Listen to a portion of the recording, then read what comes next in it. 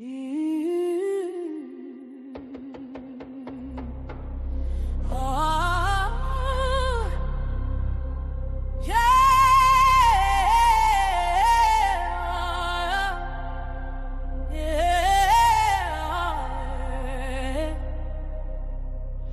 been walking through the fire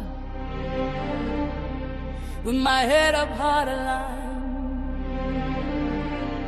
Every scar became a scripture, every tear a deeper sign. They try to silence the truth, try to ban what's real and right, but the louder they deny us, the brighter we ignite. All is standing on his word, Fatty standing on the line. Still we do it for the people, still we never waste the time.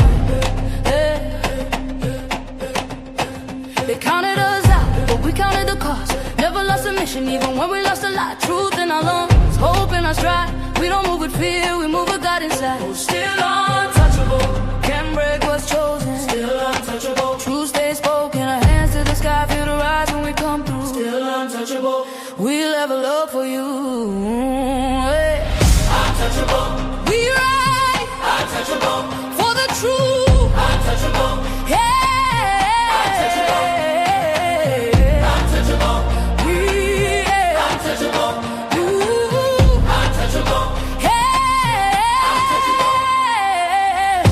Step is elevation, still grounded where we came.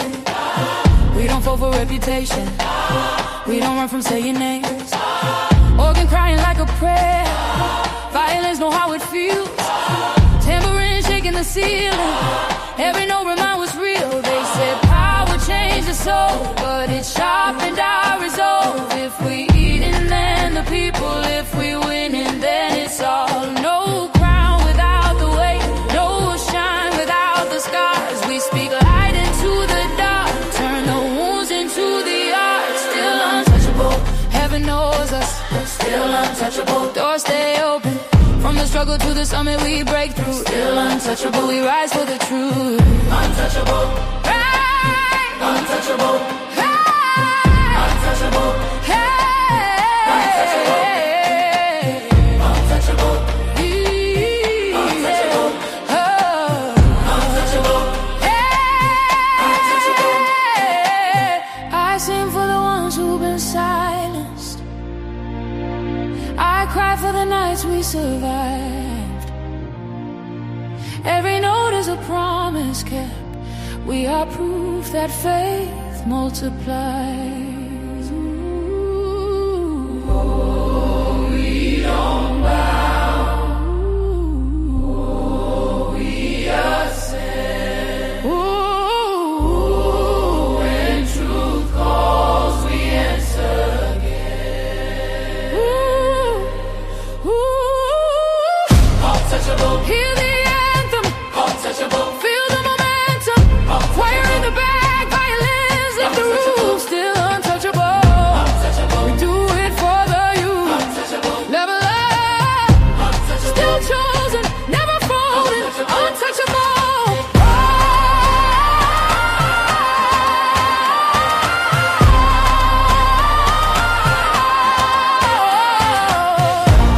Still standing, still rising, still rising, still untouchable.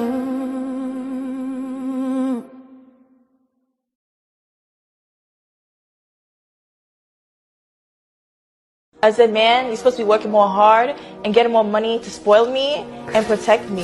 Yeah, that's fair. But as a woman, I feel like... Are you in women business? As a grown man? I thought we was giving each other advice. Not a grown-ass man in women business, though. That's given very much sassy. As a man, you're supposed to be getting more money. As a man, you're supposed to be buying me a house. As a man, you're supposed to put me above your mother. As a man, f them kids, me only. You bump your head? you fully conscious? Because at this point, I feel like I could be a better man than you.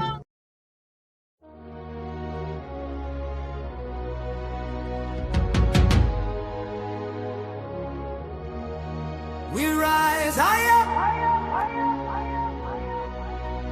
through the fire. Hey, hey. Untouchable empire. Hey. Untouchable empire. Hey. Hey. We rise higher through the fire. Untouchable empire. Lift us higher. Hey. Ollie and Fatty, bring truth to the streets. We stand for the people, never fall, never retreat. Untouchable empire, we don't break. We rise higher every step we take. Higher, higher, untouchable. Higher, higher, untouchable. Yeah, we step in the room and the whole crowd lifts. Truth in our blood, that's the realest gift. We talk power, elevation, transformation, untouchables. Yeah, we built this nation. We ain't chasing clout. That's for boys, not men. We chase money, purpose, legacy, and man.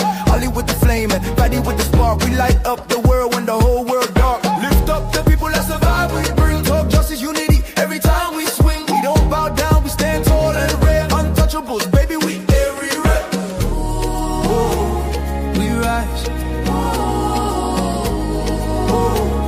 Through the fire, through the fire. Yeah. We stand together in the light. Untouchable forever. This alright, this alright. Oh, we rise higher, higher. Through the fire, higher. Untouchable empire. Lift us higher, higher. Ali and Fatty, bring truth to the streets. We stand for the people, never fall, never retreat. Untouchable empire. We don't break. We rise higher every step we take.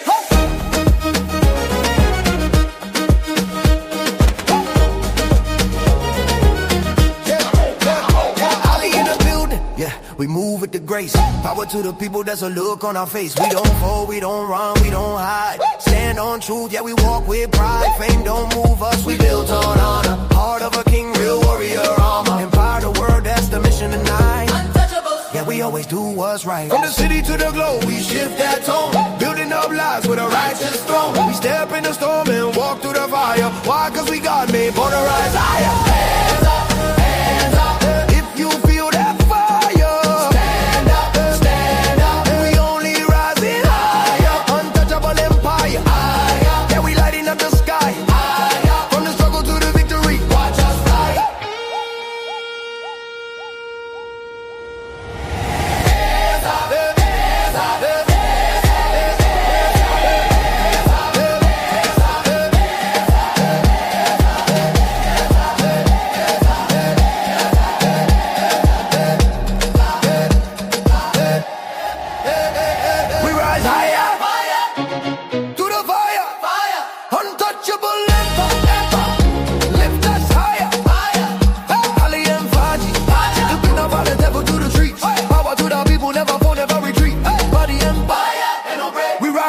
every move we make.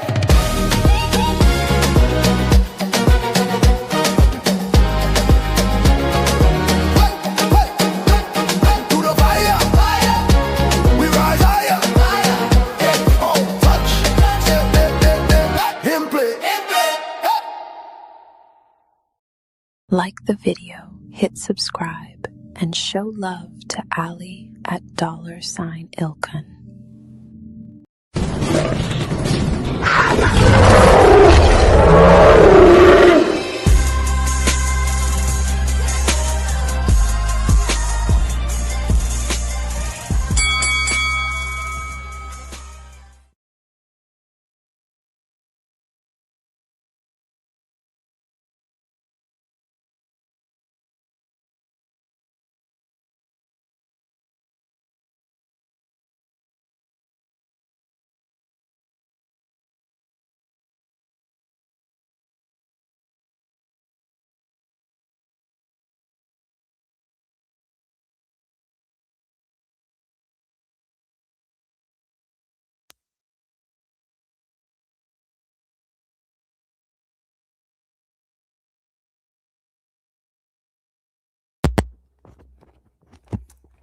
All right, that's a rookie mistake. Again, I keep forgetting to put my the mic on for some reason. When I set up, now I have the mic off because I don't want to break the mic. Y'all can hear me now, right? I'm good, right?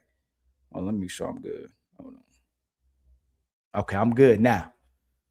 Much love to the untouchables, man. Much love to the people. Much love to the sisters. Much love to the brothers. And I want to make sure I shout out the sponsor of the last show. It was Agreed to Disagree. Let me make sure I get that number right. With let's see, $159. I didn't realize that when he was sending money on Cash App that he was the same person that was online. So Agreed to Disagree hit us with $159 to take the sponsor for yesterday's show.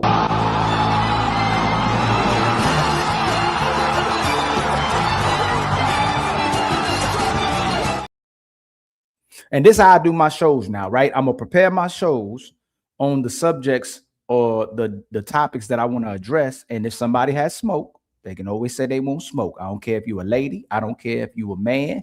You have every right for me to stop the show to address the smoke as well, too. If I'm engaging in a conversation while you're asking for the smoke, I'll end that real quick and then I'll address the smoke. So I'll always have like a show prepared for the people, regardless of which way it goes, right? And I want to open the panel initially, but I also want to make it a show as well, too, so I don't be wasting the people time as well, too, because we want to teach each other together. Like, we want to teach each other. Like, y'all teach me, too. So respectfully, when someone's teaching, we both should learn, because I get y'all perspective as well, too, because people are asked why I still will bring certain individuals on the panel, because it's the raw truth.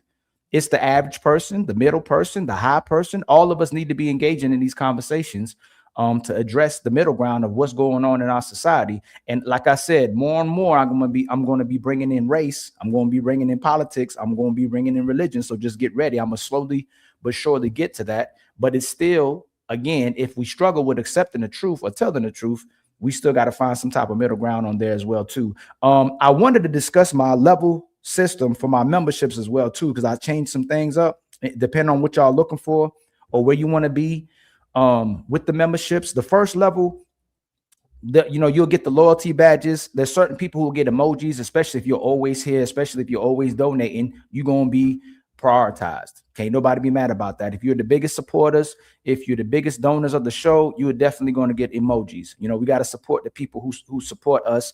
And if you want to participate in that as well, too, that's up to you. No one's going to take that away from you. The least we can do, a lot of times is hit the like button and hit the share button. Okay. But I'm going to put the music behind the wall as well, too. So the songs y'all hearing, I'm going to put those behind the wall. If you want to download it, if you want to get it, I'll put that behind the wall. I may make an Untouchable album for our side as well, too. Me and Fatty might collaborate and put an Untouchable album together as well, too. Because y'all know we doing the thumbnails, we doing the music, we doing all the production, and Player One is helping us as well, too. But we being very particular and picky about the songs we let y'all hear as well, too. We might miss every now and then. But I don't think I miss. I think when I hit y'all with something, maybe a banger, but y'all let us know. But I think we're gonna put, once you become a member, you'll get access to the music. So I'm working on that right now, just to put the playlist behind the wall. That's the Untouchable membership. That's the first level membership. The second level membership, I'll connect with you on social media. If I'm not following you already and you got the Divine membership, let me know. I'll follow you. If you follow me, I'll follow you back. You can connect with me on social media. And then Member Live. I'm going to get to Member Live onlys too. We'll discuss that on later live as well too. But there'll be Member Live only member lives, only member lives. Good gracious, member only lives that I'll start doing too. Especially I'll do like for the Divine. I'll probably do some classes for real estate. And maybe address different subjects as well too. On the Tribe, I'll do virtual collaborations with you, 1 or 2, and I may do some more than that. If you're trying to be a content creator, if you have your own shows, regardless of who you are, if you do the Tribe membership, I'll collaborate with you. I'll do shows with you. There's a lot of people hitting me up trying to get me to do shows with them, and I'd love to come do shows with you. I did shows with like almost everybody, but I don't have enough time. And if I come and take the time to do it, man, it has to be worth my while now, because I just don't have time with all the responsibilities that I got. Don't forget, I got my show. I got me and Fatty show. I got my real estate business, and then I got my family as well too. You know what I'm saying? I'm doing all this for my family. So if I'm going to take the time out to do something for you, it has to be worth my while. And I'm not trying to be, money hungry, but I have so many obligations that it'd be for me to just come over there and spend time with you. It has to be worth my while. A lot has changed. So you gotta at least reward Ali for the building that we've done, and Fatty for the building we've done as well too. I can't do it for free anymore. I tried, and y'all know it. I still tried. There's people, you can come on here right now. The channels, I try to come on your channels. I really do, man. I love having the conversation. I love rocking with y'all, but I just can't. I don't have time. So I'll follow you on that. We'll do video collaborations, and I think the Vine one. So that's the Tribe one that I'll follow you. So the first one is $2.99, right? No, $1.99. The second Divine is $4.99. I'll follow you on Tribe. The Tribe is $24.99 if I'm doing video collaborations with you and I'm following you back. On the Divine, I'll interact with you. It don't mean I'll just follow you back. On God Body, that's $49.99. That's the 2 video calls. Well, it's 1 video call per month, but I'll do the real estate membership. So we'll engage more than 1 video call a month. We'll engage. I'll have Zooms. I already created a page to work with people with real estate. So I'll provide the real estate mentor, and I owe 2 people Zooms anyway. Y'all know who you all are for the real estate, to do the real estate. Regardless of where you are, I can help you build a portfolio. I can help you buy land. I can help you buy a small family. Residential, single family residential, multi-family residential. I haven't really gotten to the commercial that much, but I know people who can help you with that. But right now I'm focusing on land, and I'm focusing on single families and multi-family as well too. The Lifeline, which is $99.99, you get 4 30-minute video sessions with me or calls a month. Okay, that's the Lifeline, where you get to vent to me, you get suggestions, you get to have video call, whatever type of call you want, where I'm talking to you, while I'm helping you build. Regardless of what you want to do with that conversation, it's up to you. Okay. And then there's people been asking how to be. We have 2 sponsors for this show. For this month, it's Willie, my brother Willie, and my brother Caesar's Palace. And people are asking how to be just the sponsor of the month, or we can have few sponsors of the month. That's $49.99. You become the sponsor of the month. We shout you out every show or every month, and for that month, and you get your own emoji. All right.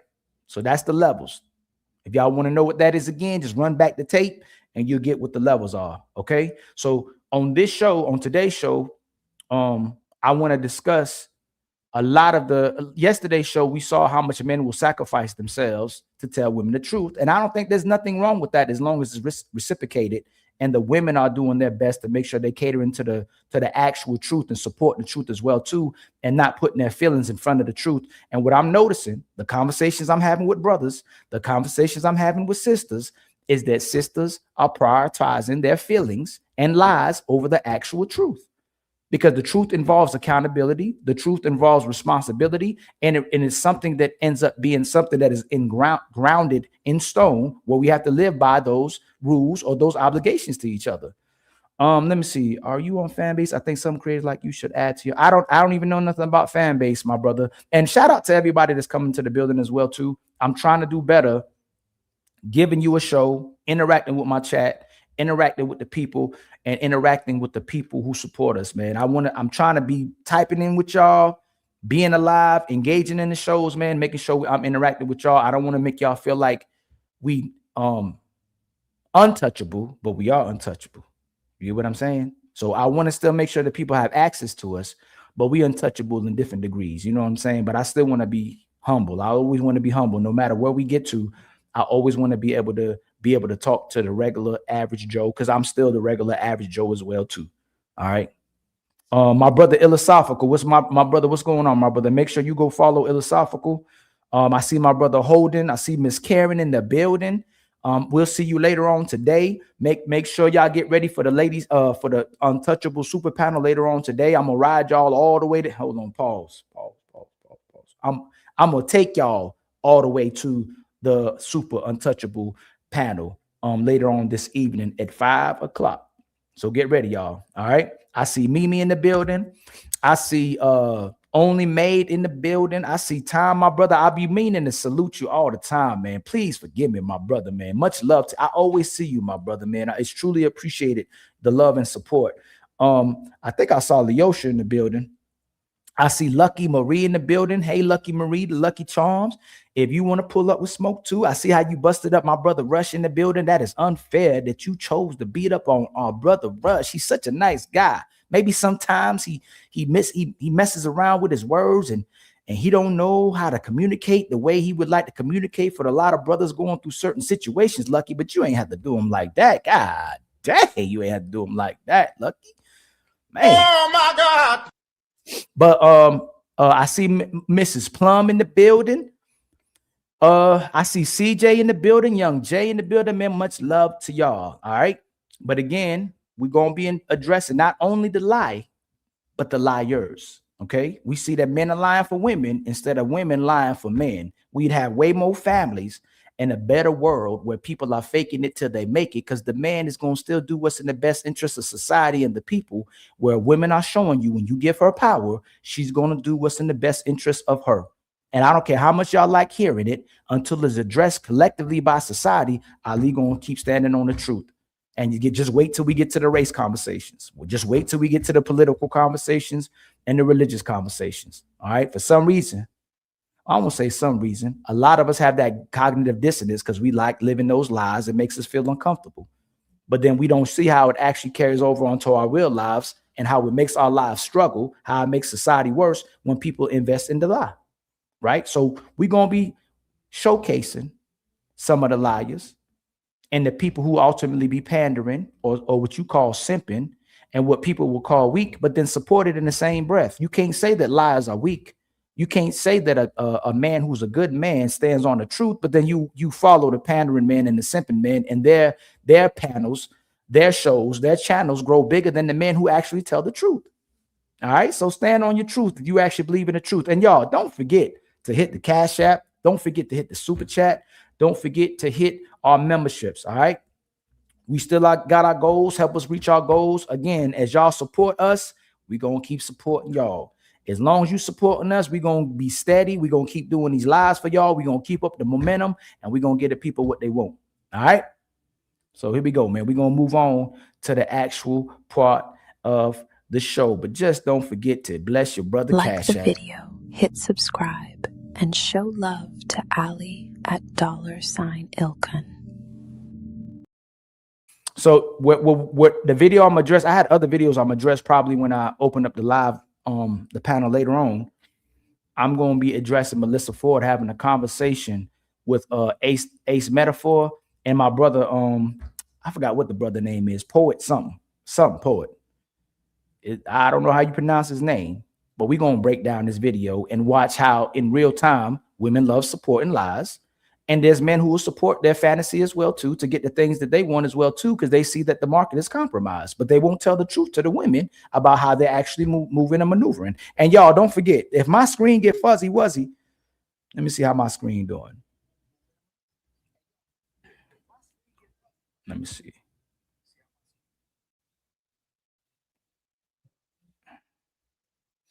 Yeah, if my screen gets fuzzy, please don't forget to tell Ali. All right. And my brother Illosophical with the first 10 bands and the sponsor of the show currently. Yeah, not all women these days support women, but they use men, especially in these spaces. Much love to my brother Illosophical with the $10 contribution. He is the sponsor of the show and one of the best content creators in the space. Make sure y'all go support the brother right now. Go follow Illosophical. We just got $10, kinfolk. You know what that means, right? We back on our feet again. I ain't gonna hold you. Support be healing people. All right, let's go. Question is to start a show. And then that started something. So that's how the touring started. Yeah. Okay. All right. So Mike, I didn't know that you were part of this for as long as you have been. Day zero. Yeah, day zero. That's insane. Just in case for everybody watching, I want to you can already see the t-shirt that I'm wearing, but for our listeners who are listening to this podcast, I'm wearing a t-shirt that says "No More Boyfriends." And if I don't offer the context, I know y'all will come for me in the comments. This is Mike's t-shirt and this is Mike's brand. For sure. You gave me this t-shirt, oh my God, when? 2016. Yeah. 2016. 2015, 2016. And I think the most famous person to wear this t-shirt, if I'm not mistaken, is Halle Berry. HB. Yeah. Auntie. Yeah, she's like, you called her auntie? Yeah. Oh my God. What She's the sexiest auntie on the planet. No, super. I say that to myself so I could prevent myself from shooting my shot, man. Honestly, we love her. Okay, I have never asked what "No More Boyfriends" actually means. I just wear it to be antagonistic. Sure, I think it's a little provocative. It is. Gets the people going, I think. So check me out. So I think my story kind of aligns with Ace's, man. And by that time, by 2016, I was probably having it my way. That was "No More Boyfriends" is merch that accompanied my 4th book, which was the Boyfriend book. And that was off the heels of publishing 3 other books already. And then by that time I had done 3 tours by myself as a poet. And my 3rd book, Dear Woman, was like the game changer. I sold 1,000 books a week for 17 weeks. Out the trunk of my car to the post office. And then it was she was like 102 at the time, my grandma. And I was staying with her in a duplex that she had. And she was like, well, what's your next book gonna be? And it was originally inspired to be the Boyfriend book because Dear Woman, people say that it gave them their crown, metaphorically speaking, or it put them up in a higher bar, like it raised their bar. But now that their bar was raised, they were having more trouble connecting with men because they had new standards, new criteria, etc. You don't say. And remember this. They keep asking for more, even though they already compromised themselves, and the men will support the lies and the men will support the delusion, depending on where they are. Why would you still be asking for more instead of becoming a better woman for somebody else to love? So they already showed their delusion by when you already compromised, when you already gave up your body to multiple men, when you still refuse to cooperate or listen to a man or do what you're supposed to do for the guy, all you doing is still asking for more. How you gonna get a better relationship asking for more? Huh? Yeah, but I got this. I got this. We're gonna tackle this. I got this. If Ali is being trashed to any of you sisters, and we're gonna keep flipping it while we going on during the show, I don't deserve more. I don't deserve more of your support. I don't deserve more of your love if I'm being trash to you and not being a good person. And now I'm upping my value and say I expect more. I need to be a better individual for other people. I need to be a better man for society. I need to be more righteous and more orderly. So again, if you're trash, you need to be better and do better. You don't expect more. Let's keep it going. No shit. So I said, my response was like, listen, how about I'll just be your poetic boyfriend in waiting, and I'm just going to write a book of love letters to you as your boyfriend. Well, my 103-year-old grandmother, who was born in like 1918, she says, well, what the devil is a boyfriend? I never heard of that. If a man wanted you all to himself, he would tell you to pack all of your stuff, in his house. So I said, well, you're absolutely right. So then I started doing some research about like the creation of the word boyfriend, like when it was first introduced, what did it mean, how it transitioned, and then what it's done to so many women that I love, both personally and from afar, of like how much this title and all the things that you do for it really damage you, especially in your late teens and your 20s, even in your 30s, if you let it go on that long, and how similar it is to what you really want, which is marriage. And then the question became, does it matter? Does it? I don't think so. I think we've all been bamboozled.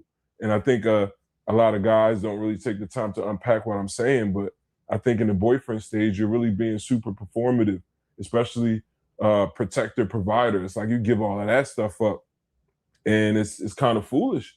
And then as a woman, it's like, yo, I'm really giving this man everything: my mind, my body, my credit report, right? And I'm acting like wifey. I'm doing wifey, quote unquote, wifey duties. hate that term. And then so it's really just like a redundancy thing. And I put it out there in the universe, and I think enough people were like, yeah, I believe in it. And then No More Boyfriends became a movement. I mean, like 25,000 tees in the summer. It was amazing. No More Boyfriends.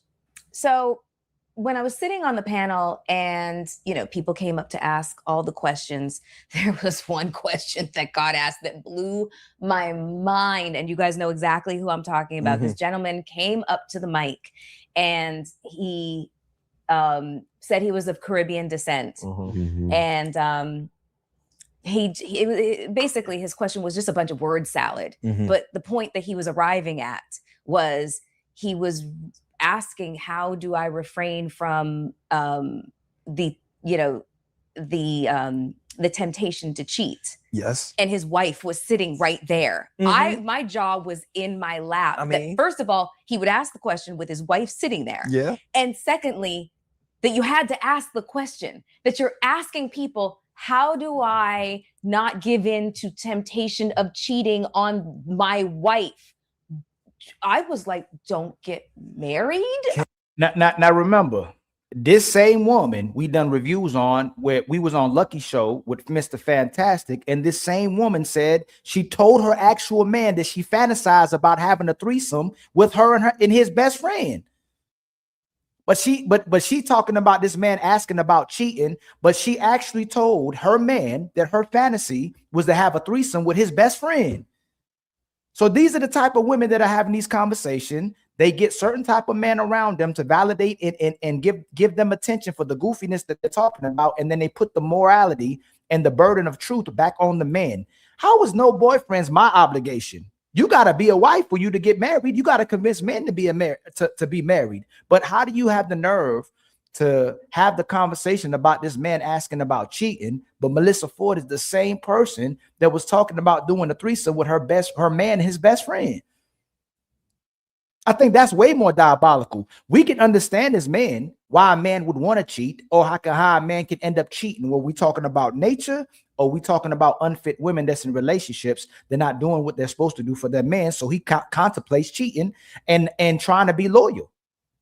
But it's our nature. Everyone knows it's a man's nature to want more than one woman. And we're going to keep saying over and over again. That's why most of the time men couldn't cheat or will cheat, because it's their nature. But most men still don't cheat. It's only a selection of men that cheat. But we should be able to, as a society, understand why a man may cheat to keep his family together, to get peace outside of a home where he doesn't get peace inside of a home. But if you're a woman that's sitting around, or a man's that's sitting around having fantasies about your woman and her best friend, or a woman having fantasies about a man and her best friend, you got some mental issues. You got some mental problems you need to address. That's sick.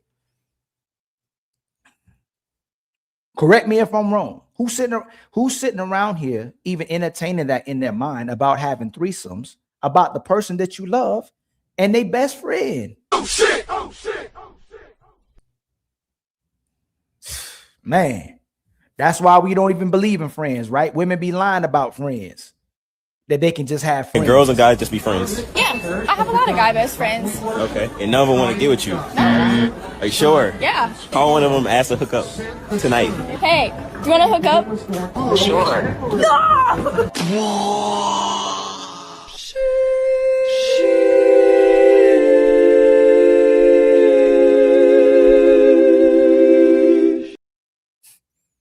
Wicked. Wicked. Ain't no such thing as a friend. Women friend zone men to use men, to manipulate men, to still show that they can have a man, have access to men, even though they can't get that man that they want to control. But even when they control the man that they want, they still don't stay loyal to those men. So friends with benefits and putting somebody in friend zone is equivalent to the way men and women view friendships. A man can be friends with a woman and still have sex with her. But a woman typically has friends with a man so she can use him. At least the sex is an equal exchange. That's the difference. But then women want to get upgraded. And sometimes a woman can be upgraded from friends with benefits, but a lot of men ain't getting out that friend zone. So, you know, most of the time those women are being used. A lot of times those men keep that friends with benefits because the how much the dating market is compromised. And a lot of men can't trust women with their heart or their emotions. Y'all ask men to communicate. You ask men to give you their heart and their love and their time, but y'all don't know what to do with a man's heart except for break it and misuse it. And that's majority, not minority. I hope one day people can listen to Ali speak and know that there's exceptions to the rule. The women today are not like our grandmothers. The women today are not like 1932. And I don't believe women are born evil. I don't think women are born manipulative. I don't think women are born hypergamous because they don't even, money didn't even exist at one time. I do believe that women are born to look for security and men are born to protect women. But these are not our grandmothers. These women are on demon time. They are living backwards. And that's the evil I'm talking about. And evil spelled backwards is evil. So until the women are demonstrating the behaviors of our grandmothers, don't ask to be treated like how granddaddy used to treat your grandma. Because y'all on demon time. It's the easiest time to be a woman. You're the most free you ever been. You have the most power you ever had, and you take all of it and still invest in yourself. And that's why I say it used to be a quote where a man, you test a man's loyalty by how he treats you or how his loyalty is to his woman when he has everything. And you get to see a woman's loyalty when her man has nothing. But the reality is today, because women have power now and women have resources, you get to see if your woman actually loves you or is loyal to you when she has everything. When she has power, when she has resources, will she pick you over her power? Will she pick you over money? Will she pick you over a car? Most men, when they come up, most men, when they improve, most men, when they upgrade, they woman upgrades too. Just like that.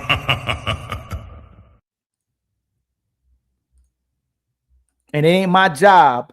It ain't my job to make me change my mind to wife you up. It ain't my job to chase you down to pay your bills. It's not my job to treat you good because you ungrateful and a bum and you trash. That's not a man's job. It's your job to convince him to marry you. You're supposed to show him the qualities of a woman. You're supposed to show me that you ain't just about sex. You're supposed to show me that you ain't just got a big booty and some big breasts. You got to show me that you ain't just a pretty face. That's your job. So if I got to prove to you that I'm a man, you got to prove to me that you're a wife before you become a wife. I got this. I got this.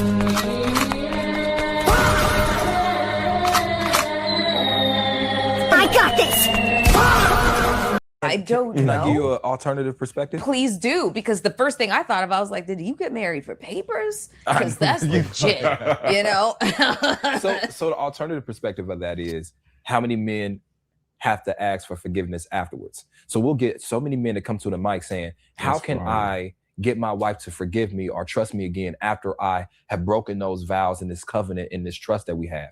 So while I do understand the question was a little interesting, it's better to ask preventatively than to have to ask retroactively. Because right now, yes. Hold up. And is my man's shoes off? Oh my God. Why he got his shoes off? Man, come on, bruh. What? Maybe I'll leave tripping, man. I don't even know. You don't know these people. You don't know what's happened to that flow. Why you got your shoes off, fam? I ain't even gonna go there. My man got his shoes all the way off in this interview, man. Is that manly? If you go to somebody's house and take your shoe, if you go into a building and take your shoes off during an interview, is that manly? Does that got anything to do with masculine and feminine energy?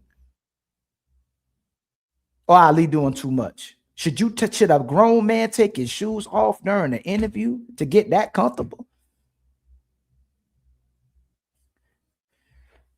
Man, hey y'all, don't y'all forget my super chat goal and my Cash App goal. We need some memberships, y'all. Let's help us get our goals. Don't forget me, because I ain't forget about y'all. the thing. I think more men need to be transparent about it. Let me tell you why. These are Please. conversations that men are having. Mm-hmm. These are conversations that men are having when they're teenagers, when they're in their 20s, 30s, 40s, but it's the opposite way. Mhm. It is the enabling of cheating. It is, how can I cheat better? How can I not get caught? Can I use your crib in order to XYZ? And then look at X metaphor, right? We talk about how men should conduct themselves. My man got his shirts above the biceps so he can thirst trap.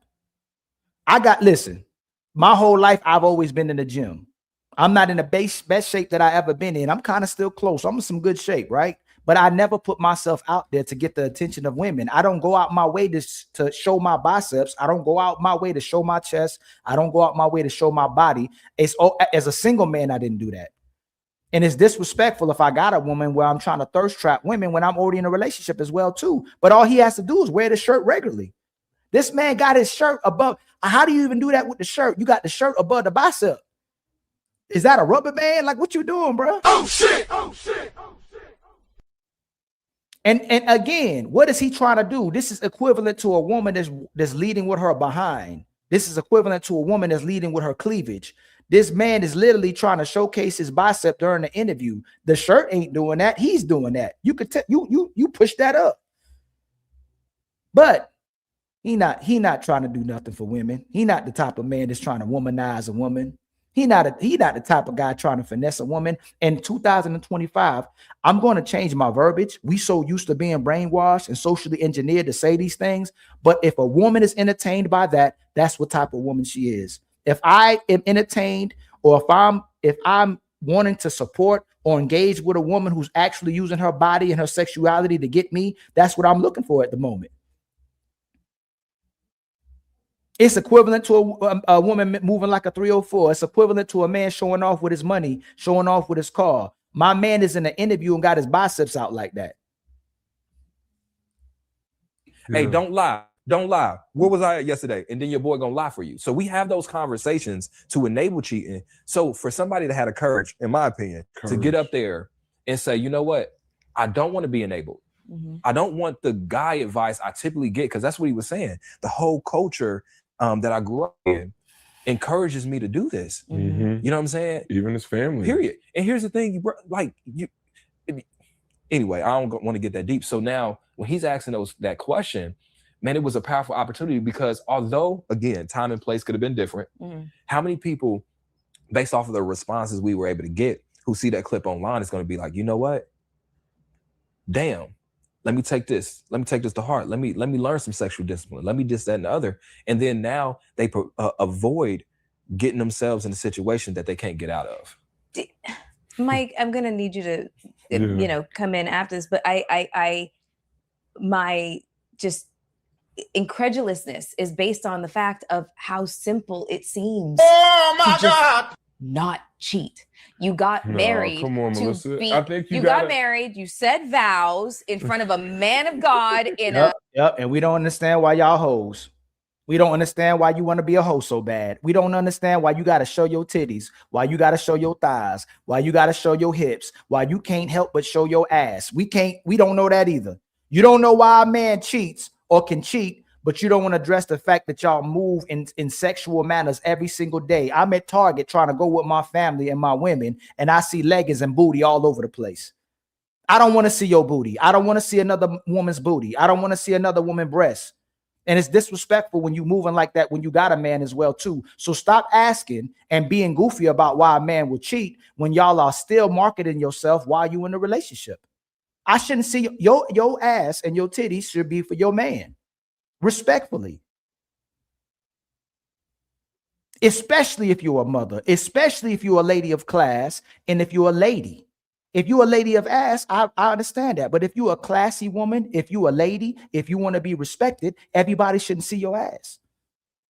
And excuse me, that I'm using that I think that's one of the curse words I could use a little bit. Y'all know I usually don't cuss. But everywhere you go, man, there's booty, booty, booty rocking everywhere. And then they want somebody to marry them. They want somebody to respect them. And then they got the nerve when they're in a relationship to give a man a hard time when that's all you leading with. Where is women who are priding themselves in loving men, in doing for their children, and in investing in society without always complaining about it? Y'all are asking why men are cheating, while men are not getting peace in relationships. You struggling with listening, you struggling with cooperation, you struggling with hygiene, you struggling with attitude, you struggling with catering, you struggling with being a mother, and you wondering why men are cheating or why men would cheat. Oh my God. And yesterday's show, respect to the brothers who was on the show, but it demonstrates how brainwashed we are and how socially engineered we are to love women no matter what, to be good leaders no matter what, to be righteous no matter what. All those brothers said that women deserve the truth no matter what. Just because she's a hoe, just because she lying, just because she living wrong don't mean you should live wrong. And that's fine. Maybe you're right. We should still remain leaders. We should still remain good men. I turned around and asked those same brothers, does a bum deserve a good woman in the truth? Nope. A broke man don't deserve nothing. Does a liar, does a cheater, does an abuser, do they deserve the truth and a good woman? Nope. But bad women still deserve good men and to be good to them. So let's separate this. You should be a good leader. You should be a righteous man. You should be an orderly man. But no hoe or a lying woman deserves any of that. It don't matter if you lie to her. It don't matter if you mistreat her. It don't matter if you give her the streets. If she's that type of woman, and Tyranny said it yesterday as well too, if men are cheating and lying to women, that's the type of women they deserve. So if that's how women are maneuvering, that's exactly what they deserve. A lying and cheating woman don't deserve the truth or a good man. Let's be consistent. If they trash, they get trash. If they jewels, they get jewels. If they priceless, they get a priceless individual as well too. So if most of these women is moving like 304s, they don't get good man or the truth. They don't deserve that. A house of the Lord, Sure. and you promised to do all of this stuff. Yes. Like, why is faithfulness the one thing that's just like that has like an asterisk next to it? I don't get. Last one, I'm gonna let the video, because y'all not loyal. Men are actually loyal. Women are not loyal to nobody. They're not loyal to nobody. Yo, we should not be having single mother households. We should not be having single parent households. That means they're loyal to themselves. The main thing you should make sure your kids have, which grandma and mama always mad no matter what they felt about granddaddy, was a father inside of the house. That's the most important thing your kids should have. Don't say you a good mama and you a single mama. Don't say you a good mama, ain't no man in the house. Don't say you a good mama, ain't no man supporting you or your kids. You prioritize your body. You prioritize your looks, and you prioritize yourself. How do you not mandate there's a man inside your house or in your life, but because of your feelings, your kids are raised in a single parent household? And then you demanding somebody to marry you after you gave them sex, after you gave them a kid, after you gave them everything else. You're going to turn right back around and tell men to marry you when men wanted virtuous woman, when men wanted a cooperating woman, when men wanted a good woman. You get to be a terrible woman and still be married. You get to get worse in a relationship. You get to get worse while you get married and wonder why men are cheating. And then we have goofy people still having these panels on the surface level conversations. Man, why are men cheating? Do women deserve a man who lied to them? Do women deserve these men who cheat on them? Ignoring the fact that men do anything they can for these women. They build with these women. They love these women. They suckers for these women. They so-called weak for these women. And we asking why men cheating? Come on, bruh. Why just don't get married or have the conversation prior to as to what's allowed? Like, is there going to be moments where you look the other way just as long as I'm discreet? Why do that after the fact? It doesn't make any sense to me. You know, people got this misnomer that only women are programmed into this marriage thing. And sometimes men fall into that same bucket. I think we're looking at a man who, for context, he says, I married a woman that had 3 children, right? So not only is he transitioning into marriage at 45. He got the minute race family. Right? Now he's provided for 3 kids that aren't biologically his. So to get to that point, you salute him for that. Now, we always look at love as this isolated thing, like, you know, just the two people that are in it, and not enough credit or advice is given to that village development. He did not have any reference like for community, other than the fact that his uncle told him if he likes cars, he should marry the car. And all his homies are saying, either bro, you crashed out because now you stepdaddy season, or go ahead and do that because that's what feels right in your spirit, but also come cheat like the rest of us. So not having that village is so important, because now you have to go to what is probably the only safe space for people in our culture, which is TC. And finally, you're in this summer series incubator where it's only a couple hundred people. So I feel like it's safe enough for me to just express that, because it's hard to find men that are going to pour into me, because I don't get that in music. I don't get that in television. But ultimately, there's a lot of regret sometimes, because you think of marriage, one, I need to do this for this woman because it makes her honest, you know, and I'm the man, I'm supposed to make her happy. And then you get into it and you realize, damn, I might not want to be married. I definitely might not want to be married to a woman that has extra responsibility outside of maintaining her. You know what I'm saying? And then sometimes you don't unpack that. You know, how many jobs have you gone into and been like, you know what? I didn't realize I don't like it until I got here. A couple. Okay, so I mean, that marriage is really not a vacuum. How you do one thing is how you do everything. And if he's struggling for identity or for like kindred spirits, just some sort of bond in this world that's more aligned than what you believe in, you know, you could be talked into doing something. I just hope that whatever he does, like Ace said, is preventative, because that different conversation, now you done let 4 people down. Yeah. Can I ask something real quick based off your question? Because I get it. Like, why do it seems as if men struggle? Why would you get married if this is something you would be worried about? Here's the thing. I believe being faithful in a relationship takes discipline, right? It does. It takes discipline. Now, discipline to me is like driving a car. It's like steering it. Once you learn how to steer, you don't really have to think too much on it, right? It becomes second nature. So when we are disciplined in it, cool, we can drive, right? Without even having to think about it. But what end up happening to a lot of us while we get in accidents, because we drive distracted, right? We're looking at our phones now. So now we having lapses in judgment. So his question to me is like, okay, although I do have this discipline, there are lapses, I get distracted sometimes, and I need help staying focused. And we all can use reminders. Hey, don't text and drive, put your seatbelt on so that we can be safe. And I think we need to be in a culture, especially as men, where and they just be talking. It just this is what I mean by people just be rambling on to say what sounds good to women. The distraction can be if the person isn't doing right by you in the relationship. The distraction can be if you're letting somebody down.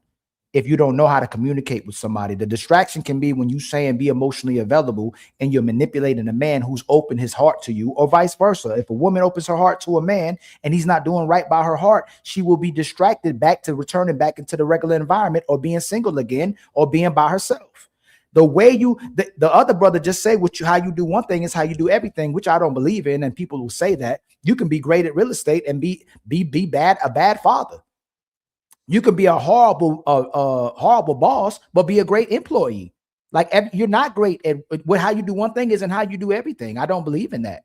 But another thing is, if we're going to say that, then how you handle yourself or conduct yourself when you single is going to be the same way you handle and conduct yourself when you in a relationship or with somebody else. That's the most important thing. If somebody's already distracted as a single person, but they just want all the benefits of having a relationship, you already know what type of person you got. This person isn't going to be loyal. At any second, at any time they feel like it, whenever it's convenient, they can turn their back on you. They can manipulate you. They can use you. They can try to run over you inside of your life. They can be a horrible person. They already showed that in a single relationship, but there's people who can bait and switch as well too. But don't tell people that there'll be distractions in relationships and go on monologues and not really be specific about what those distractions are. If I'm somebody who's already looking for a decent human being, or somebody who has a great heart within a relationship, and it's before I even get in a relationship, that's how I'm going to conduct myself when I get in that relationship. I'm not going to be distracted with other people because I already know I can get that. A man and woman who knows they can get other men and women won't be distracted by that because you know you already have access to it. You can do it whenever you want to. And more important than that, you won't be distracted in that because what you have with that person, you typically will never get again. If you have genuine love with somebody, it's really hard to come by some love in 2025. It's very hard to come by someone who actually wakes up every single day and happy to see your face and happy to see your face at night as well too. And they do what they can to love you and invest in you. And they're always peaceful and they're always joyful. They don't find reasons to be mad. They don't find reasons to hold a grudge. They don't find reasons to disrespect you. They don't find reasons not to be accountable in a relationship. So if you have somebody that is good to you, if you have somebody that loves you, that's very hard to come by. And most people will not be distracted that know what love is and how you should love and conduct yourself in relationships. They won't be distracted by other people because it's already accessible to be around so-called toxic and dysfunctional people. Hey, y'all, much love to the people that's already in the building, y'all. Please make sure you like the video. Please make sure you subscribe. Please make sure you hit the share button at the bottom of the video and share it to your channel. It helps Ali and it's for free. It helps Ali and it's for free. That's our new slogan. It helps Ali and it's for free. And don't forget about our super chat and Cash App goals and our memberships, family. Like the video, hit subscribe, and show love to Ali at $Ilkan. We can talk to each other about those reminders. You can see your boy late at night and be like, hey, bro, maybe it's time to just go home, man. You know what I'm saying? Yeah. You know, and that is a culture that I think we need to have. So I think for him to come up here and ask men, not how I can be disciplined. I kind of got that, right? But sometimes I feel myself getting distracted when I get a text. Yeah. Right. And so I think it's up to us to have that encouragement. And I think we need a space for it, because when we shun the person asking the question, then people don't ask questions, they don't get the help, and they end up making that You're absolutely right. And you both just used the term safe space. And just to make sure I clarified, you shouldn't be distracted if you have somebody that loves you.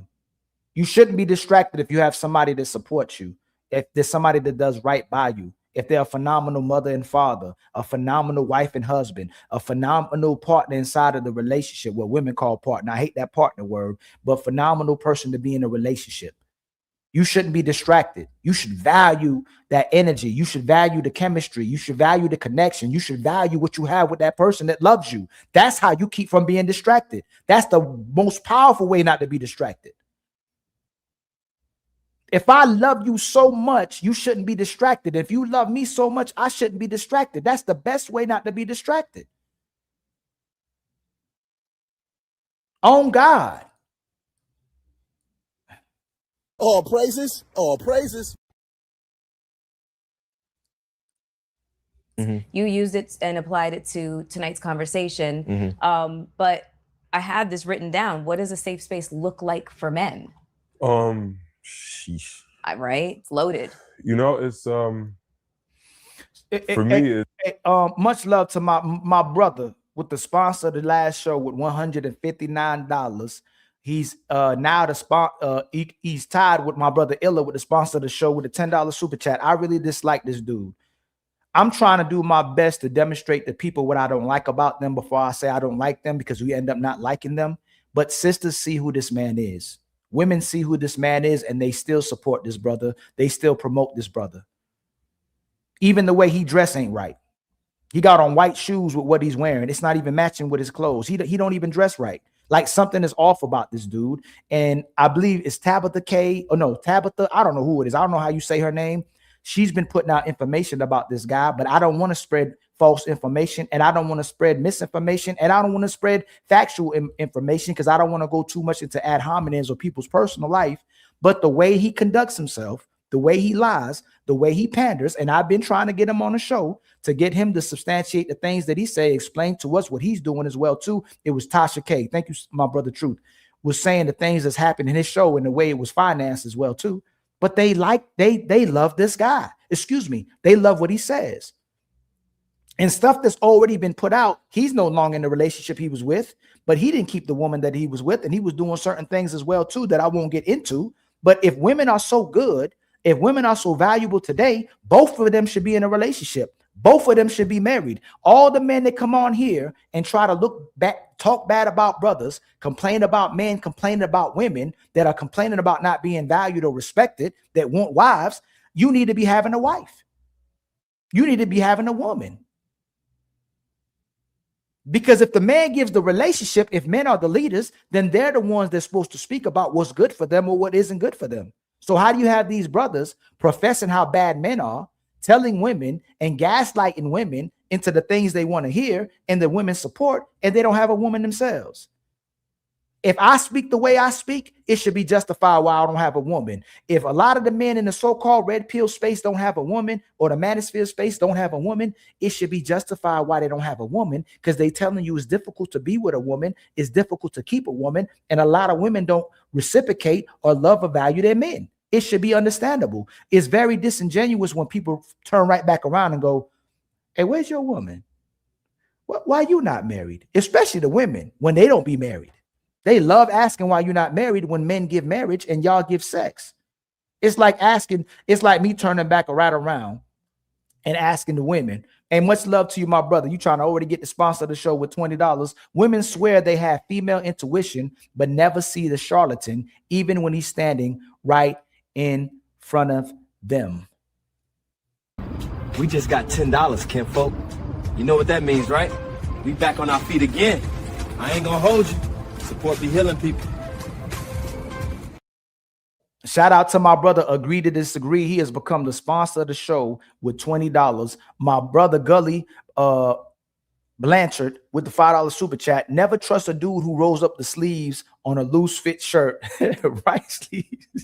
right sleeve slid down. You funny, man. Hold on, man. When it comes to a woman, you can damn near do everything that she wants, and she still ain't happy. It's still not enough. Ma'am, we're both women. And if you think that because you have a vagina that I'm supposed to treat you like a simp would treat you, you got me twisted, right?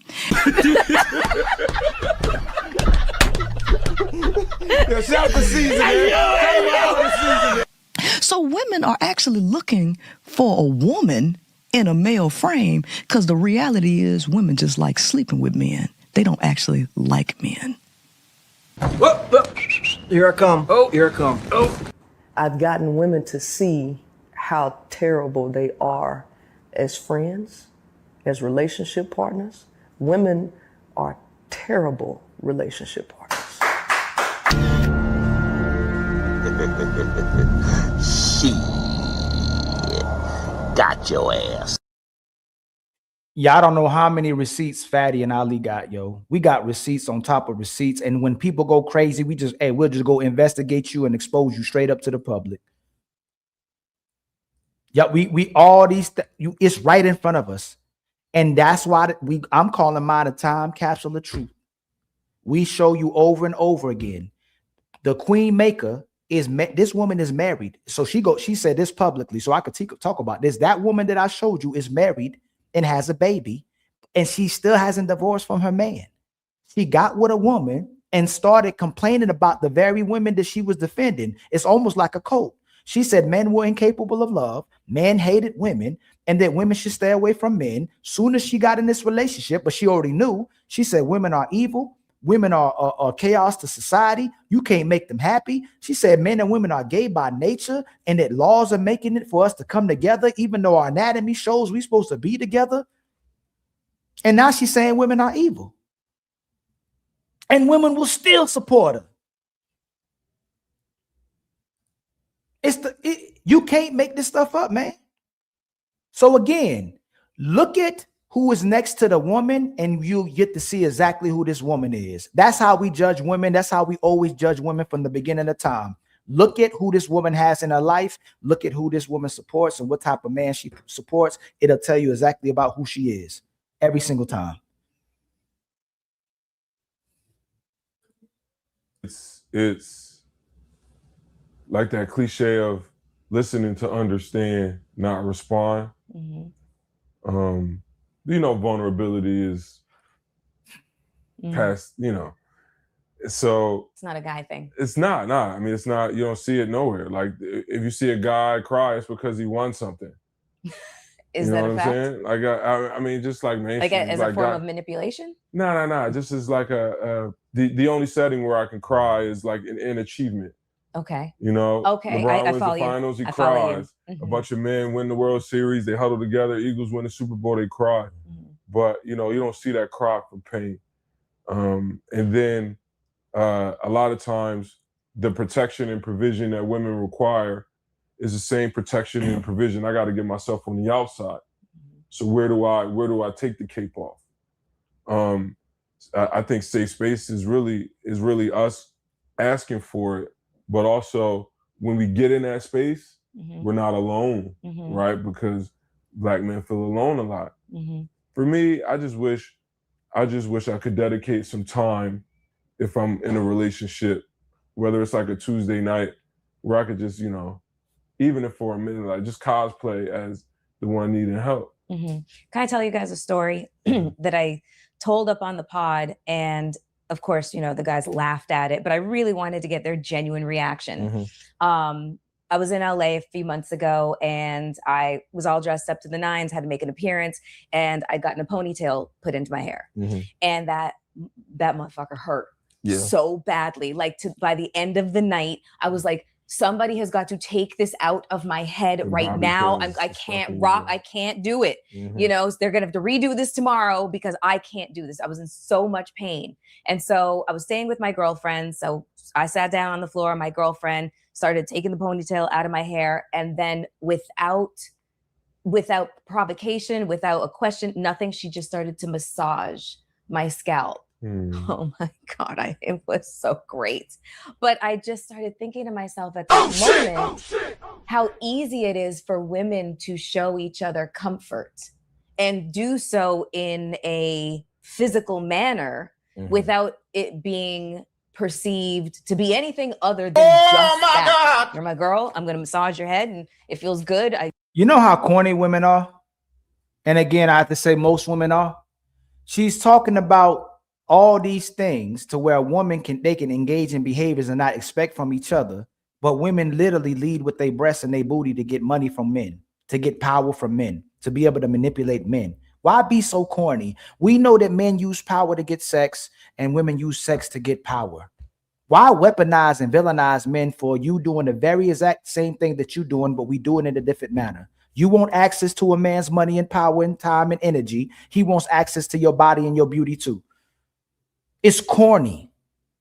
And then women get to sue men for saying that this man tried to manipulate her and control her and abuse her sexually when women are using sex to get advances, when women are using sex to progress in life, when women are using sex and beauty to get money and time and attention and validation from men. It's corny.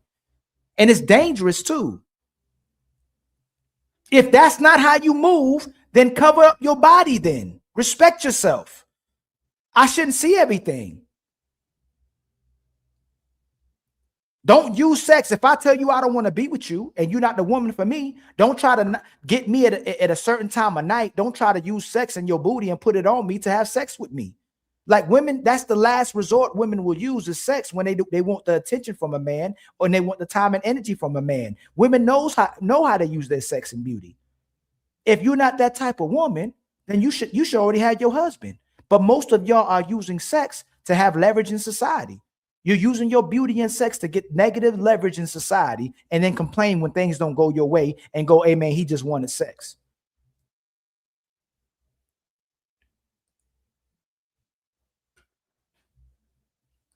It's diabolical. It's disrespectful, it's condescending, it's dangerous, and it completely destroys the fabrics of the type of relationships we can because men have nothing to use. Women can always weaponize that against you. Women can get you in locked up. They can use the justice system against you. They use feminism against you. They use sexual liberation against you. You push to have sex. You push to have rights. You push to have your own world, your all your freedoms, and then you still want a man to be a man for you and protect you and support you. And you don't want to have no responsibility. As soon as you get a responsibility put on you, it's controlling. Don't play victim if you already know you're using sex to get what you want from men. If you're not using your mind, if you're not using your heart, if you're not using skills, if you're not using traits that makes you divine and feminine, stop complaining about how men are treating you. And don't expect another man to marry you if you already gave a man that for free and he didn't have to do nothing for it because you thought you can use that to get access to that man. Y'all not victims. You were complaining about your ponytail. Yeah. And I thought to myself in that instant, right after that, I said, this is something I feel like men are really deprived of. That physical touch from other men, you're saying? Yeah. Well, I get the spirit of what you're saying. But yeah. Absolutely. But I mean, also, hey, y'all, and much love to my brother. I can read y'all when it's just us, when it's just me doing the show. I can read y'all super chats faster. If you have questions, send them in. If you want suggestions, send them in. That's what I'll do. I'll make these shows not only shows where I'm reviewing, but I'll give advice and suggestions as well too, man. So if any men, y'all got questions, send them in, and I can read the super chats and get to you faster. It'll be more of a way we can connect each other immediately, where I don't hold on to the super chats. Or sometimes if they come in too much, I'll wait and then read them. But if you're sending in questions, I'll read them as well too. Shout out to my brother Wolf Stacks. Appreciate you, brother, and all the good work you do. Thank you, my brother, for the cash app, my brother. Thank you for the $5. We were all born to be untouchable. We ain't got our membership goals even touched yet, y'all. So we getting our super chats. We starting to get our cash apps to roll in, man. We need some memberships, y'all. And we need memberships so I can give out more emojis as well, too. The more memberships we got, the more emojis I can roll out as well, too. Also considering two things, right? I love what you said. First thing is, before we even get to the relationship context or even friendship context, we got to address the societal context. Mm-hmm. In this society, you have to ask the larger question, is it safe? And much love to my brother, the demon. How you? With the $10 cash app, man. Much love to you, my brother. We halfway to the super chat goal. Stopping by to show your channel some love, Ali. Hey, much love to you, my brother. I truly appreciate it. We just got $10, kinfolk. You know what that means, right? We back on our feet again. I ain't gonna hold you. Support the healing people. The untouchable empire, baby. Men feel safe in the society, in the larger you're a black man. So do you feel safe in your community? Do you feel safe with law enforcement? So those are different things. But then also now, and you've heard it a lot on your pod, some men don't feel safe expressing their opinions, right? So now you got to be careful what you say online or do this, that, and other. So it's a lot of other safe spaces that I want to say that I think when a black man doesn't feel safe, the relationship isn't the only space. But being up there on the pod, a lot of the times when I listen to the way that they talk to each other, because I'm an interloper, like I'm a fly on the wall a lot of times. They forget I'm there. And, when I listen to the way that they engage with each other, a lot of times and with men in general, when I hear the conversations, it seems extraordinarily surface level, and I think that that's intentional. But I wonder to myself, like, this is where the phrase toxic masculinity comes in. And I know it's a buzzword phrase right now, the masculine of feminism. Yeah. It's a dirty word, it's a dirty phrase. But in this way, there is a form of toxicity to the idea of masculinity when it comes to all of the things that you feel you can't do because society says you can't do it. Like, can I play something for you guys? Go ahead. Bell Hooks is a quote Bell Hooks has in her book, The Will to Change, which I recommend to anyone who's kind of exploring masculinity. That's her book about how the patriarchy hurts men. And she says the first act of violence that the patriarchy requires of men is not violence against women. It's psychological mutilation, cutting out every part of themselves that seems feminine, because before you learn to hate women in a misogynistic way, you have to first hate the feminine in yourself. And we are taught this as men growing up. And I feel this now. I've even probably said these things to my boys without even meaning to or even trying, especially earlier on before I was more thoughtful about this. Boys are told not to throw like a girl, not to dress like a girl, not to act like a girl, not to cry like a girl. To be seen as girly for a boy is one of the worst things. It's an insult to be seen as a girl. And so in that sense, men, they become not full people. All of us have access to all of those qualities. And I have within myself qualities that might be thought of as feminine, but I'm a more full and happy person when I allow myself to joyfully access those qualities without thought of, oh, am I going to be perceived as feminine in this way? And I think there's nothing more masculine or being a real man, I think, is being the fullness of who you are, who you've been created to be, and embrace all the things that are in there. And you don't have to cut those things out of yourself. You don't have to wear a mask or hide those things. The challenge, though. So that's goofy. That's completely goofy. And that's Melissa Ford took the time out to bring a man onto her show, or the review of that show, and to review that video, to make man emasculated, to tell you to cry, to tell you to actually express yourself to them in a manner like a woman. And then I'm done with the feminine and masculinity talk. Sometimes they might catch me slipping up, and I'll say it. There's no such thing as no feminine man. There's no such thing as no masculine woman. Either she's a toxic woman or he's a toxic man. I'm not supposed to act like no feminine woman, no feminine. I'm not supposed to be feminine. I'm not supposed to be like no woman. There's no such thing as no feminine energy inside of a man. You got to prove that, just like you got to prove God. And I'm not saying I don't believe in God. I'm not saying I don't believe in the creator, but you got to prove to me that there's something inside of me that's feminine. Crying don't work for men throughout nature. Expressing himself and being vulnerable does not work in society. Nobody care if you're a broken man and if you're without. And stop lying to men and gaslighting to men that when they're vulnerable, when they're broken, when they express themselves, that they're going to be supported by society. Ain't nothing coming to support you. Ain't nothing coming to support no lion. Ain't nothing coming to support nothing in nature if you're weak. The problem is it's the woman's nature to be supportive of the man, to be loving of the man, to wipe the tears of a man if she does see him slipping up and crying in front of her. And if he does express to himself to his woman, it's supposed to be in the privacy of their own home. It's supposed to be where a man can be vulnerable. But most men know, just like these panels, just like our shows y'all see every single day, when you're vulnerable, when you're honest, when you're open with women, they will use it against you. They will weaponize it against you. And they have the nerve to say that it makes the men toxic for not being able to be feminine or act like a woman. That's the true sign of a man, is when he can act like a woman. But I told y'all again, this society and the women are the biggest homophobes and the biggest supporters of homosexuality. They will support gay men. They will support trans men. They will support non-binary. They will support all these different LGBT, QRS, LMNOP. Soon as a man puts his foot down, soon as a man says what his woman and children need to be doing, soon as a man says man need to be in order as well too, you're gay, you're sassy, you're toxic, you're sexist. Who hurt you? We do this every single day. Actual men are emasculated and called gay every day.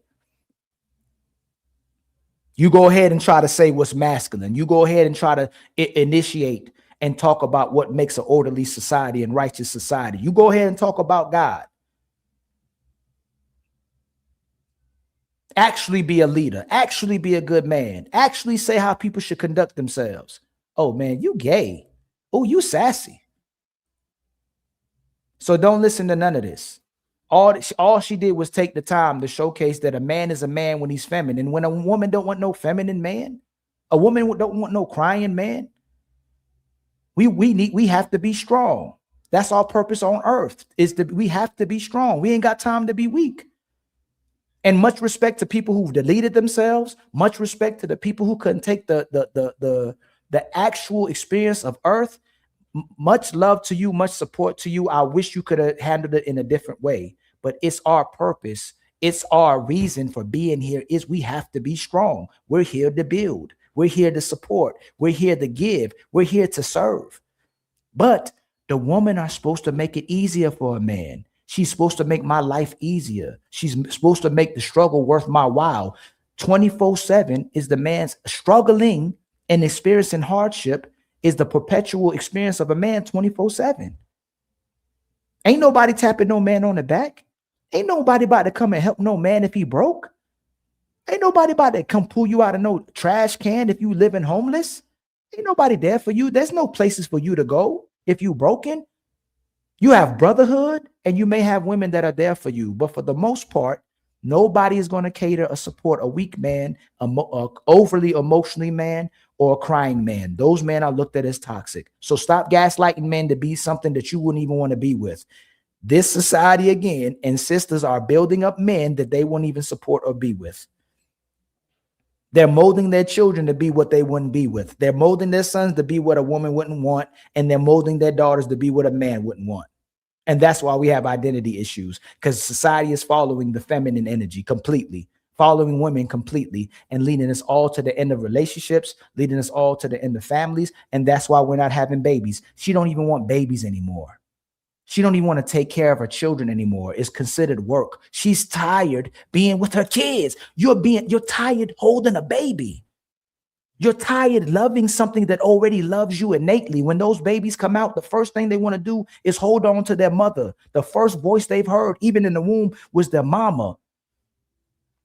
Even watching my children love their mama. They're obsessed with their mama. They just want their mother every day. And I'm going to tell you this. The disservice into society is where women are going to work too early, and it's neglectful to their kids when they're working, and the babies need you at home, especially for the first 5 years. The kids cool and kind, they want their mothers. We have to build relationships with the children. But by nature, all of us come back to the woman and we want women, and then it's weaponized against us. All y'all do is entertain hoes. You can't control your D. How you shame for loving women and supporting women is crazy to me, especially when all they give most men is sex. All they give most men is beauty. All they give most men is problems. And then they shaming men for dealing with the problems. You should have vetted better, DJ Vapors. You should have picked right, Guardian. You should have vetted better, Ali the Great. It's not her fault that she's trash. It's not her fault that she's garbage. Her mother wasn't there. Her father wasn't there. She didn't have the experience. But you better always be a man. It don't matter if you're 16 years old. You better always be a man. It don't matter if you're 25. If you 50, you ain't got no excuse to be a man. But women can make excuses every single day why they don't show up as a woman for their children or for their man and for society. They don't have no responsibility. They're always a real woman. They're always real. But a real man, he takes care of a woman and his kids. It has to do with the woman and children. It has to do with society. But a real woman, she takes care of hers. She got hers. She's strong and independent. She don't need nobody. She can do it better all by herself.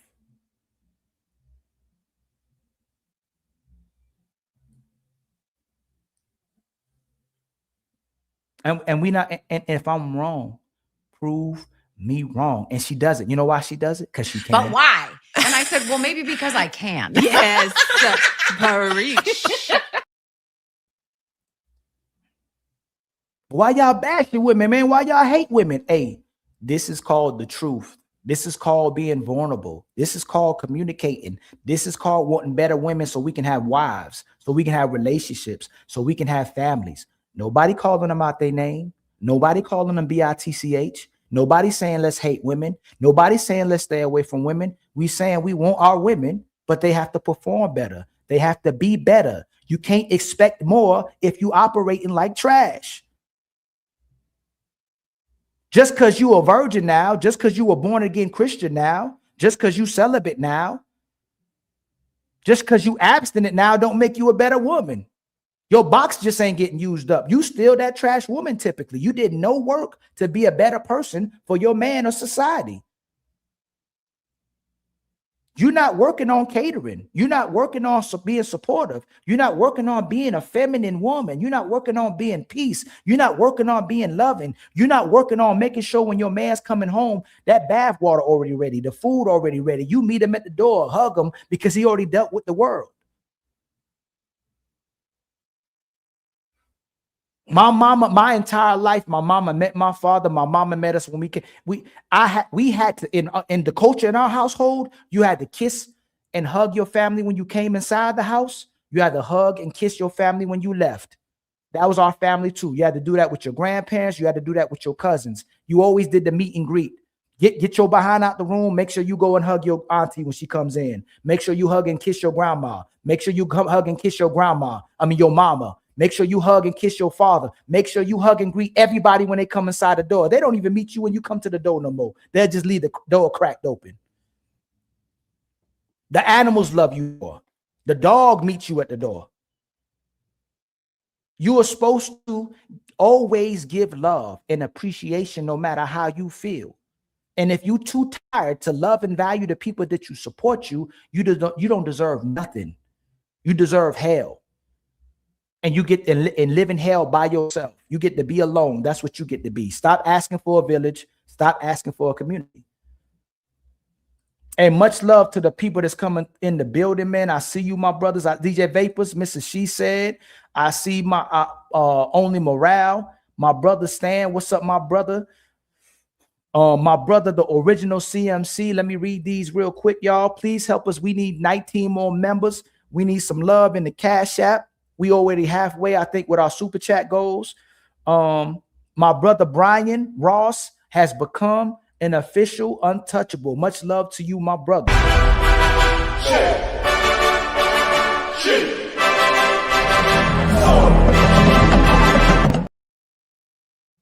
Got Untouchable Empire, baby. And then my brother Marcus with the $2 super chat. Much love to you, my brother. I truly appreciate that, man. Much love to you. And then my brother Brian, all facts you spitting, Ali. Much love to you, my brother. I'm trying to do God's work, man. I really want us to come together. We just got $10, kinfolk. You know what that means, right? We back on our feet again. I ain't gonna hold you. Support be healing people. And then my brother Guardian with the $2 super chat. Keep it coming, Ali. Speak the truth. Much love to you, my brother Guardian. Always, brother. And then my brother Agree to Disagree again with the $5 super chat. A crack fiend, mama, is still the black queen. Oh, mama.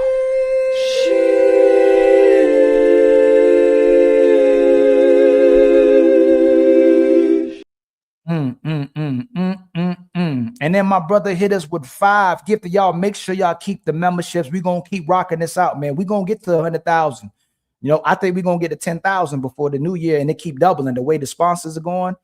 The way the subscribers are going. It's doubling, tripling now. Like, so hopefully we get to 100,000 by the next year. I think me and Fatty about to take this to a whole different place. I'm hoping, you know, it's a dream. Much love to my brother with 25 gifted memberships, y'all. Make sure you hold on to that and make sure y'all hold on to the gift. My brother, I think he is now, let me see. My brother is now at, let me see, $50. He is the sponsor of the show with $50.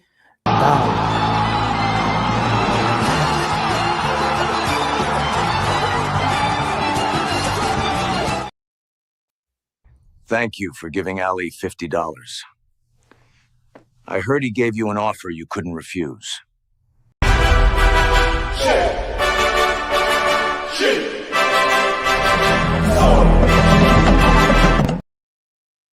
Much love to you, my brother. Agree to Disagree. And then my brother, the original CMC with the $10 super chat. Keep rocking out, Ali. Salute you, man. Much love to you, my brother. I truly appreciate it.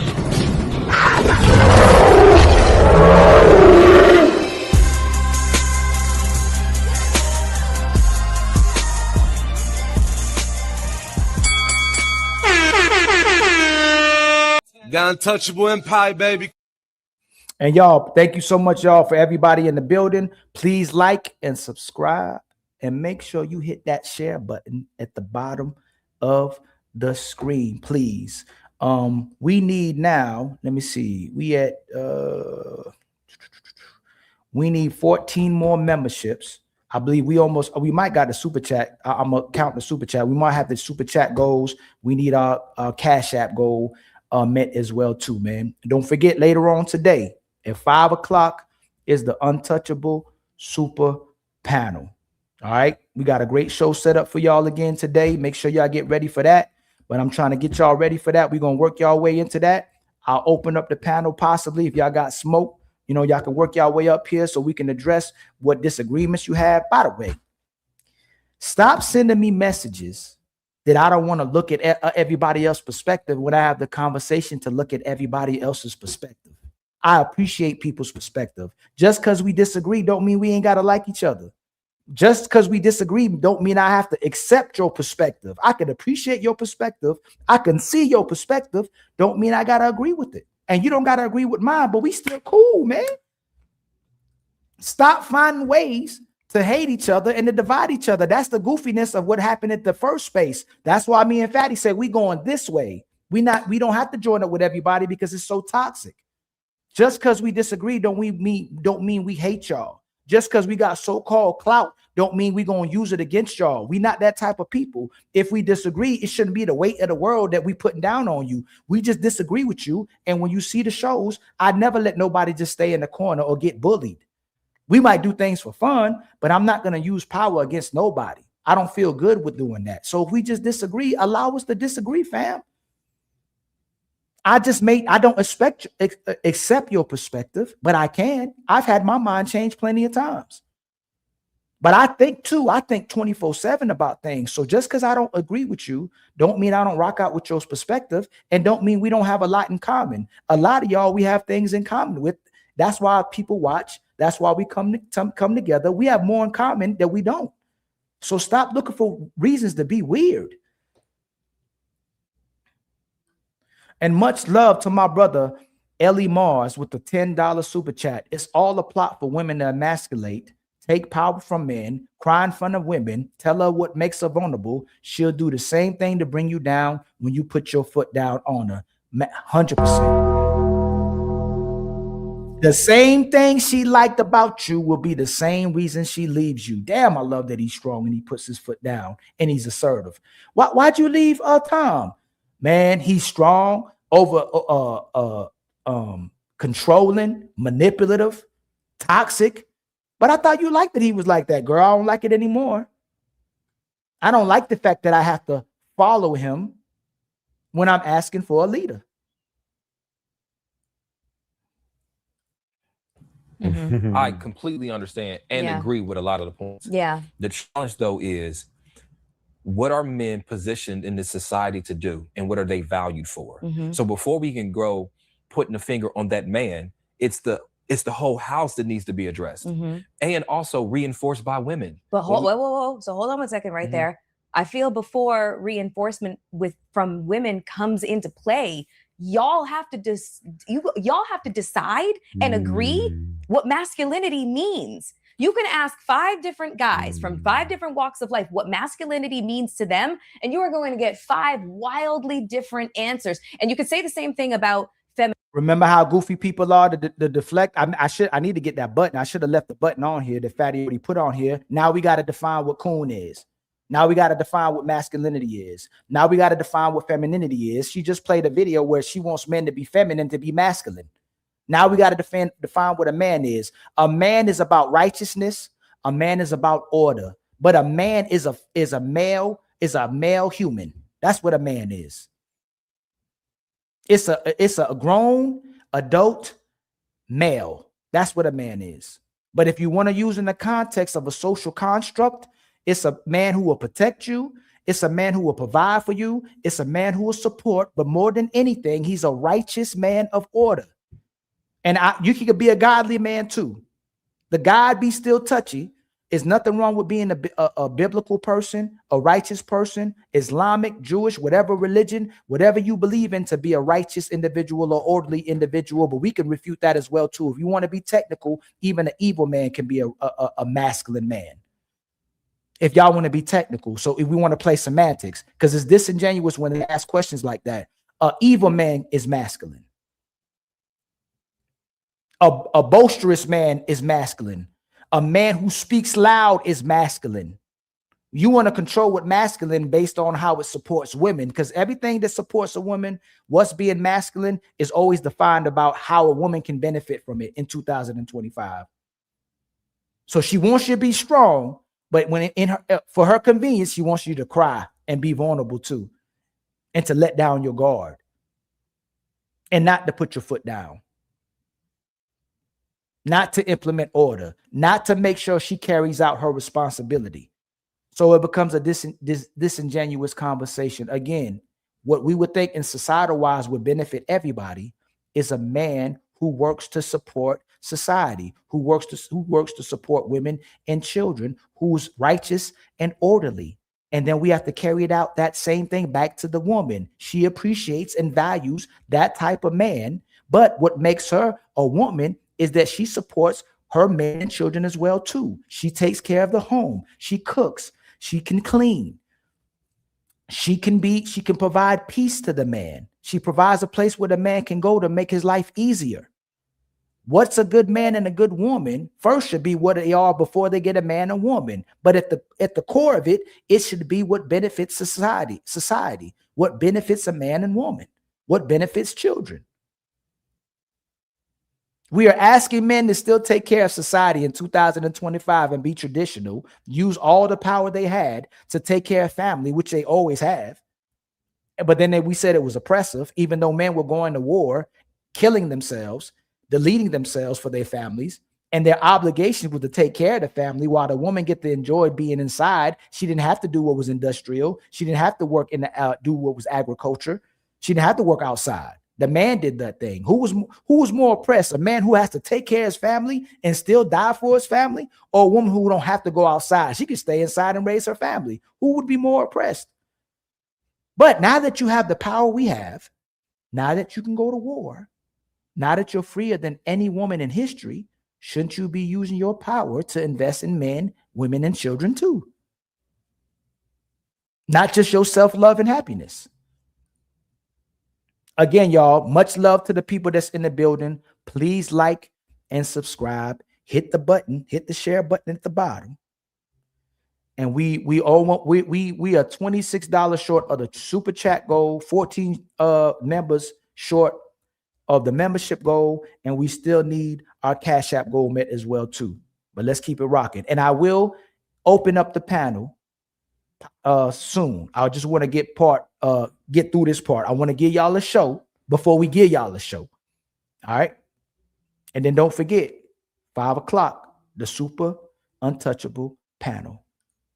The untouchable super panel. Femininity, but femininity isn't what is on on the chopping block or like up for discussion. Feminism is, and that's a whole different monster. But masculinity, it's defined by so many different men, so many different ways. At the core of almost all those definitions, though, protect, provide, right? Protect, provide, and not to be moved by. And that's how you know that. That's how you know Ace Metaphor is red pill. He said, protect, provide. That's what women say. They want to protect and provide her. Now she's acting goofy and slow that she don't know what masculinity is or what a man's supposed to do. And I'm going to call her goofy. We going to call women bums and goofy and trash in 2025. You don't get to use trauma. You don't get to use traumatized. You don't get to use you got PTSD. You don't get to use you don't got a mama and daddy, because you still expect men to be men when they had the same mama and daddy. Y'all had brothers and sisters too that had the same mama and daddy. So we can't be bums. If we have to be real men, you have to show up as real women too. If you have autonomy over your body, if it's my body, my choice, and if you want to be treated equal to a man, make sure you show up as a real woman too.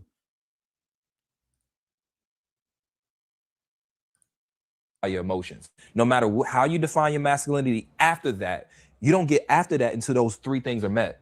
In order for a man to do those three things at a high level, he has to be able to shun some of his emotions and some of his feelings. He has to be able to autopilot through things he don't want to have to do. He has to be, in order for him to be valued and rewarded in this society. Again, when it comes to the reinforcement for women, that's a lot of these men's motivation is I need to do this so I can have access to women. We were going to talk about, and you probably got it on your card, the lonely male epidemic. The male loneliness epidemic. Yeah, we're going to get to that. Those people probably struggle with those very core things. And then here's the thing, there's women that will sit here and say, hey, I want a man to be emotionally in tune and this and that, but it's after he's already accomplished those three core things. And so when we talk about the toxic masculinity and men not being able to embrace their femininity, I agree with that.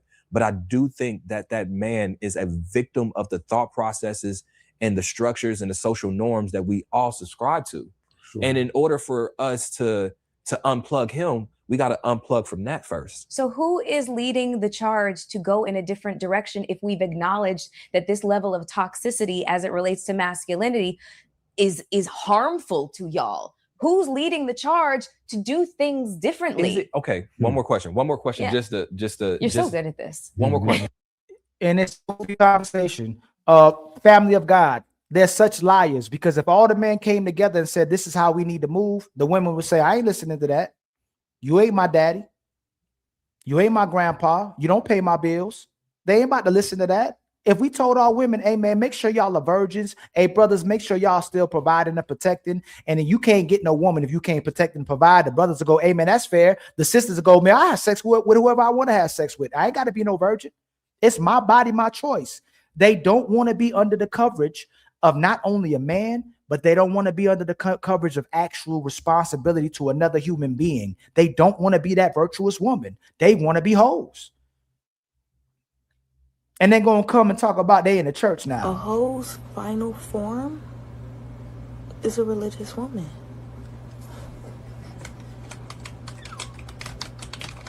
That's not true.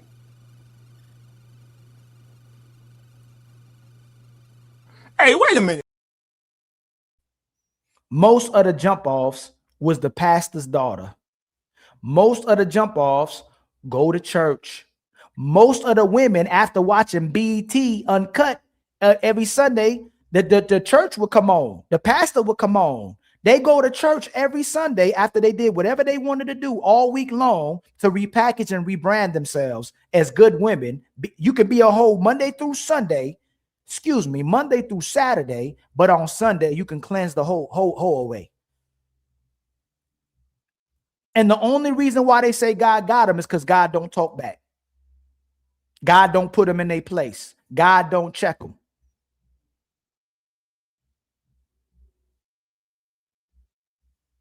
They ain't got nobody else. They push everybody else away. They push their friends away. They push their men away. They push their kids away. But God got you for being sorry?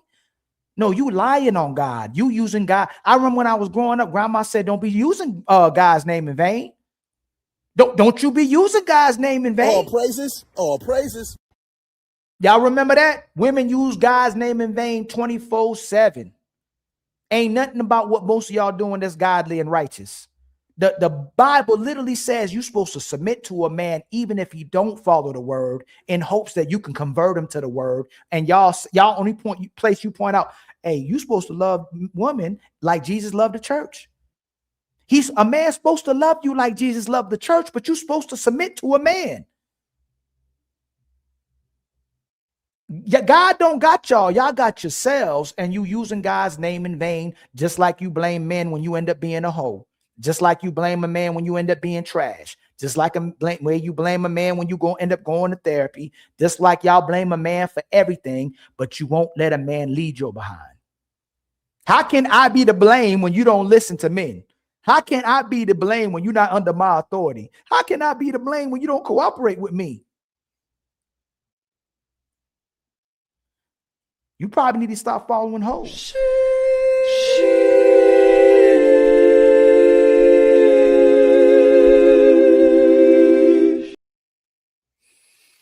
Ah, man. And then my sister, the one and only Leosha, with the $10 super chat. Y'all hit the like button. Is the likes looking crazy? What the likes looking like? Let me see what the likes looking like. Okay, we all right with the likes. Y'all, we need 14 more memberships. My brother Brandon hit us with the $5 Cash App. Thank you for the $5. We were all born to be untouchable. Again, y'all, I appreciate the contributions. I appreciate the support. I appreciate the chat. I appreciate the day ones, the new ones. I appreciate all of y'all. I'm gonna make sure I show y'all that while we doing these shows, man. The fact that y'all supporting us, it'd be wrong to stop doing these live. So I'm gonna keep going live, man. Y'all supporting us, we gonna support y'all back. I don't know why my camera keep doing that. But again, if you following God, you're gonna get a righteous man. But if you following hoes, you're gonna keep getting that D and then wonder why you by yourself. Let me see. Okay. Is it harmful in the grand scheme of things? Because those men are the men that procreate. Those men are the men whose genes get passed on because women find those men more attractive. Again, you'll sit here at a higher echelons and you're going to be like, oh, I'm looking for men to have more, but not without a job, not without ambition, not without career, not without accomplishments. And to get those things, that man had to be track-minded. And so now he may have not grown emotionally as much as a man that didn't have access to those other things. And then now here's the thing. For all the women that are championing for us to be all these emotional creatures, why aren't you dating them? Because I'm dead from the neck down. So, my dating life rhetorically is speaking, a fucking joke. Yeah, because you a joke. Because you're not a good woman. A lot of these women got the world at their fingertips and they'll lose the world by the time they get older, and they still have the power to get a good man, but none of them want to fulfill the responsibility to a man. She don't want to get in the kitchen. She don't want to make a house into a home. She not trying to have sex every day for 2 years like Thrift. And we know that's a cap. You know she capping. She got 5 jobs and still having sex with a man every day for 2 years. Oh my God. You not trying to fulfill your role to another human being. That's why you don't have a man. Y'all still control the dating market, sisters. It's youth and beauty and sex that still runs the dating market. But the man wants to marry you outside of all those things. He wants something to go on top of that. Just like you don't want a man just because he got money. We don't want a woman just for sex. That's the icing on the cake. Why is it so hard to be a good person? Why is it so hard to add another plate? Why is it so hard to add another, some more clothes to the load? Why is it so hard to be peaceful to a man if you actually a good woman? All a man is asking for most women to be is just a good woman. You ain't got to ask me to be a good man. I'm a good man to myself. I respect myself. I bring good energy to everybody who comes around me. Y'all will never see me come on here and project to y'all as much as women be trying to hate and who hurt you. Man, I bring love to y'all. I bring good energy to y'all every day. I would never project to you the things that I went through or how I feel during that day. It's my responsibility to do right by people. It's your responsibility to do right by people.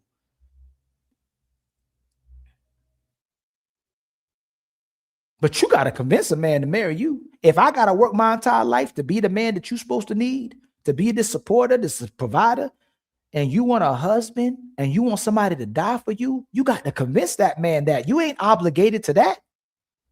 You got to work for that every single day. The way you say it's work, yep, you better fake it till you make it. You better pretend that you like it.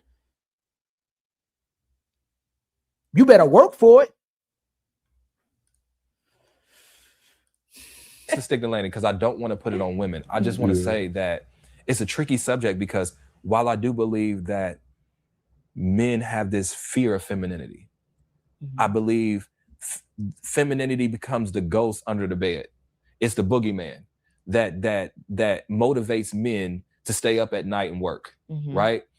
But I believe we have to be more. I think we need to embrace those sides because you become that full human being. You can be a better father, you can be a better employee, you can be a better boss when you tap into all those things. But what I'm simply saying is a lot of these men are playing this game with a hand behind their back because they didn't grow up in 2-parent households. They didn't see healthy masculinity inside the household. They're watching sports, entertainment, rap, movies, and they're getting projected, especially black men, how we're depicted. And he's the liar because they raised by single mothers and they raised to learn how to love a woman based on a single mama. So if you had a 2-parent household or if you had a single mother, you learn how to love a woman based on your mama. No matter what, most men know how to love a woman. They just don't know what to look for from women.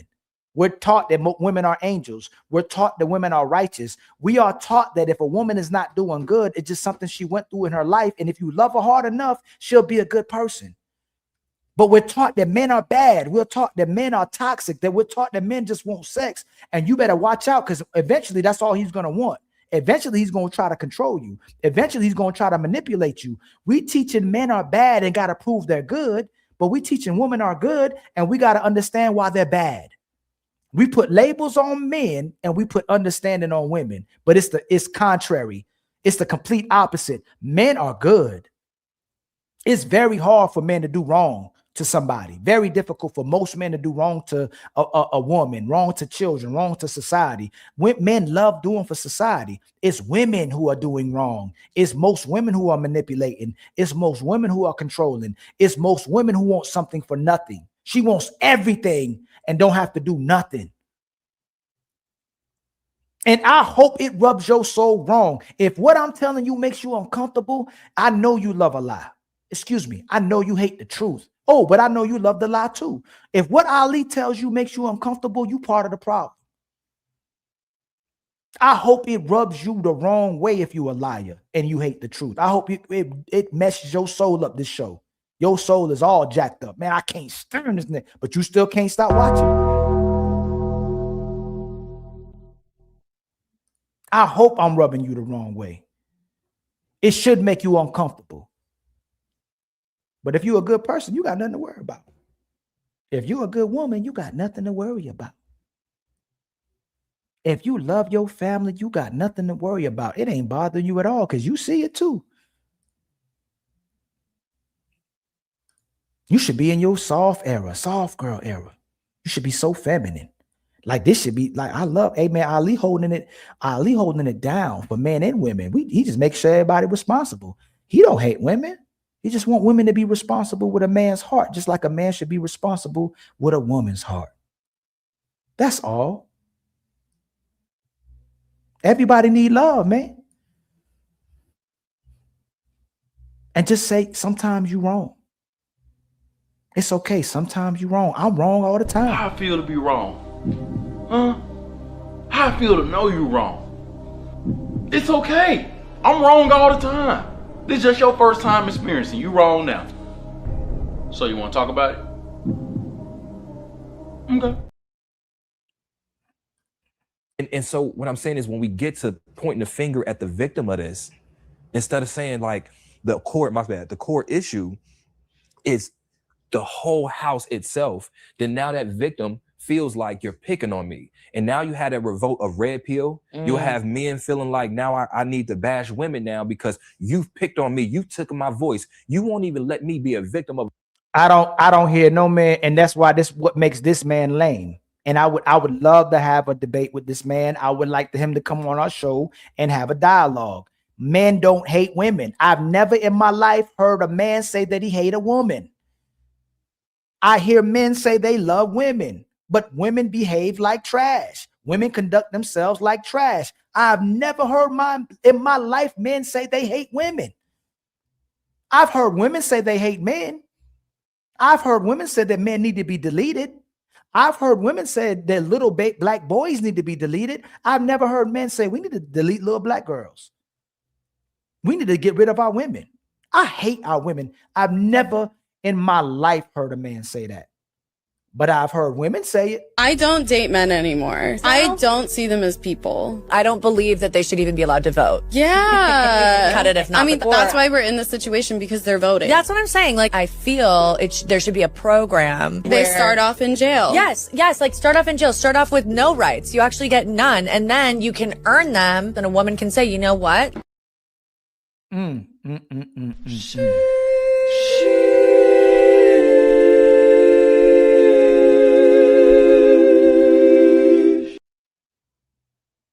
But man of the problem. The circumstance I can't even control. Do y'all feel like that Black men and Black women are just like in a tussle for like, you know, the gold medal in the Oppression Olympics? Mike? No. No? No. Oh my God. I can pick a comment section anywhere. And it will just be like, it will be the first comment. And it's just a steady stream of Black women, Black men, Black women, Black men. I'm like, holy Christ, we're fucked. My only argument would be that the people that could like color up the comments are probably on beaches with each other making out. You know what I'm saying? It's like, I think the only people in the comments are the ones that are lonely and angry, and this is their chamber to get their shit off. I see so many people actively in love that I would counter any notion that us as Black men and Black women that are single are really at war. I think there are a bunch of angry people on both sides that pick certain content to go at it with each other on. And this is when men are scared to tell women the truth. Either they're weak men or either they know they're going to get pushed back and this conversation is going to go left because they're afraid to make women uncomfortable. Y'all said that leaders, hold on, make sure I'm good, right? I hate when this happens.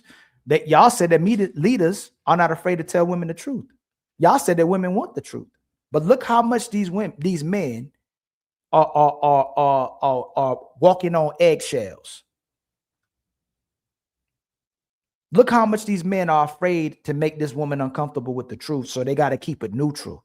There's mad people on both sides. There's bad people on both sides. Knowing daggone well that they admit there's simps and panderers and so many suckers waiting to get on the plantation. They waiting for a woman to use them. They waiting for a woman to manipulate them, but we weaponize that against men. Imagine a society of women that did everything a man asked. Imagine a society that knew that men were polygamous and say, I'm open to share a man as long as he's doing right by me. Imagine a society of women that are having sex with men every single day like they say they do, and they love sex just like men. They keep saying that they love sex like us, but look at all these sexless relationships.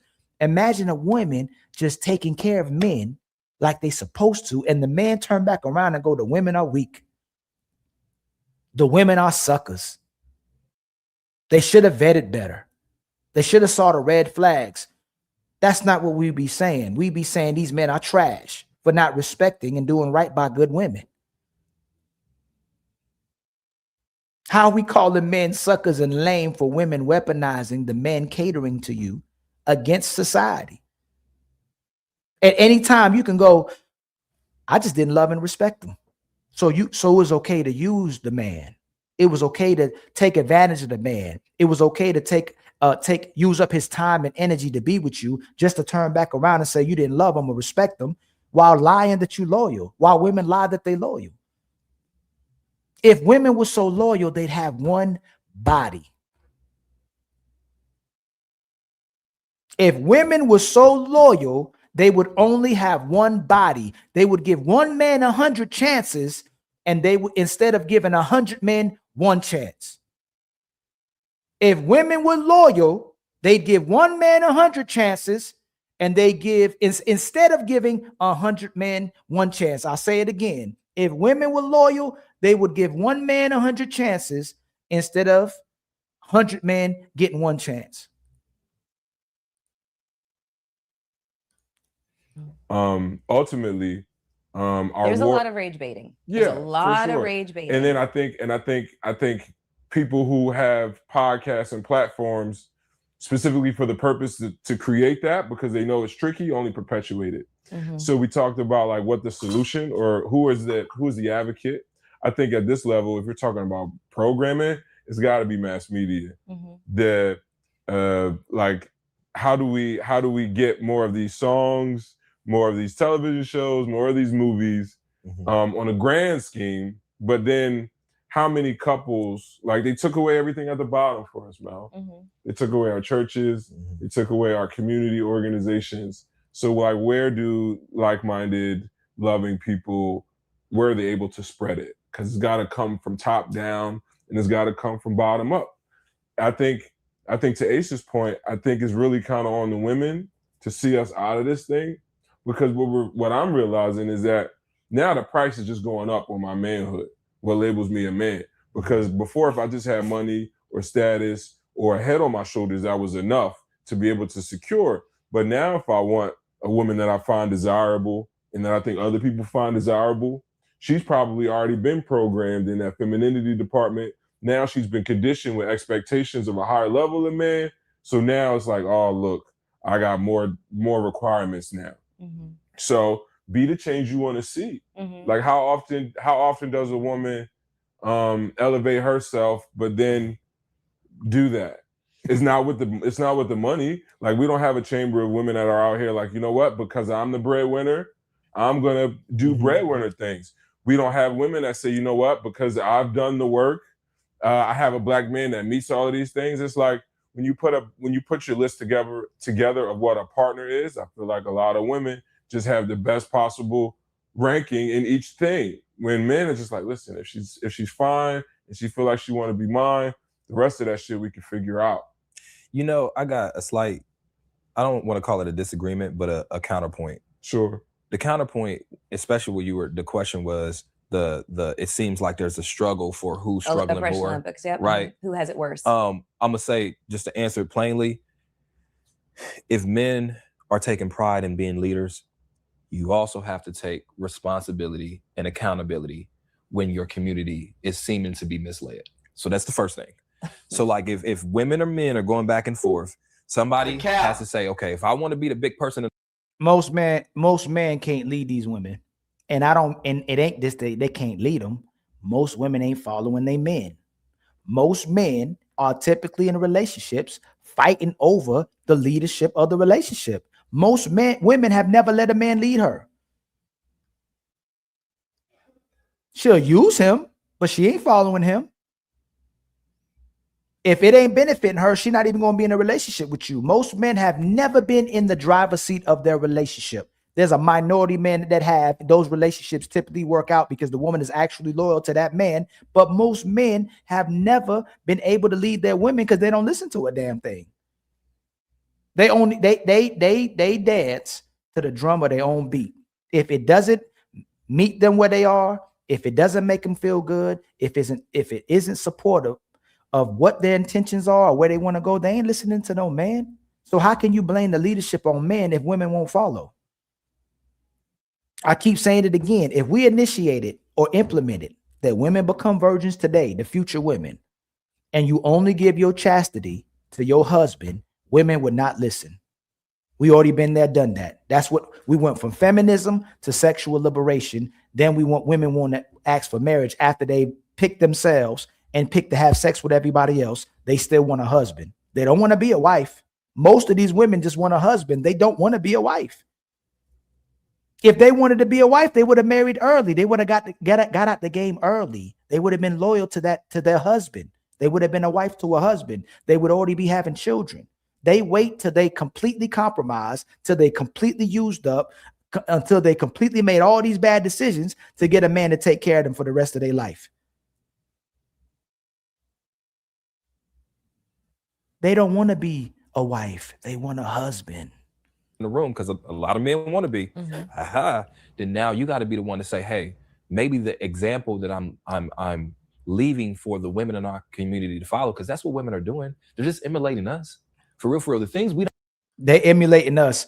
Hey, it's impossible. A man can't be a hoe.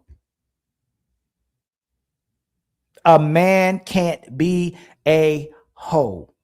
If he is a master key that can open up a lot of locks, that is a valuable man. He cannot be, that word hoe cannot be used as condescending towards a man. If we walk in the room and only morale has sex with all the women, and I have it, he's the most valuable man in the room. A man cannot be a hoe.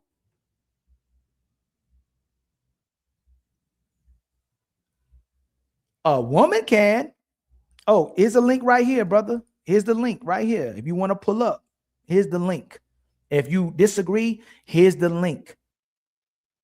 A lot of you like to make it personal when we're discussing the general population and the experiences of most people. Why make it personal? Why try to point at somebody's personal life instead of addressing the fact that this is happening to people in general? This ain't just all about me. Just because if I'm not poor, I can still talk about poverty. I'm the type of brother that's still going to talk about poverty. I'm not poor. I'm not struggling.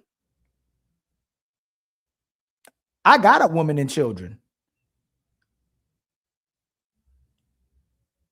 So why does when a man talk, it automatically goes to who hurt you in his personal life instead of him speaking on the general populace of society and what's happening in society and speaking on experiences?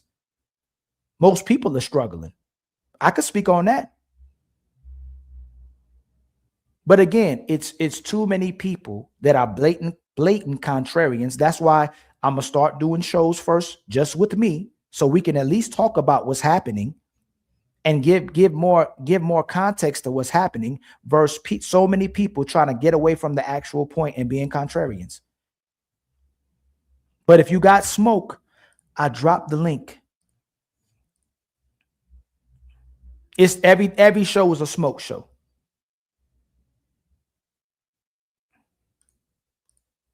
Don't like about Oh, and again, y'all, much love for the people that's in the building. Please like and subscribe. I will be opening up the panel in a few. You're more than welcome to pull up, whether you a brother, whether you a sister. Everybody can jump Ali. Everybody can give Ali smoke. I'm always about the conversation. Just prove where you coming from. Show me how you got from A to Z, from 1 to 3. Make sure you ain't just pulling it out your behind. Show your receipts. Most of you just talking, and most of you just lying, and most of you just pandering that always has some reason to talk about something that has nothing to do with what we're talking about. Look at you, Wait, bro. No, look, think about it. The things that men chastise women about now are the things we've been doing to them for years.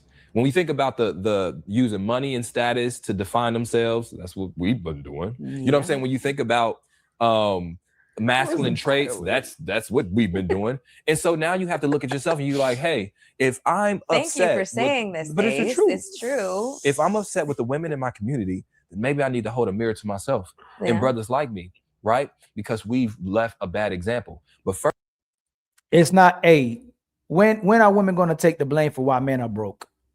When are women going to take the blame for why men are broken? When are women going to take the blame for why men ain't got a house or a car?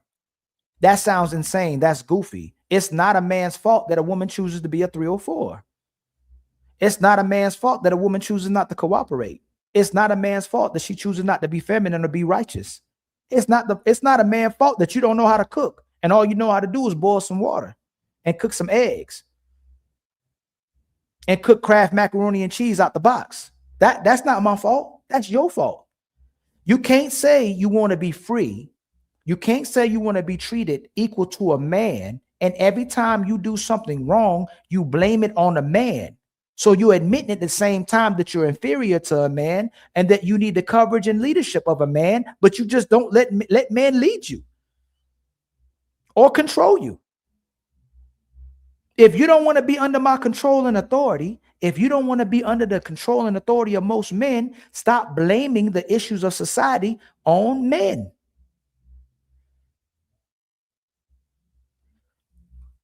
Again, y'all, please like and subscribe. We need 14 more memberships and $92 in the Cash App. We reached our super chat goals. I will be dropping the link in a few. I will be opening the panel in a few. If you got smoke, it's already open.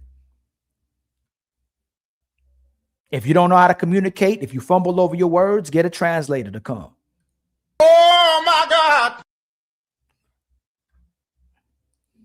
furthermore, both men and women, in order to stop this cycle though, because you end up just pointing at each other, somebody got to be the first person to point at themselves. And I think that has to be men.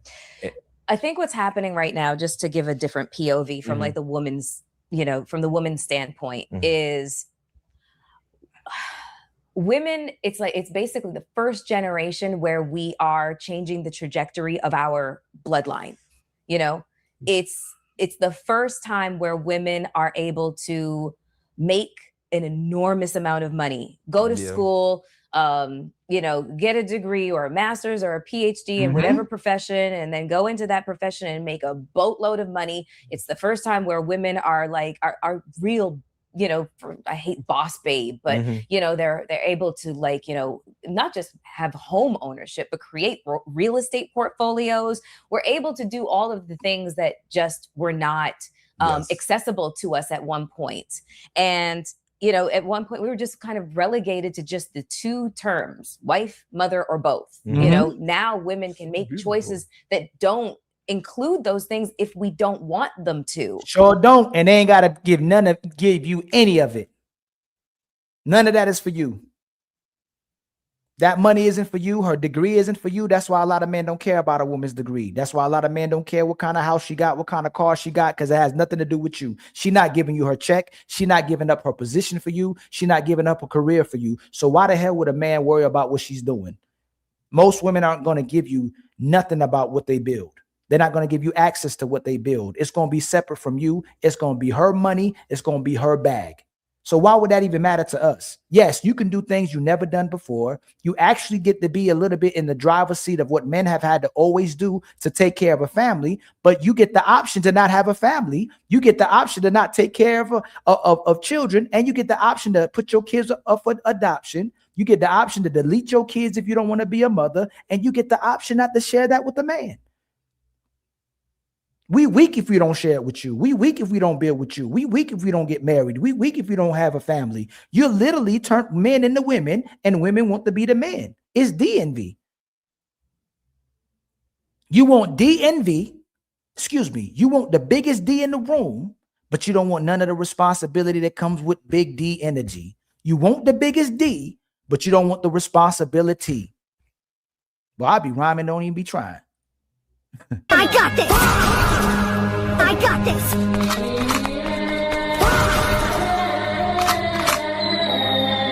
I got this. Remember that. Y'all got that from me. I'm gonna make that a shirt. They want the biggest D, but no responsibility. And when you hear people saying that, make sure they give me credit. That's a new one. Let me put that in the notes. They want the biggest D. They want the biggest D, but no responsibility. Man. And I think I think society at large is having a very difficult time. From the standpoint of a woman who has no children, who's successful and never been married, I get a lot, a lot of heat. So let me just say this. What I hear from women continuously. Because it don't matter. The way you get viewed as a woman that validates you is if you have a husband, if you're in a relationship, if you have children. What kind of woman gets to a certain age with no kids, with no man, with no husband, and thinks she's a valuable woman? If I'm valued by my ability to be a man so I can get a woman, I have to be productive in society. I have to create my value. You born with your value, and you still can't keep a man, and you still ain't got no kids. What kind of value do you have in society? When you get to a place where you're an old woman, don't nobody care about your degrees. Don't nobody care about what kind of car you got. Don't nobody care about the amount of money you got. Don't nobody care about your business. They want to know if you help raise a family. They want to know if you got grandkids. They want to know if you got sons you raise, daughter you raise. We have double standards in society. You're not supposed to protect and provide, but you're supposed to have a family. You're supposed to have a man. We're not viewed the same. That's what validates you. What makes you a valuable woman if you have nothing to show for it outside of what makes a man? The degree made me. The money made me. The cars made me. The infrastructure made me. That's a man. What about you as feminine? What about you as a woman? What about you? All them things you making that you gonna share with a man, none of it you think you have to share. It's yours. That's why you want a man that makes equal to you or higher, so you can keep your money while he spends it on you. He spends his money on you, you get to keep your money. He gets to finance your lifestyle while you get to plan an exit B strategy.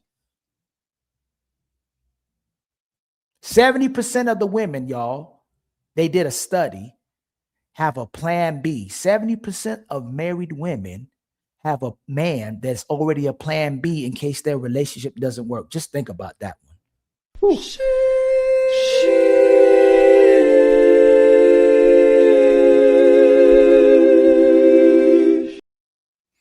Again, y'all, please help us. We reached our super chat goal. We just need help with our membership goal and our Cash App goal. The link will be dropping soon if it got lost, and the panel will be open. If you got smoke, if you want to add to the conversation, whether you're a man, whether you're a woman, you are more than welcome to come up. Just please be able to explain yourself, be able to communicate properly. And if you can't communicate properly, I'll try to put the words together for you. All right. Is that the journey towards personal development and self-improvement for men and women have been very, very different. Mm-hmm. For men, it has been get fit, get rich. That's it. You'll get all the women that you want. You'll get everything in life, and you've been sold a bill of goods because nobody told you how to develop your internal selves. Nobody taught you guys how. Listen, I want you to be.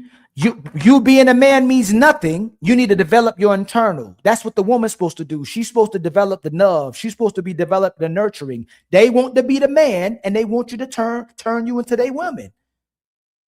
You're supposed to be the one that's emotionally available. You're supposed to be the one that's emotionally intelligent. You're supposed to be bringing a home to me. I'm not supposed to be looking inward after I built all these things for you, and you want a valuable man. That's the benefit. That's a luxury if you get that from a man. You're supposed to be that internal person and that loving person. You trying to be the man. You tuck away what makes me a man. You just bragged about your degrees and getting the bag and doing all these things like a man does. And that's supposed to make you valuable. And you made him, and you discredited a man, turn right back around, discredited him and devalued him because he does the very same thing. You have to look inside. Watch, she's about to describe a woman. I ain't even seen this video before, but she's about to describe a woman. How to develop it emotionally, intellectually, and maturity. Yes. You know, and but somebody taught you how to do that trade. Somebody taught you how to do that skill. That degree taught you how to do that job. There's things that teach you to come over to the masculine side. There are not things in place to teach us to go over to the feminine side. So the thing is, so what women feel like they've been. Did you hear the brother? Did you hear the brother? There's not things that teach us how to get to the feminine side. She literally described us being more emotional. When women say that they're the emotional ones, we're the logical ones. She's telling us to be emotional. He's just saying we need to be more feminine.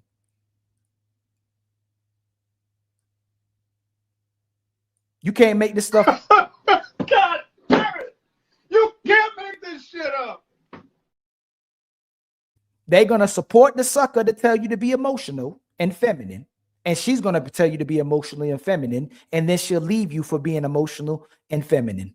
Just like she'll leave you because you got money. She'll say you financially abusive because you asking her to budget.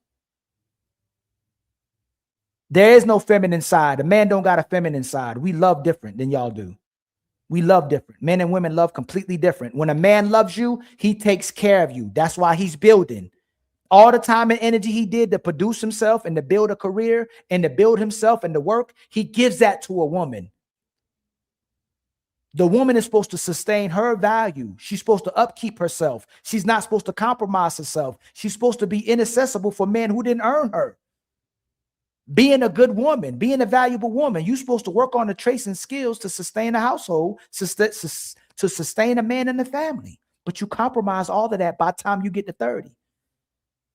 So they're asking for you to be emotional and feminine when you caring for a woman is already being emotional. Men are already emotional. When we are emotional, then the sisters will tell you you're over emotional. Oh, look at him. He's being emotional. Watch a man. He'll do it too. Ace Metaphor would say these men are emotional. They contradict themselves. Everything a man does is wrong. Anything a woman does is right, even if she's wrong. And we're wrong even when we right. This is how brainwashed we are in society, where the man is conditioned to believe he's always wrong. And that's why we talk about men deleting themselves.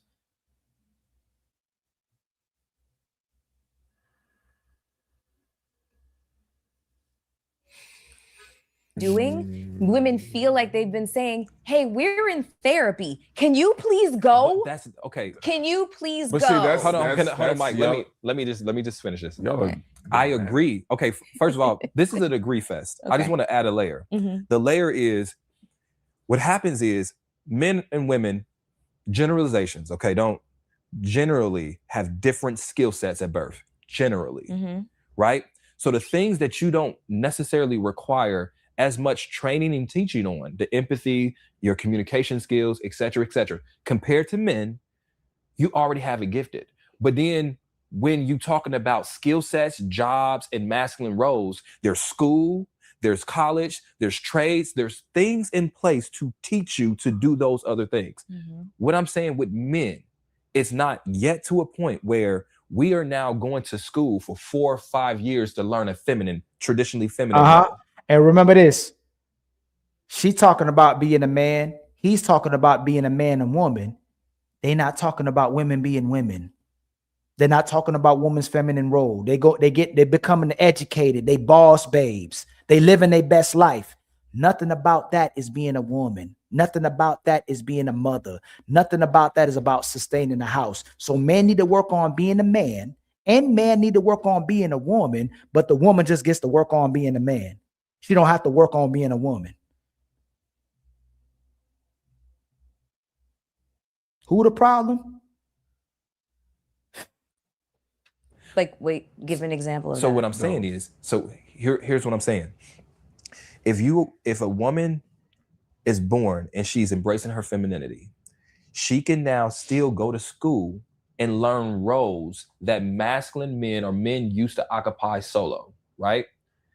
What I'm saying is there's not the same teaching the reverse way from men. So I get you. What yeah, you're hold saying. on. One more time, because if I'm losing her, I don't want to lose the audience. So to make it very clear, when we're talking about the wholeness of a man, is what a lot of women, successful women, is saying is lacking. Yes, this man is not a whole person. That's what the video was talking about. What I'm saying is the things that you, as a woman, are born with, that you are now saying is lacking in men, as far as emotional attunement, our ability to be empathetic and communicate. Right? Yes. We don't have the same vice versa training. There's no that schools, women have. There's no classes. I mean, are there books? Yes, there's But books. I mean, to be honest, a lot of that quote unquote training is simply going to the bookstore or the library and being curious. Your femininity was raised in you. That was bred in you from the. No, it wasn't. They don't know how to be women. All they do, all we keep doing is regurgitating what society is saying and what women are saying, because most of us was raised by women.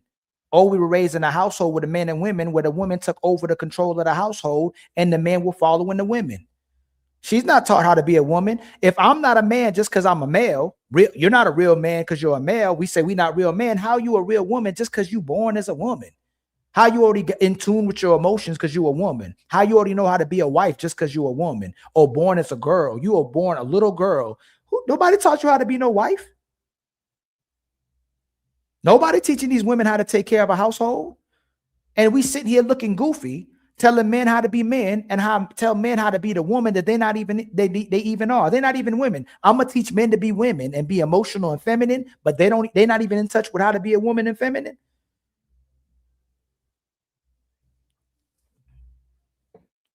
Telling y'all, hey, this is brainwashing 101. I have to work on being what she isn't. And then when we talk about the imbalance and what the problem is, these women ain't never learned how to be women or wives. Complain about there's no husbands. But if there's no wives, how can you expect a man to be your husband? And even when he's being your husband, the relationship don't work because you're not a wife and you're not loyal to nobody but yourself. You only take care of you.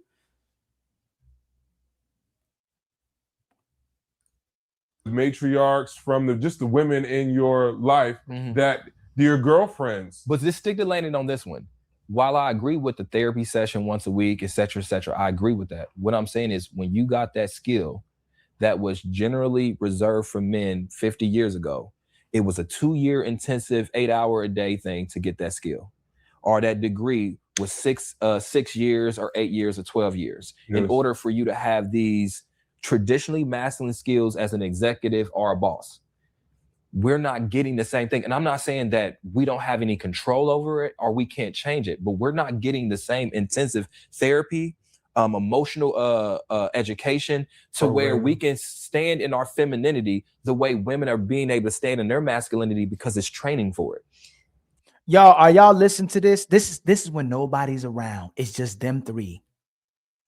He's talking about women standing in their masculinity. What the hell are you talking about?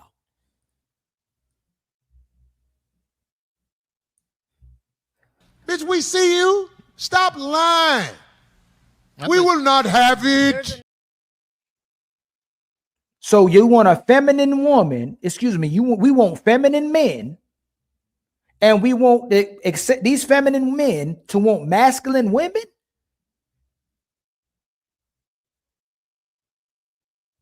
The women are leading. Hey, look, the women have broken men so bad that men are saying what make women feel good. And the women will still look at you in disgust. But I just convinced this man to be a sucker. I just convinced this man to be emotional. I just convinced this man to be feminine. And he's going to accept me in my masculine. And he's going to allow me to complain about how men aren't good men and good leaders. But I'm emasculating them, and then it works, and then I don't like them for what I made them. If you turn me into a feminine man, how you don't like me afterwards?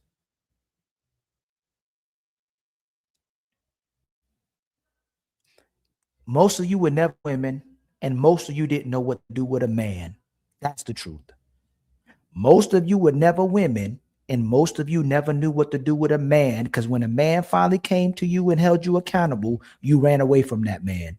You ran away from accountability. You ran away from responsibility. But Ali is selling accountability on his memberships. If you need some accountability, it's $19.99. I used to say silly things like, where are all the good men at? Until I started taking accountability. Now I know I'm just an ain't shit ass bitch. Maybe I am the problem. Maybe I am the problem. Maybe I am the problem. You take the blue pill. The story ends. You wake up in your bed and believe whatever you want to believe. You take the red pill. You stay in Wonderland. And I show you how deep the rabbit hole goes. Right. So there's good men out there that women are not receptive to because their own barriers, issues, and traumas that y'all got to work through. You just do, because if you run into what me and Paul said, a nigga who gonna be a nigga, right? You're gonna be in my session talking about, Doc, I'm brokenhearted. But when you had the good guy, right, who was sitting up there trying to make sure he did right by you, run every play, right, you was turning the shoulder to him. That's a problem. That's when it comes to a woman, you can damn near do everything that she wants, and she still ain't happy. It's still not enough.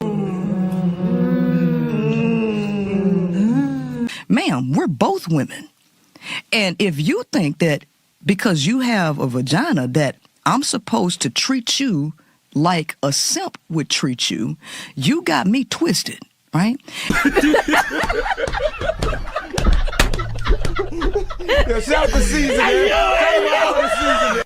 So women are actually looking for a woman in a male frame, because the reality is women just like sleeping with men. They don't actually like men. Here I come. Oh, here I come. Oh. I've gotten women to see how terrible they are as friends, as relationship partners. Women are terrible relationship partners. She got your ass.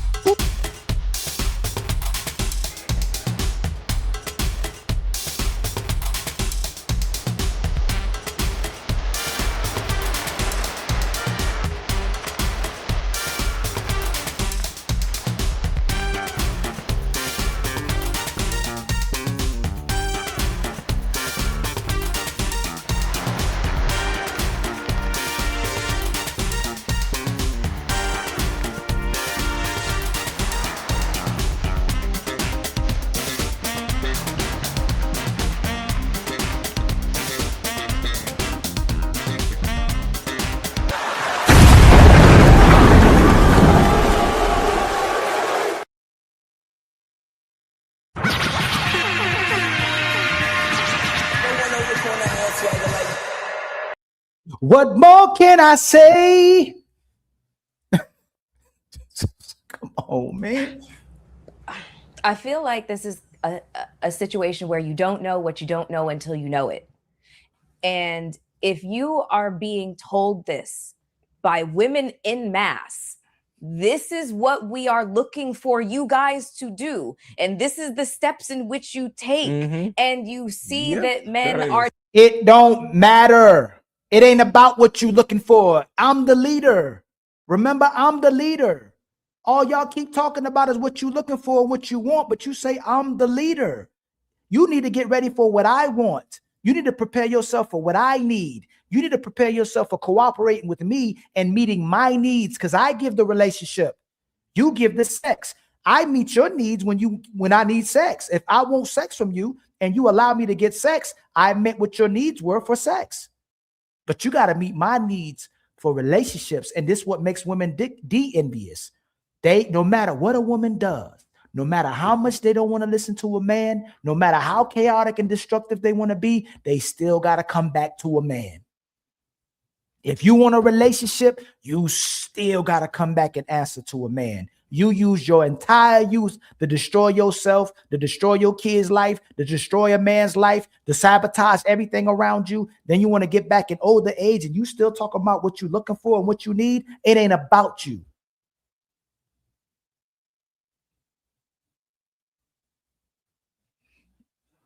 And we still got some of the men hiding in the chat. They ain't got no real pictures. They got a universe. I don't know what that is, but they'll still say that's narcissist behavior.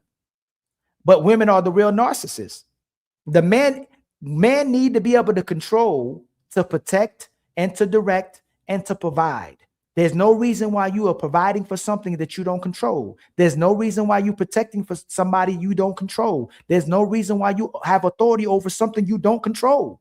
Women are not going to control their children without having authority over them. Ask any mother and she'll tell you, I'm going to have control over my children. I'm going to have authority over my children. They can't just do whatever they want. You have control over your kids. It's supposed to be the man, woman, and child. If you don't want to be controlled by a man, then you don't want coverage from a man. And if being under the control of a man, you look at as abusive, you look at as toxic, you don't need a man. Because a man has to control himself to be with you. I got to keep from being out in the streets to be with you. I got to keep from being with hoes to be with you. I got to keep my Johnson in my pants to be with you. I got to make sure I'm protecting and providing to be with you. I got to make sure them bills is paid to be with you. You control me too. You just don't want to be controlled. And the control is just a responsibility. So whether you being controlled or whether you controlling yourself to be in a relationship with me, you don't want the responsibility. It ain't about what you want. It's about what I want. It's about what the leader wants. It's about what the organization wants. It's about what the CEO wants. The employees is not running the business.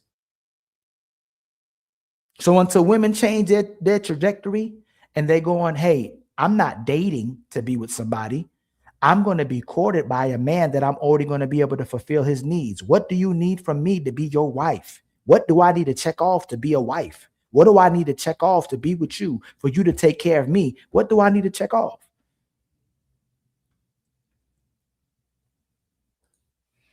Are deflecting and throwing around and throwing around the word and projecting and throwing around the word, well, y'all bitches don't have accountability. It's just like, oh my God, we're like it's like we're circling the drain and we're not getting anywhere. It's kind of like because the only thing you're doing is telling us what to do. You're not giving us the opportunity to do it with us. You're not putting us in a space where it's a demand. It's a demand. I have a job. I'm sitting here doing this man job. And then at this point, because you feel like you want me to do this, first of all, you already locked in with me. But now you're telling me that my duties and responsibilities have been increased. Not even increased, because it's not the same thing that I'm doing, just better at it. You want me to incorporate all of these new skills, softer skills that I have no programming for. And that's the space. The space is to say, hey, not only do I want you to do these things, but I'm going to create, to Ace's point, the infrastructure, the environment, the room in your heart, the same love for me that wants you to have these things. has to be with me Okay, so while I do that. You sound like you're speaking from the standpoint of somebody who's in a relationship with somebody. What if I'm talking about people who are single, out there looking for something, and as a woman, all you are coming up against, all you are meeting is men who are just like the phrase 50, what do you bring to the table? Going 50-50. All y'all bitches are the same. But this is why Passport Bros is a movement. But you know, this is why black. You gotta prove him wrong. Y'all working from the bottom to the top. You gotta prove you a good woman. You gotta prove you ain't no hoe. You gotta prove you ain't trash. If you keep running across these men, if you keep running across men that believe that women are like this, it's your right to prove him wrong. I gotta prove other men wrong. You think all men just want sex. You think most men are emotionally available. I gotta prove you wrong. You say most men are bums. You say most men ain't leaders. I gotta prove you wrong. So it's your job to prove me wrong. Prove to me that you're not no 304. Prove to me that you ain't going to church just to repackage the fact that you used to be. A hoe's final form is a religious woman.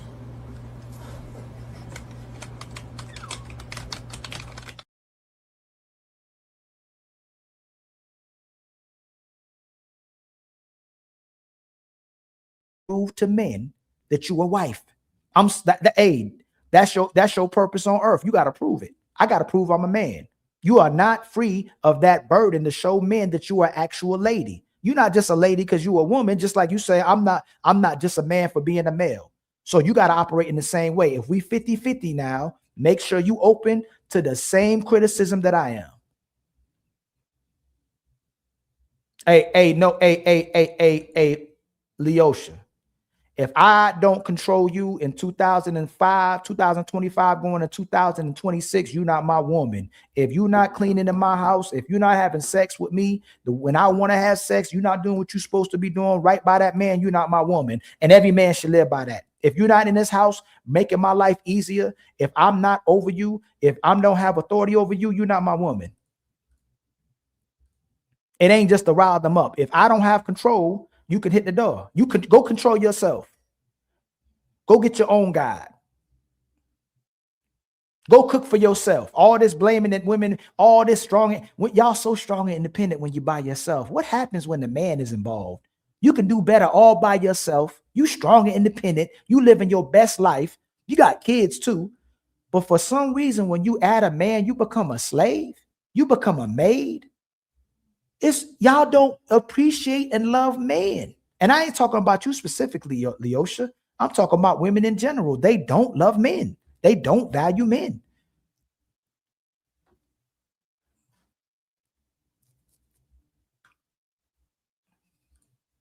And again, y'all, we need 14 more memberships. We need to reach our Cash App goals. We got our Super Chat goals. Help your brother reach his membership goals and help your brother reach his Cash App goals. At 5 o'clock, we're going to have the Untouchable Super Panel. We're going to have another great show for y'all. Ali's going to walk y'all all the way to the show.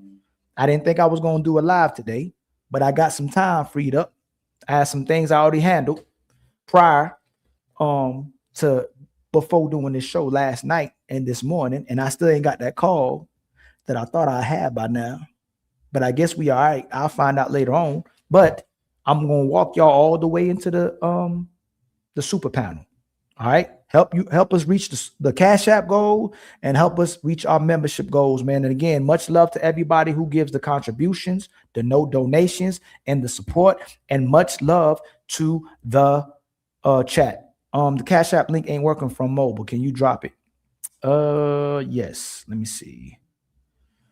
I thought I dropped it. It's not working from the mobile. Oh, I see what you're saying. All right. Here's the Cash App, y'all. Here's the link. All right. Let me have this ready. All right. Here's the Cash App link.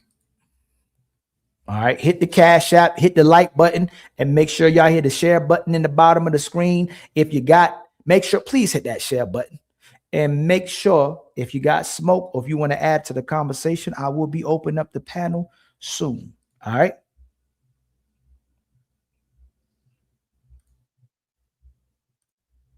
Yeah, here we go. Like the video, hit subscribe, and show love to Ali at $Ilkan. Black men don't want to date black women, like, you know, and then therapy is a joke and blah, blah, blah. When you're getting all of this messaging, And they know that's a lie. Most of us still date each other. If you go research just a little bit, most of us date each other. Most of us still love each other. Most, hey, y'all, they don't like y'all. Other races don't like y'all either. Other races don't like y'all. Like, we might be desired by other races, and there's a minority of the women that may desire us, is a minority of the men that may desire you, but most people like their people. Most of those women are not open to you. Most women want their men. Most women want their race of men, and most men want their race of women. So stop pretending like we got this opportunity to be passport bros when they don't like you either.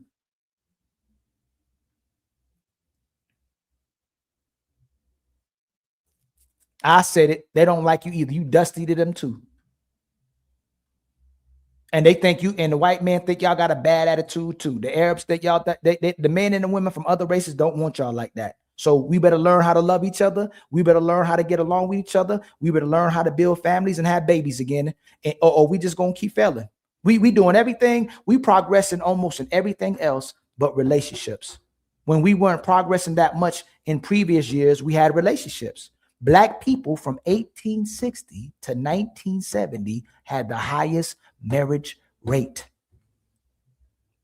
We were together.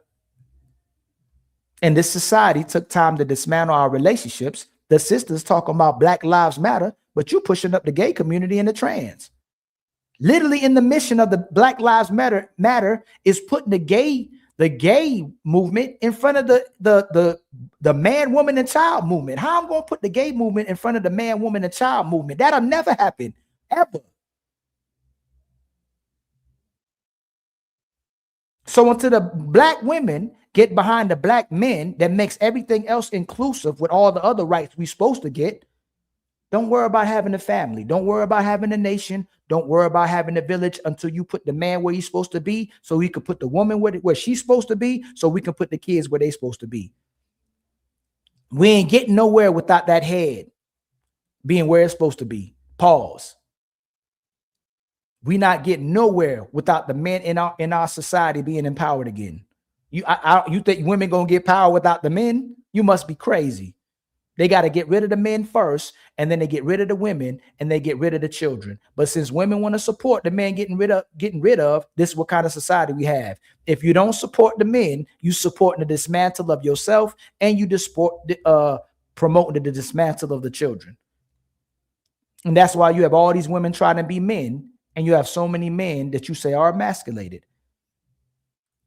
You are single as a single woman in the dating world, you're literally like, okay, like it's like pushing a boulder up a hill wearing roller skates. What I'm suggesting is we just need more cross training for men. My whole analogy just gets it there. There's more cross training from men from a young age, to whether it's lessons in school, whether it's courses that you got to take.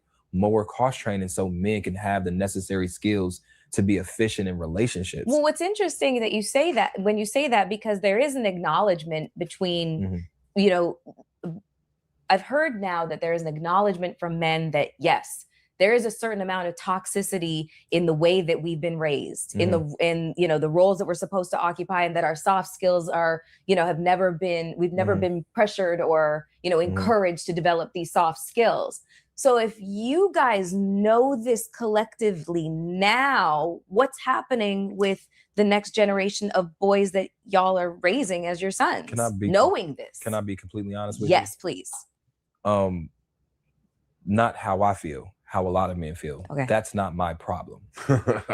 I'm fulfilled. I don't have trouble getting women. I get women all the time. This is just me embodying that man that's thinking this way. Here we go. The people that are having problems with it are the women. It's not necessarily that man. That man that may be a little bit more aggressive than normal, a little bit this, a little bit less empathetic, that man is not having trouble getting access to women. So then we talk about that whole, what is his motive? Now remember, all he does is cater to the woman's delusion, and he gaslights women that men are the problem, but he's telling you man ain't having a problem with getting women. Women are having a problem getting the man.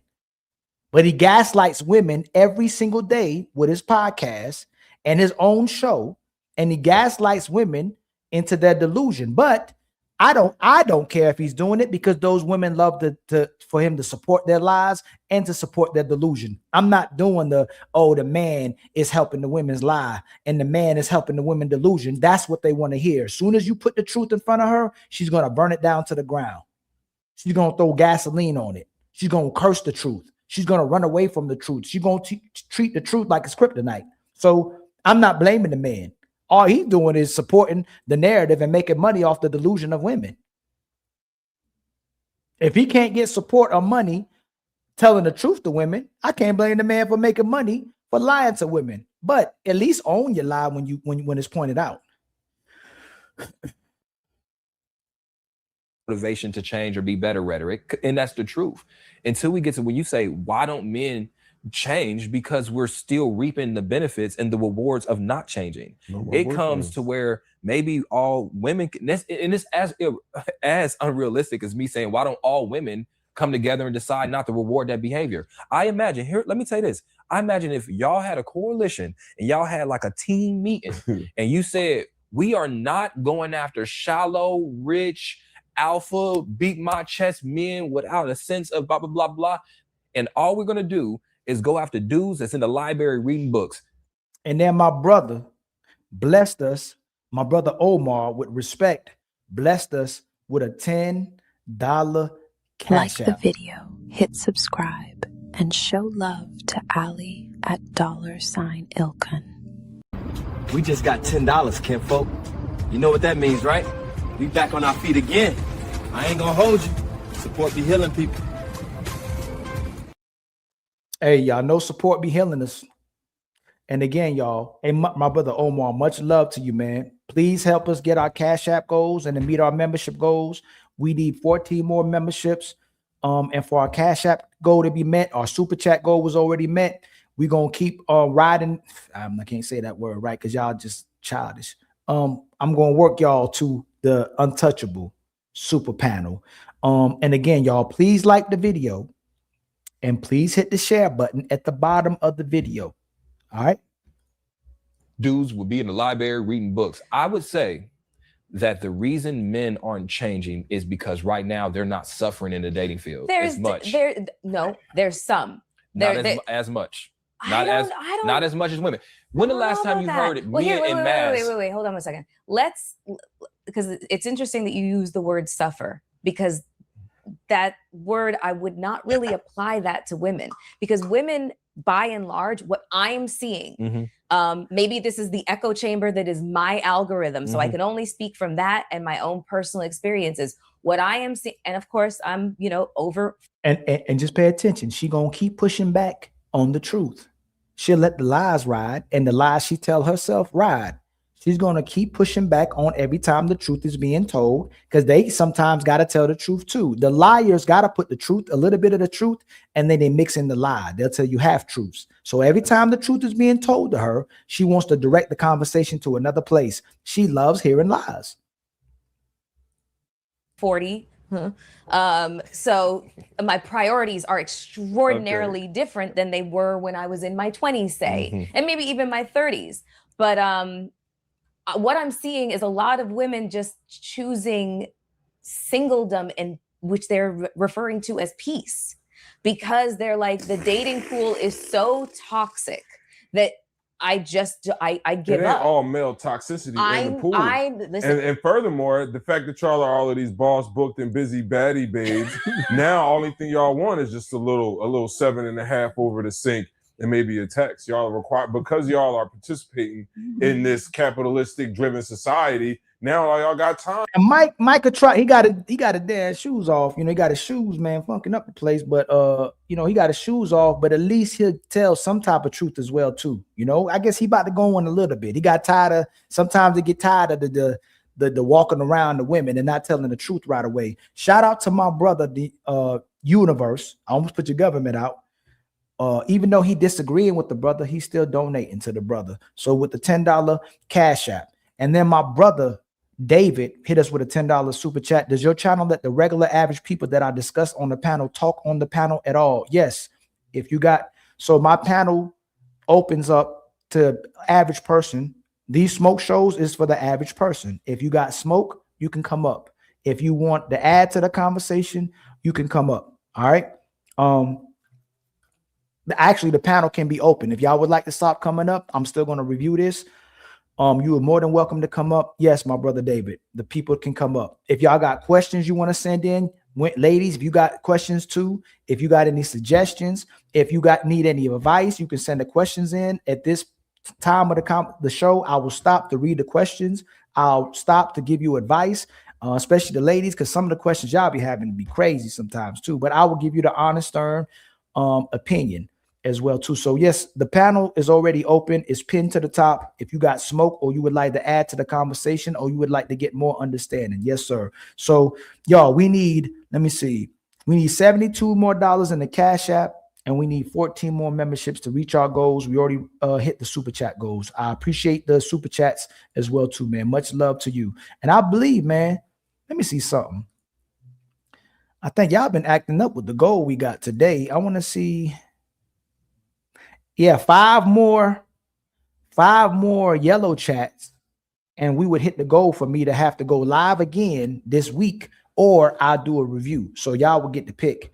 But we almost close to that goal. So much love to the contributions and the donations, yo.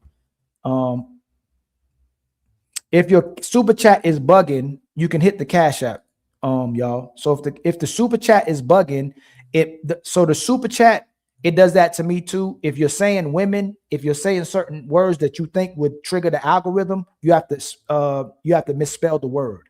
All right. For some reason, you can't say women associated with nothing, and there's certain words you can't use because it triggers the algorithm. But this is the Cash App. If you can't hit the super chat, you can hit the Cash App as well too. All right. Kind of like if you don't beat them, join them kind of thing. No, I think to all of your women that say that they're so grateful that we live in a time that makes them be productive members of capitalistic society, you got a lot of women on the train every day like, who the fuck signed us up for this work shit? I would much rather be in the home than letting a man take care of the home. And then because women were conditioned to, throughout that whole feminist movement, to almost develop some shame because all I am is a housewife. What do you mean? Now we've got popular shows about it. Like it's really the ideal life if I'm able, because if I'm able to sit. And he's wrong now too. Much respect for Mike trying, right? I used to believe that too. That was old talking points of red pill. Like these women want to be taken care of. There's women who want to be the traditional woman. They don't want to go to work, but that's a minority of women. A lot of women do not want to come back home and have to be that wife and mother to her family. That's why they're going to work. They're lying every step of the way about what they want to do. But what's funny is they want to do it and not do it at the same time. Most of these women don't want to do none of these responsibilities. They want to be they want to live the leisure life. That's the new traditional woman that women want to be. They want the maid. They want the cleaners. They don't want to have to go to work. They want to be able to shop every single day. They want to be able to pick out the house, pick out the car, and they just want to rest in their soft girl era. They don't want to do nothing for anybody. So I used to agree with the brother. I would think that a woman demonstrating her love would want to be home and take care of a household, but women are complaining about that. It's work for them. And in a sense of something that inconveniences them. My brother Ricky answered the question that is it if it's work. I do agree that we have to work for each other, but you should enjoy that work. You should love what you do. How is not being a mother and father, being a husband or wife, or being in a relationship with somebody where you cater to them something you don't enjoy? When in relationships, I love buying things for the woman I love.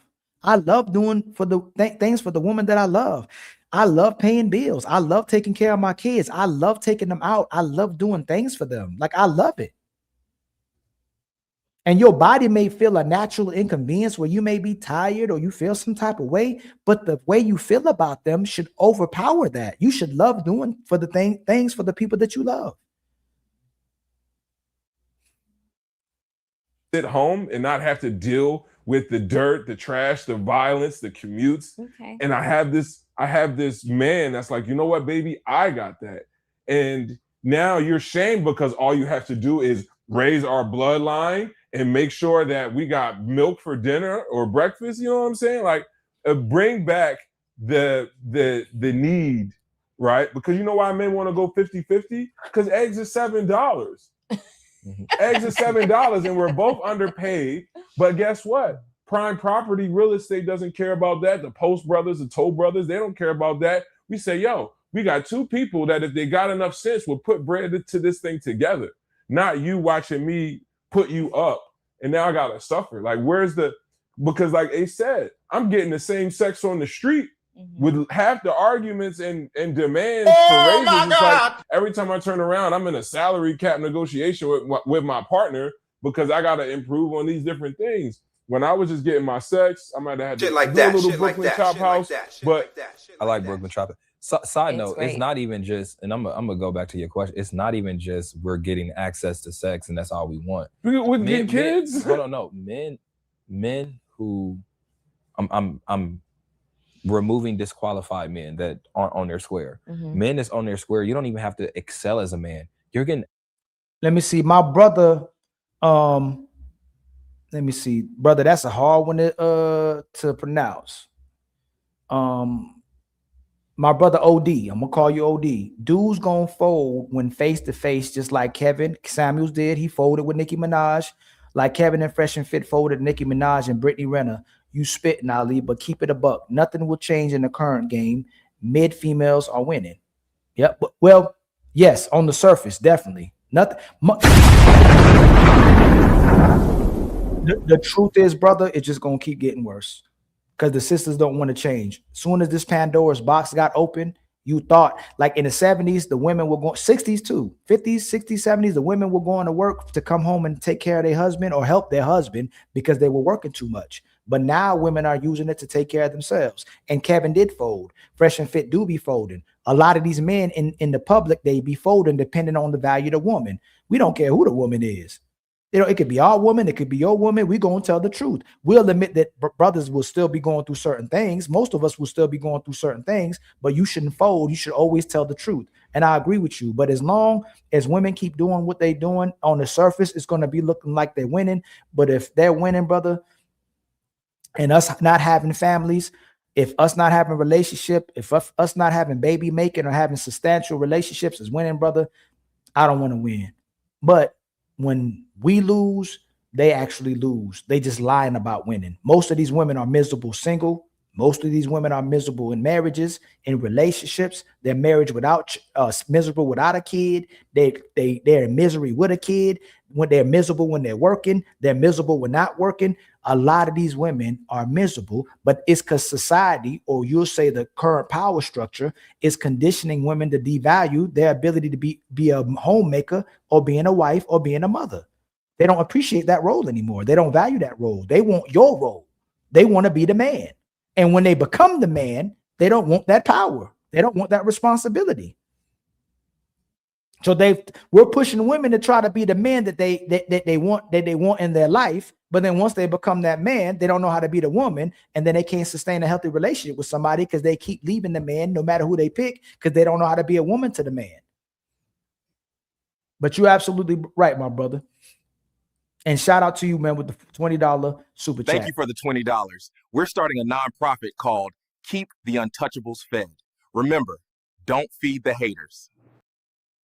Like the video, hit subscribe, and show love to Ali at $Ilkan. Access to quality women that you could see yourself with. Oh, for sure. And then you're a lot of men are having option fatigue. And what I mean analysis is paralysis. What I mean is, whereas you hear on the opposite end, when you're talking about qualified women, you're hearing there ain't no good men. I can't find none. I live down the street in Atlanta, and I'm telling you, when I go out to anywhere, it's 20 women to me. It literally is 20 women to me. Yes. And so I guess what I'm saying is, because of that supply and demand, because the fact that some of these toxic behaviors that we can talk about as elevated people that men need to grow out of, but most people aren't elevated people. So those toxic behaviors are attractive to certain women.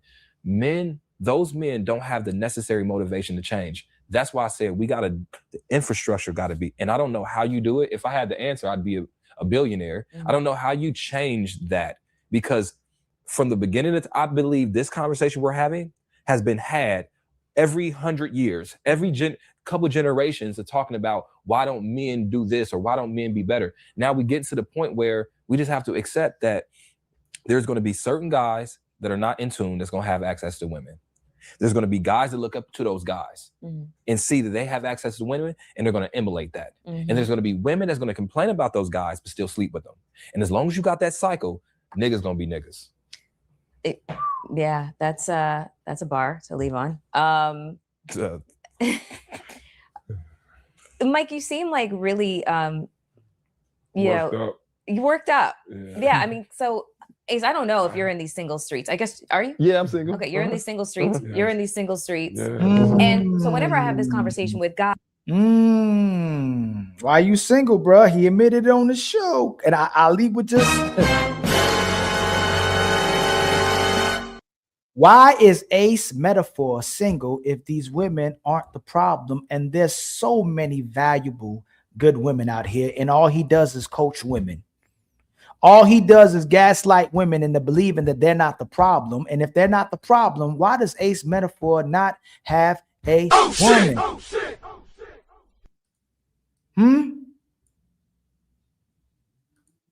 Why are the men complaining about men? Why are the men that's promoting that we don't have a woman problem always without a wife and always without a woman? They're the ones y'all need to ask where their woman at, not the men who complaining. The men who complain that are justified why they ain't got a woman or a wife. Why is it the man who's promoting these toxic women, who are promoting the women's delusion, gaslighting these women to be worse, don't have a wife and don't have a woman? That's the question of the day. Why are you single, brother? I hope you didn't cheat. I hope you didn't lie. I hope you didn't do wrong by a woman. Because where are these good women at that you're talking about? You should have one. Guys, they're like, well, don't overlook this. And I'm just like, hold on 1 second here. Like, don't overlook the fact that there's trash women out there. I'm just like, fair. I'm sure there are. I don't date women. So I don't have the perspective on that. I only date men, so that's the only perspective that I have. Hey. And that's the biggest lies women tell us. Women don't know no hoes. Women don't know no lying women. They don't know no stealing women. They don't know no toxic women. They don't know none of these women. They supposedly know each other better than they know us, and they know us better than they know each other, but they don't know, y'all don't know no bad women. Y'all are women. You could speak for men. You could speak for women. You could talk about how good women are, but you don't know no bad women. They're such liars, man. Especially when we had sisters doing that the other day on the show. They don't know no toxic women. They don't know no bad women. They don't know where you going to meet the women that you go. They never met a bad woman before. But they don't like their mama. Oh shit!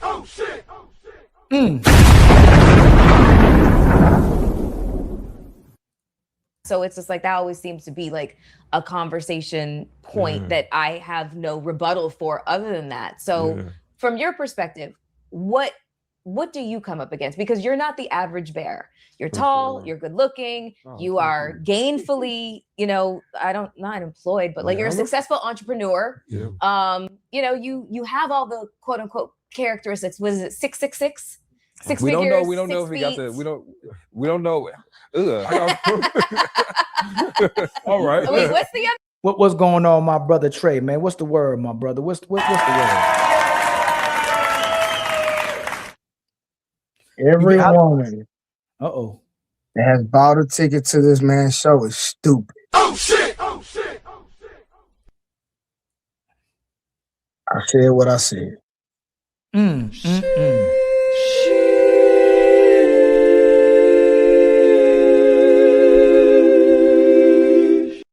What you been thinking about this show? You've been watching. How long you been watching, man? What you think going on? Bro, come on, bro. Ace Metaphor been a grifter since he switched up on Derrick Jackson. Derrick Jackson cheated on his wife.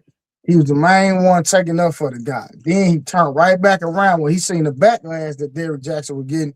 Then he went against the man, started talking about how bad of a husband, et cetera, drifting on him. Like he switched up on him. I'm talking about in mid-sentence, bro. It's ridiculous. how so many people be, bro. Like, it's crazy. Then for this man, and it's not even about the fact that he's not married.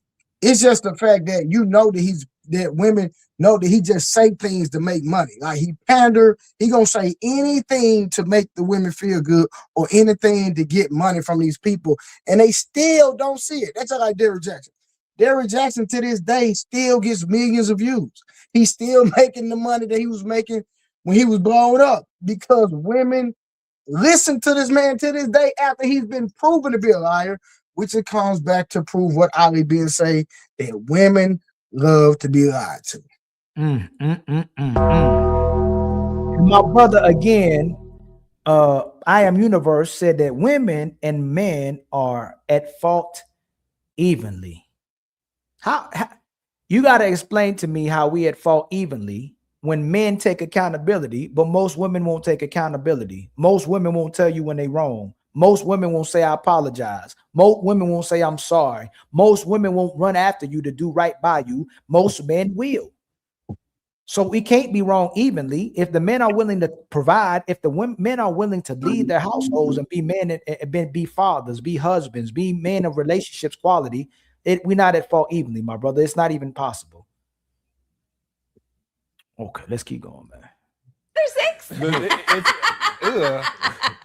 I don't know. Okay, Mel, clear that up, please. You okay, don't know. more than 6, maybe. I don't know. Okay, but anyway, so you're part of the what? The 1%ers of the quote unquote guy. I am just that the girl that all the women are supposedly looking for. Those standards are not mine. Like, I don't know if they ever were. But of course, I'm not the average bear. Like, I had the access to excess that I have had is different. Yeah. So I acknowledge that my privilege, if I want to call it that. Because, anyways, but true. So what is it like out there in the dating streets for you, seeing that you're not the average bear? You have the access to the excess. You're pick of the litter. For me, Mel, I see that there's 2 types of women. There's women that want love and there's women that want help. Oh my God! And that's probably as simple as I can put it. There's women out here that they need help. They need therapists. They need dads. They need older brothers. They need half the rent. They need cash apps for the beauty standards that they cannot afford. They're really looking to a man. Hey, Mike's starting to go down. Mike, he's starting to go down that hill. I see. He take me through there. Take me through there. He's starting to take us into the valley. Hold on, man. He started to take us to the valley, man. Hold on now. You know what I'm saying? All praises. With his shoes off. That man is taking us in the valley with his shoes off, Trey.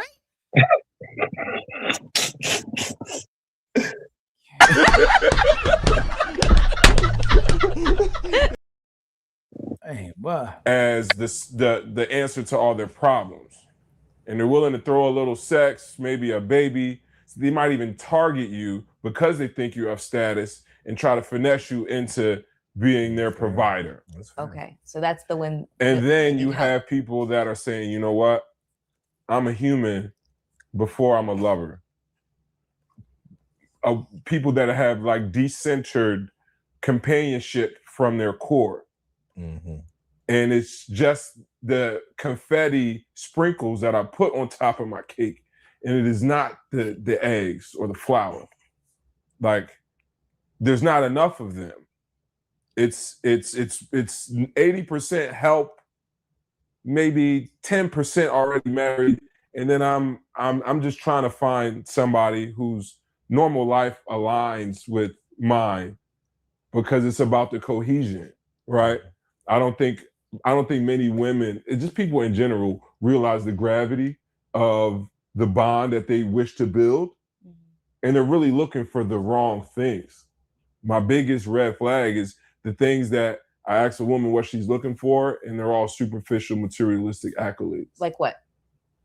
I need a man that has a great job. God. I need a man that has a great relationship in his community, well-respected, well-connected, etc. I need him to be visually pleasing. I need him to satisfy me sexually. I need him to be desirable by most of the women in my friend group, but not have already ran through them. We don't talk about God. We don't talk about if he has a therapist or a primary care physician. We don't talk about what his family life is and what kind of structure he believes in. Again, these people just want help, not love, not partnership, not companionship. Values are like, you know what I'm saying? It's just not deep enough for me. 80% of the women you come across fall into that category? Yes, needing help. You see how she plays dumb? She ain't got a man. She ain't got no kids. Melissa Ford was a video vixen. She was shaking her booty to make money. She was exposing herself to make money. She compromised herself to make money, to be around rap stars, to be in the industry. And she don't know no kind of woman like that. She don't know no woman who just want a man for money. Ali, I'm gonna try to go back in my archive because I used to get messages from Melissa Ford. Oh, for real? You think I'm lying? Bro, hold on. Ali, since you know me, when have you ever heard me lie? I ain't know you to lie.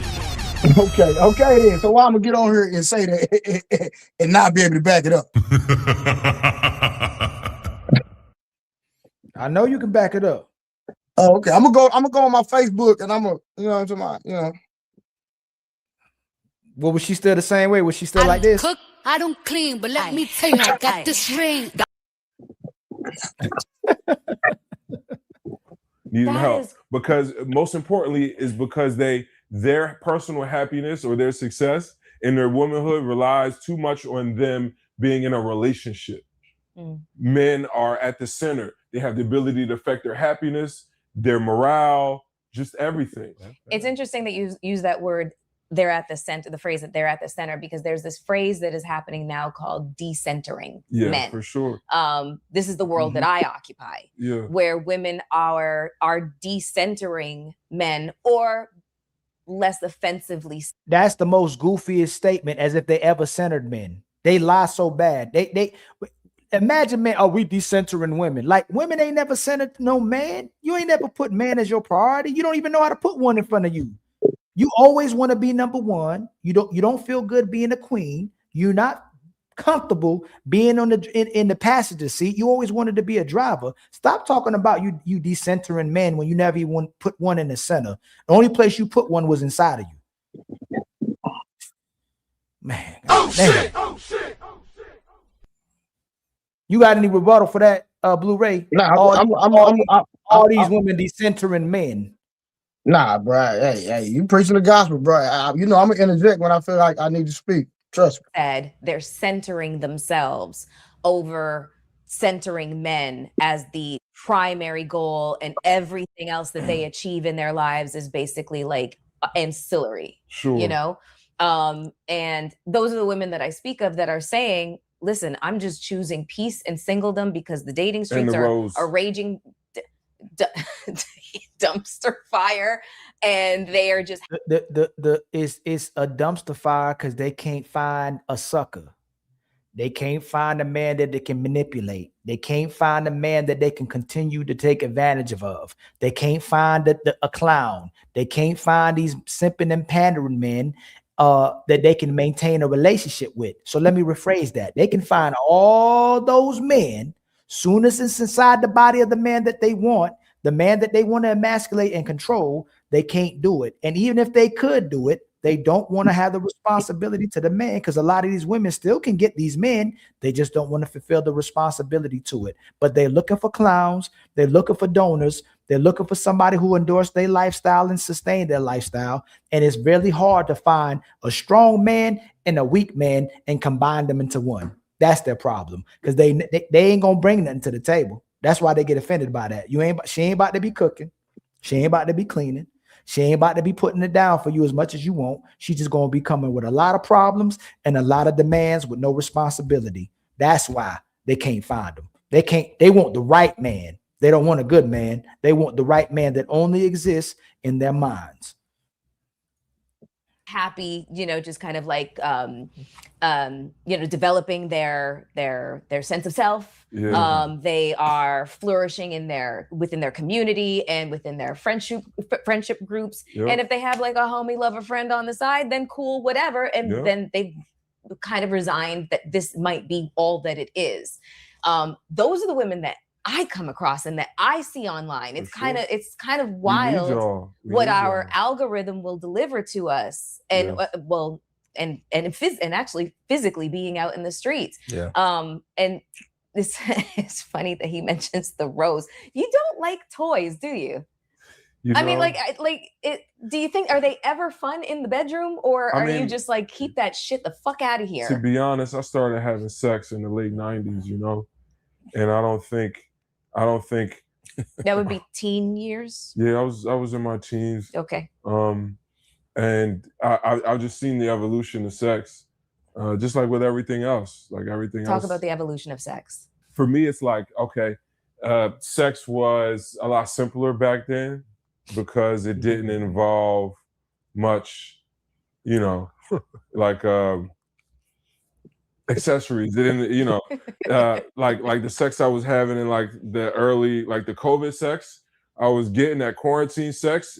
We've got gels, lube, sprays, cuffs, clocks, whips, chain, I was so saved. I was so saved. And then I think sex has been warped. I didn't even have to give rounds before, but I think just like, maybe it's the women that I date, they're older, higher sex drive. So wait, you said the rose is what, increasing our endurance and stamina? Nah, the rose is just robbing niggas of sex every Monday through Sunday. Because now that they've been perpetuated, like less Ghostbusters get calls. It's like I've got a little Bankman in my arm rest. Yes, sir. Never trust a woman that uses toys. Oh my God! If she uses rose, dildo, vibrator, any of that, do not be trusted. All stimulation should come from the man that you're in a relationship, and that only. If you have to introduce things into the bedroom, fellas, that means you're not doing your job. So give context, my brother. Why should you not trust a woman who uses toys? Help the people out. Give context. Okay. You gotta help them. You gotta give them context. The context. I gave the context. She can't be trusted. That's what you know what I'm saying? Don't play with women that play with toys. That was the context. Because this is my thing. If you will let anything outside of me stimulate you, then there's a possibility that you'll let somebody else stimulate you. All stimulation should come from me and me only. That's it. Nothing else. If it's not a part of me, or if it's not coming from me, then it shouldn't be done, period. That's my personal belief. Talk to me. What do you say to the women? They say they do it to keep from getting more bodies. They do it to keep from dealing with other men. What do you say to those? That means that's an excuse.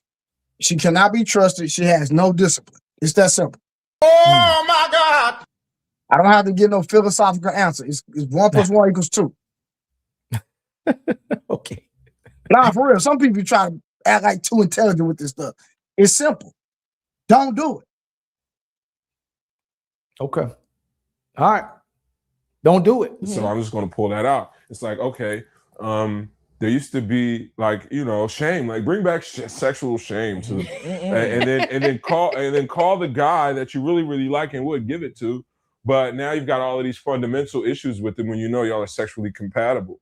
I think the good news about these, with everybody decentering, they'll realize that, man, I don't really need marriage. I could really just swap out homie, lover, friends every 4 years like a lease. Let's let marriage be an option, but not the funnel that we're all supposed to go down. Because then maybe people like me won't deal with the loneliness epidemic because I could find my partner, because I won't have so many people confused about what they want. There are men that will literally pay you money for sex. And sometimes they might do it in one night. Sometimes they might do it all month long. And if all you need is a little help, y'all have a perfect match. But don't be confused about what you want.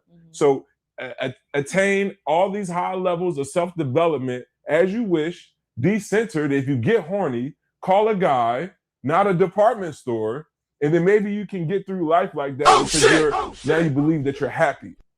But don't, to my 45-year-old guy's point, don't get conditioned or bombarded or spiritually oppressed into marriage with a woman that probably only said yes to you because it's tough finding a guy that's going to take care of you +3, only for him to be like, damn, I'm getting laughed at because I might be going out for like a sucker because I don't even like shorty like that. I just thought that this is what I had to do. It's a mess. The decentering men, you know, and I think men have been decentering women for a long time too. And I think it's a response. And I think that we are getting further and further away from being pro-family. And to your point, I love the idea though. I love the idea of you focusing on your wholeness. I love it being, you know, focusing on self-love, self-esteem, and finding your purpose and your path. That is what the default should have been from the beginning. But what often happens with both men and women, you bitterly get placed in the decenter movement instead of a movement that's motivated by you're actually trying to be well. So now you're online talking about how like, oh, I'm empowered because I decentered men. No, you're not actively doing the work on the backside that's required to actually be decentering men. You're saying it because it sounds good. Men are, but he the one that makes them do that too. Excuse me. He promotes them and helps them do it. So even if he's not the cause of it, his whole channel, all his tonight's conversation, his IG is built on gaslighting and supporting women doing that. Right. Like he don't talk about the women having to improve themselves, working on themselves, being women who can love somebody else, having the traits and the skills necessary to be the woman these men want. He don't talk about none of that. And if he does, it's 1 out of a trillion shows. He'll probably just slide it in there just to say, hey, yes, I have. You can't say I haven't done it. Most of what he's talking about is gaslighting women. They said Leosha ready for the link. Oh, somebody gaslighting Leosha. What's going on? Okay, there she go. Okay, Leosha ready for the link. saying it because it sounds good. But as soon as you meet somebody you like, all those morals and values you done got while you decentering men go out the window and you're back in that same cycle. So I just hope that when people are actually decentering, because you should, no one should be at the center of your universe but you. And if you got some kids someday, because these people, I mean, I love them. I love people. But sometimes people can be unreliable. But as long as you're alive, you're going to wake up and see yourself in the mirror. And you need to make sure you're in tune with your star player. But it needs to be authentic and not just say it for clout. Because I see too many people just because it's a trendy and it's trendy, me date, I love myself, but you really don't. So I just hope you're actually authentic with your actions to align with the message that you're conveying. You see, he won't say women. Man can't say they decentering men. He won't say women. They don't want to say women. Where Mike was addressing women, he won't say women because he don't want to do it too much to where he may be looking bad talking about what women need to do. He don't want to get pushback from women. Do you agree with Mike's statistics? 80% women are out there needing help. Okay, and 10% want love and 10% are already off the market. Okay, so what's your experience perspective? is there are probably, I mean, if I pinpoint a time in my life that's not present day, because I don't like snitching on myself, there are probably at any given time 4 women that I was talking to that if I asked them if they wanted to go steady or be exclusive or be in a relationship, they would say yes. That's not that one. That one what he had a disagreement with. You see that already? We know there's women out there we can get a relationship with. There's women out there that say yes to marriage all day long. Don't mean they're gonna be a good person to be with in a relationship. Don't mean they're gonna make a good wife. He changed completely what Mike was talking about because he don't want to talk about women. He was doing it too much. It was already going too far. And then here comes Leosha, the one and only. Yeah, I think she got smoke for me. Uh-oh. I think she got smoke for me, but I'm ready for it.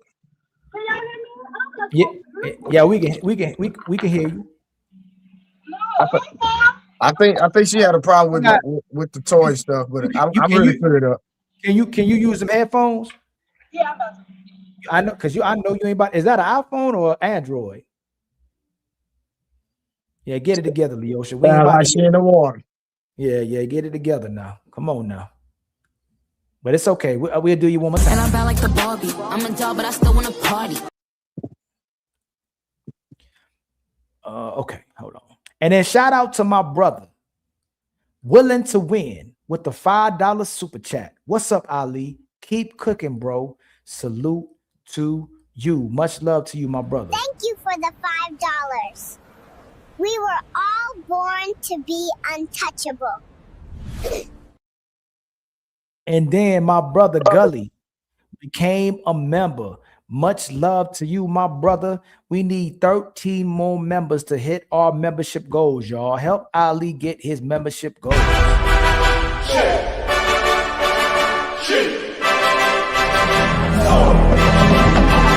It's gonna be a crazy one. It's a lot of battles on this card, and it's gonna be your favorite one. Okay, let's see how you sound now, Leo. Oh, now you can't even hear. We can't even hear you now. The cord messed up. And we need to donate to the Leosha headphone fund.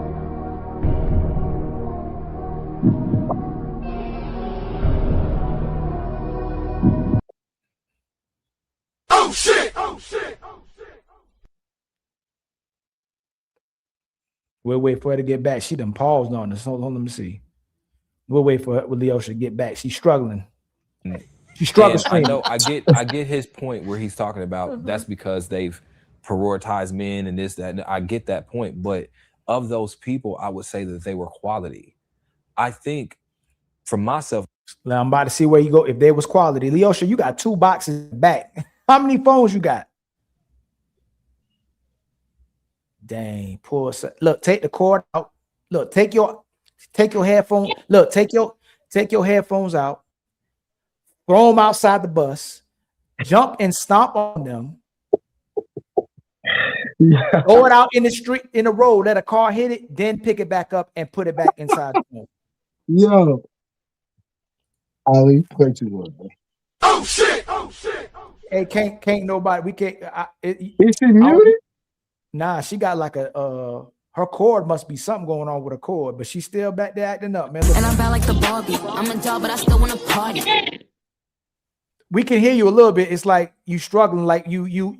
It sounds like you in a multiverse and you trying to get like connect to us, but you struggling, right? You struggle streaming right now, Leosha. And she go, boy. See, this is what we have in the relationships. Like they be trying to connect to us, but they just, you know what I'm saying? They just can't connect, you know? I don't get the 80%. I feel like out of every 5 women, maybe it's my vetting, every 5 women that I get their number, start talking to, is only 1 that's on some bullshit, right? And then it's 4, and that's why I said I feel option fatigue. I do not feel non-option fatigue. Yeah. And then what you get in is just like, well, if this one could work, man, if I held out a little bit longer, maybe I can get somebody a little bit better. And then you start playing this game and nobody is satisfactory to you. AKA I'm just like a woman. AKA I'm the problem. AKA nobody can satisfy me. AKA I still want to be out in the streets. AKA I still want to be the male version of what the women call a hoe. AKA I'm delusional too. AKA I'm manipulating too. AKA I'm trying to just bust it down. I ain't trying to wife nobody. AKA I'm just complaining about men complaining because I'm that sucker that I'm complaining about. Bruh, that's all this, bro. All this.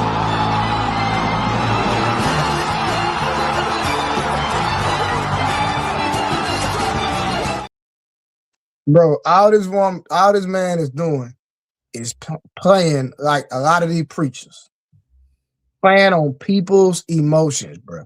That's all he doing. He getting the bag and getting it at the same time. I swear to God, he ain't nothing but a 2025 glorified pastor without a church. And this is what women feel like because y'all do the same thing. People are doing people things. This is why we're all single, because everybody has these unreal. He quickly got off himself. He said a little bit what he needed to say. He didn't say he was the problem. And then he said, oh, well, this is why women are doing it. He went right back to women. So we'll call him out. I think it's about to work because I hear air in the background. I can feel it coming in the air. You can hear it? In the air. Oh, Lord. Oh, Leosha, don't do that. Oh, Lord. Okay. Now I've been waiting for this moment. Oh my God. Oh man. Hold on. Hey, Okay, you Leosha. good now, Leosha. Leosha, you had issue with what I said about the toys? No, you was going into depth and you was saying like, now if she use a toy, like, I think you said something about it disrespects you or something. Right, you can't trust. It's just like, no, like what if she asks you, like, hey babe, you're away or whatever. So let me help you out real quick. Let me clear it up for the people. Oh my God! Since I have somebody here, let me ask you a question. Does a dildo have a pulse? I need you to answer me. Does a dildo have a pulse? No, damn, let me get to it. Hey, man. Hold on. No, I want simple answers. Does a rose have a I pulse? said no. No. Does a vibrator have a pulse? No. Okay. Oh my God. Do women want? So does a vibrator give you a feeling? Yeah, it vibrates. Does a rose give you a feeling? Shit like that. Shit like that. Shit Yeah. like that. Shit like Does a dildo give you a feeling? Yeah. Now, in a relationship, do you desire love? Yes. So when it comes to sex, do you want love or feeling? All right, nigga, you right. All right. Answer that. You right. Answer I want love. I want love. I want love.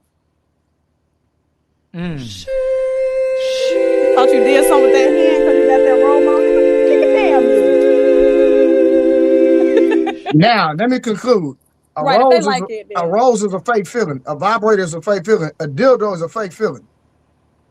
But y'all want real niggas. Yeah. Ooh, because they fake? Is it because I don't know. I wouldn't. My brother agreed to disagree, who was the current sponsor of the show, now with $55. If he's meeting 5 chicks and only one of them are on BS, then that means he's the problem. That's mathematically impossible with today's version of women. And that's the difference of the men and majority of men who hold men accountable as well too. If most women are good and we doing women terrible and we living terrible by women, we're gonna call out the men just like we called him out. If I'm come on here bragging, Leosha, I don't got them problems. All the women do everything for me and I'm still single. I'm the problem. And I'm the type of man that women are endorsing and promoting, and you're catering to me as well too, and promoting the lies that I tell, all while saying most men ain't garbage because a minority of men ain't doing right by you. Just like the ace metaphors. What's your thought on that, Leosha? What happened? I truly believe, I don't know, and I agree with you, Blu-ray. Women who buy tickets to go see these men, it's just crazy to me. They just left Chicago, and you know Kendra G on tour with them too. So, it's a lot of bullshit. I think you talk a lot of game. Now, if he was married, he had a woman. Okay, cool. To me, you just. But does he look from all the guys you dealt with? Does he look like he takes care of himself and clean, or he look dusty to you? That nigga ugly. He ugly in the face, but it looked like he. No, I ain't talking about it. Does he look? I'm talking about the way he looked like he so take care of himself. Them white shoes with the light blue. I don't know if that's light blue. Them shoes bro, go with that. I didn't notice his shoes was off. I'm one of the bro. Ali, no. I'm not talking about Mike. No. I'm not talking about Mike. Mike, cool. Ali, Mike kind of. Hold on real quick. No. Go ahead. Who is Mike? Who is Mike? Mike, the one to the left. The Frankenstein. Yeah, he decent. He just got his shoes off. We getting on him because his shoes off and his feet might be stained. But the dude to the right is Ace Metaphor. Ali, both of them niggas is ugly, bro. I judge niggas. I don't know what I judge. Both of them niggas ugly. Both of them niggas hardly nappy. Both of them look dusty. I don't know where y'all get that from. Them niggas is not no player fly niggas. Period. Like even if you dress in conservative, right? Look, I don't know what kind of style that is. Like, what is that? Like the one to the right. Can't dress, bro. I think since he got blue in his shirt, he thought it was okay to wear those shoes. I think that's where he was going. But if you went out with this guy, would you be like, man, he dresses nice like a man, or would you be like, what the world did he put on today with me? No, I definitely wouldn't say he dressed like a man. No. Because I ain't telling him to dress stylish. It just looked like like a man. Not any like man I want to. Yeah, that's. Whew. So look, hold on, watch this, because all he do every time. Hold on, I wonder where is this one? Here, is this it? Hold on. Here you go. Look. This is all he does every time, every single day. Hold on, I'm gonna come right back to this, y'all. Hold on, real quick.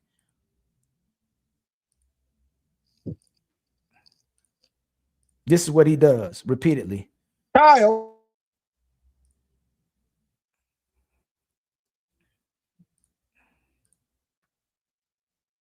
Go with the flow.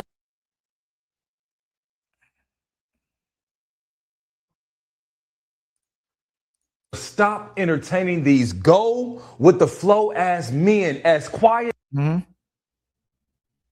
as is kept. Those are the most dangerous men to date. Oh, wow. Those men that are good men on the surface, but confused underneath, and he ain't got a plan for you. So he breaks your heart on accident, simply because he didn't know what he was looking for. So here you are, investing your all into a man that may be a good man on paper, that may have all the things you are looking for, except for a clear mind and vision for you. That is the most important thing that needs to be on your list. How many times have you gotten your heart broken by a confused man? How can a man that can't provide clarity be a great provider? I get it. You might be dating a man or talking to a man that got money, can protect you physically, but can he protect your mental sanity by letting you know where you stand in his life? I always say this. What? A man that's intentional, that knows what he wants, and that wants you will let you know. The fact that this man does not let you know what he wants from you lets me know exactly what he wants from you. Is your time without the commitment, your body without the promise, the relationship without the expectations. The most dangerous men in the world to date is those go with the flow men. Yo, he is talking about himself. He's talking about himself. I was just about to say that he thought he did something. He walked away, then Bro, turned around and came back. He thought he was go listen to everything he been saying in this podcast. He literally just talked about himself. He's talking about himself, man. Shout out to my brother, the sophisticated jerk, with the $10 super chat. The fact that women buy their tickets prove your point from yesterday. Show that women like being lied to. Look what he was wearing. Look like what he got on right now. It's just another graphic tee. It's literally another graphic tee. Same color. This nigga got hella brown graphic tee. We just got $10, kinfolk. You know what that means, right? We back on our feet again. I ain't gonna hold you. Support be healing people. Hey fam, we just need 77 more dollars in the Cash App, and we need 13 more memberships to reach our goals. Don't forget, we got the untouchable super panel coming up for you this evening. Ali just wanted you to prepare you do a pre-show before the show. Okay. Much love to my brother Cool Kev with the $2 super chat. Homeboy really thought he was cooking. He be cooking for the ladies. Shout out to Kev. He did thought he was cooking. He cooked. Like that's the only way, brothers like that, that's the only way they can get access to women, because they can't get access to women just being a man. As simple as that. He has to do all gotta those do things. too much. Is he a shorter guy? Is he short? Do y'all know? No, I don't think so. But it don't matter. He do too much with his hands. Like he all in the camera doing too much, and he's not saying anything. What he's saying, it's literally done. But that don't matter. That don't matter when you're dealing with actual insecure guys, whether they tall, whether they got money, whether they handsome. If these men are insecure, or if these men want to use women, or if men just want to treat women accordingly, they gonna sell these women to lies. That's all. Just keep it real, right? Keep honesty. I don't even say, remember this. I don't think if she a 304 and she a liar, she don't deserve the truth. But why are you lying to the women who supposedly are trying to be good women, and you gaslighting these women towards this direction? And if women buy it, they deserve it. If women buy these man's lies, if the women support the brothers like this, they deserve exactly what they get. Realistic expectations on what a partner should be. That's way too high for a regular person, because we're not perfect, and because something ain't right here, and the internet is telling you never to settle. You think you're settling for everybody, and then you end up being alone because no one is good enough for you. And I hope that spirit don't land on me, because that's what I suffered through. And you. Honestly, you probably suffered through option fatigue too. No, I was definitely in my option fatigue era, but that was only because look at the option fatigue. Option fatigue. What does that mean? What does that mean? They say they got so many. What are you talking about? So what they saying is having too many options. Come on, man. But no, and they got so many options that they just can't pick from one. Isn't that the same? Hold on. Isn't that the same message that he just preached when he was going back and forward? Oh, yeah. For sure. He talking about himself. That's a man who doesn't have clarity of mind and thought. I ain't never heard no shit like That's that. what he said. I know that's what he said. And they eat it up. My desirables were very materialistic. I loved a beautiful woman who did not have a child that had like a relationship with God. Let's just leave it at this. Like, yo, you believe in God, you fine, and you fit. Like, that's for me. And then there's a bunch of them because, like you said, I'm desirable. I will go all sevens, but who's got a measuring tape? So for me, but then I'm like, wait a minute. Then I said, God, like, what's going on here? Because I got all of these options and I'm not really feeling nothing. It's because you're looking at the wrong thing. Then I did my decenter, my isolation, my work, and then now I'm back out here. It's like, all right, Mike. Well, what are you really trying to do? Like, all right, I'm a black man. I've created a name for myself. I've created wealth for myself. Do I want to just live the next 40 years of my life off the fruits of my labor and know that, you know what, I could probably have access to women as long as I take care of myself the rest of my life? Do I really want to build a legacy? Do I really want to build a bloodline? Or do I just want to go out like a rock star? Because I realize that at any age, as long as I keep myself together, women will be at access to me for the performance things. She'll be on my arm. She'll buy me stuff for my birthday. She'll give me. Hey, Leosha, if men can get all this access to women, but the women don't give access to their heart and loyalty, should men marry majority of these women? No.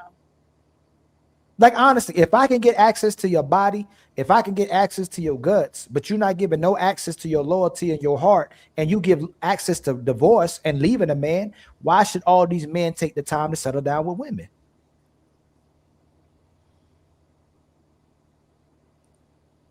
Work with me now.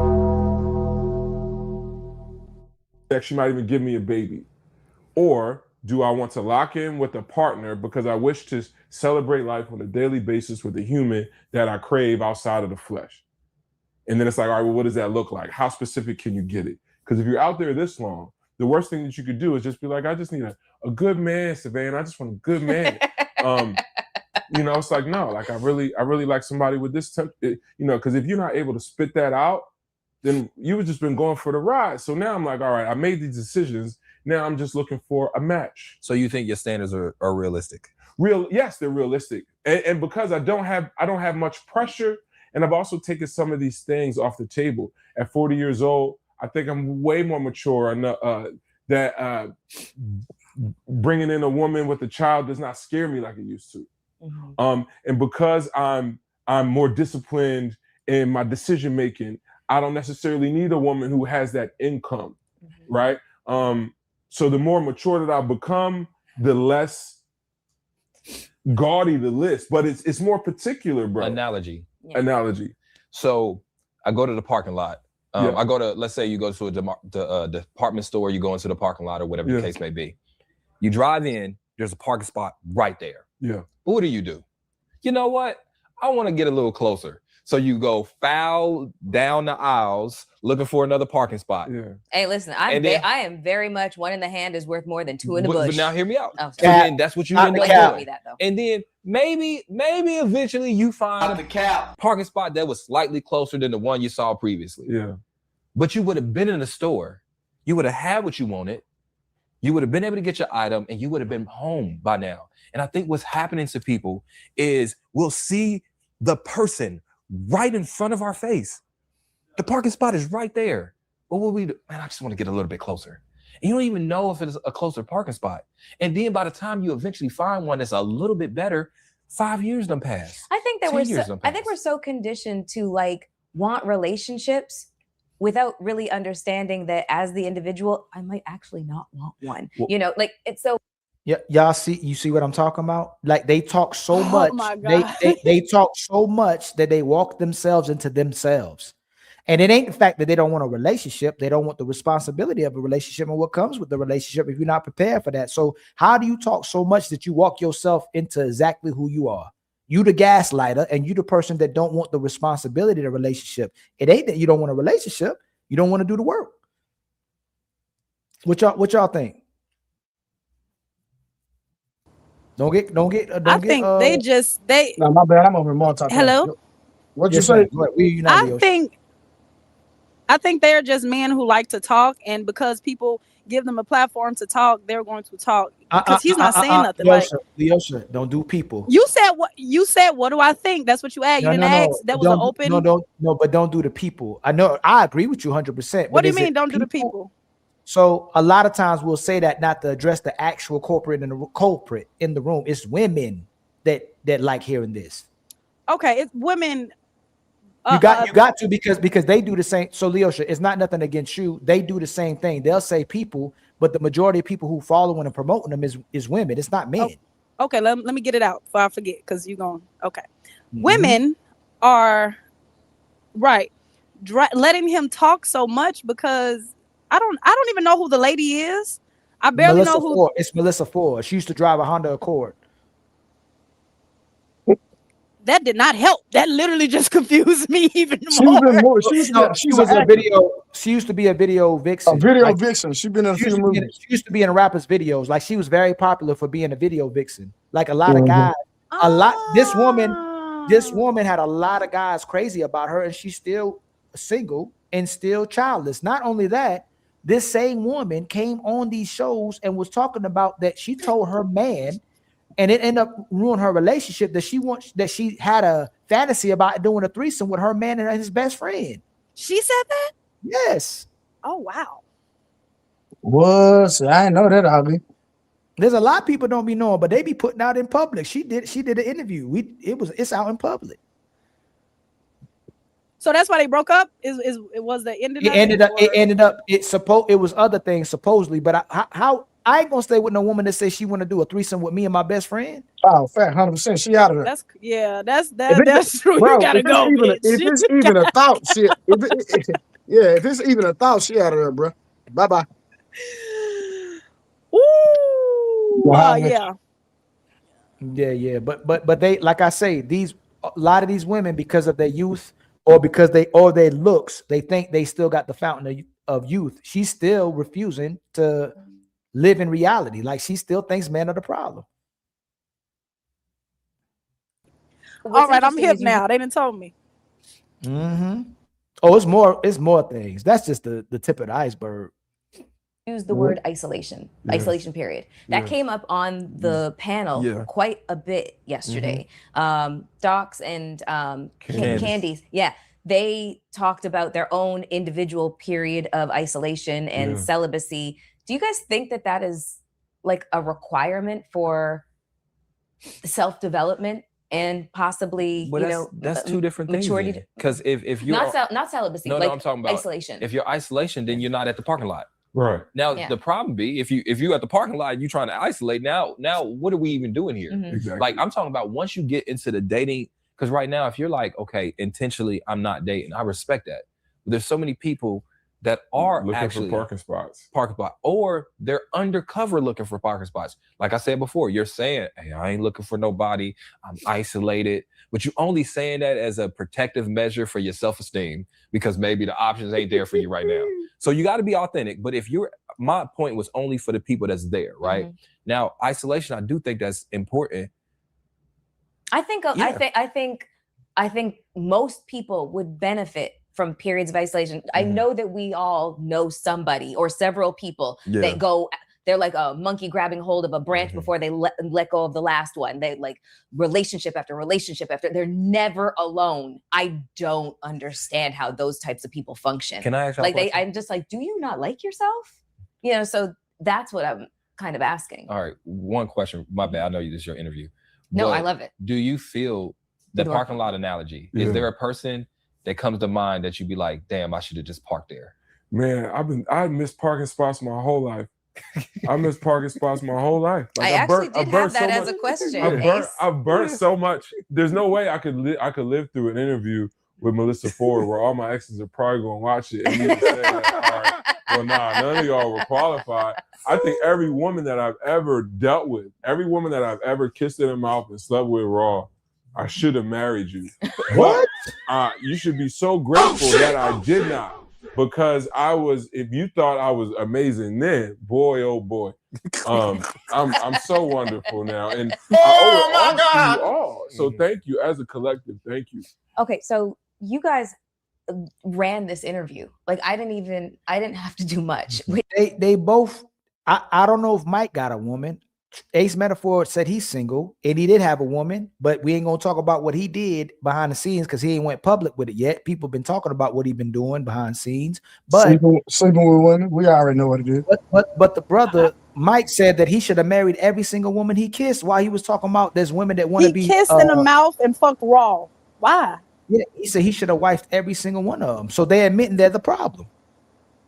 Literally. Lord Jesus, they got their big panties on or not. Which I love. This was awesome. So I want to do a couple of like wind down questions, and we're going to do a little bit of rapid fire because it's a segment that we do on the show. But here's my last two final questions.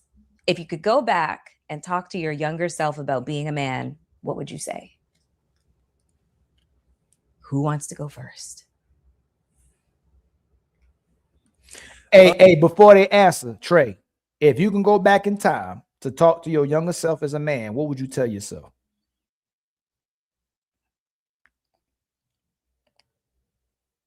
Be more financially literate. Okay. That's my most important thing because I have the amount of money that I have blew in my life and wasted on nonsense, bro.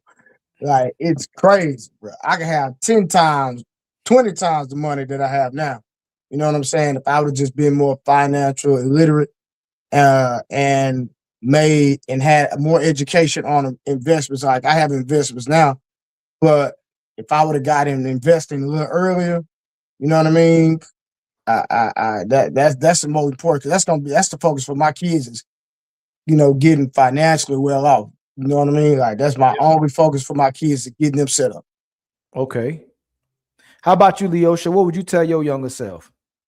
Oh, she talking. It ain't even that funny. Shut up, Ali. What would I go back and tell my younger self? Mm-hmm.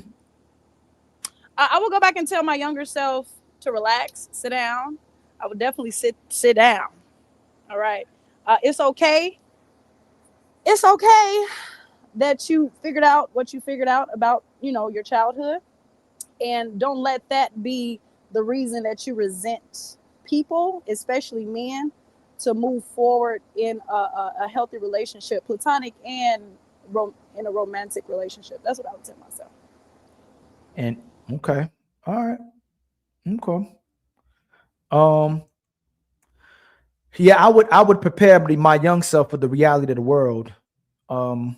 I'd have a long conversation with my younger self about what he may encounter in his life and what he may not encounter in his life. But I would tell them to be as righteous and orderly as possible as a man as well too, but be aware of the way men and women can both behave and how they conduct themselves as well too.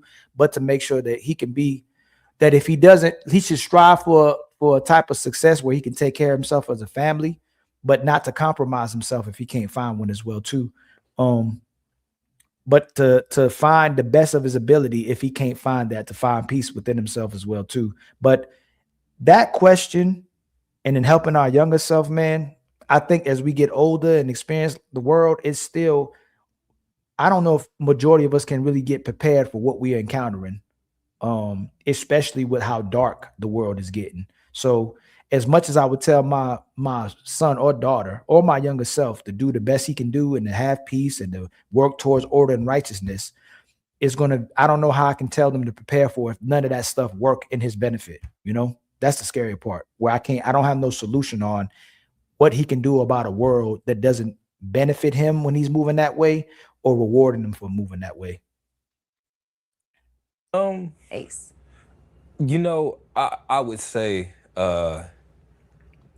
life is a marathon, and you know, it's going to be peaks and valleys, and this is just part of the experience. Being, you know, upper 30s now, you realize that this comes with life. But I used to take the valleys really hard, you know what I mean, back in the day. So I think that would be the first thing I would say is like, you know, you got this though, you know what I mean? And it's part of the human experience, and embrace it. You know what I mean? Like, it is those difficult moments, it is the stumbling, it is the struggle that empowers you later on. That's what builds character. And so in those moments, extract the lessons and take the names down. Yes, sir. Don't let people do it to you twice. Yes, sir. These niggas is boring, bro.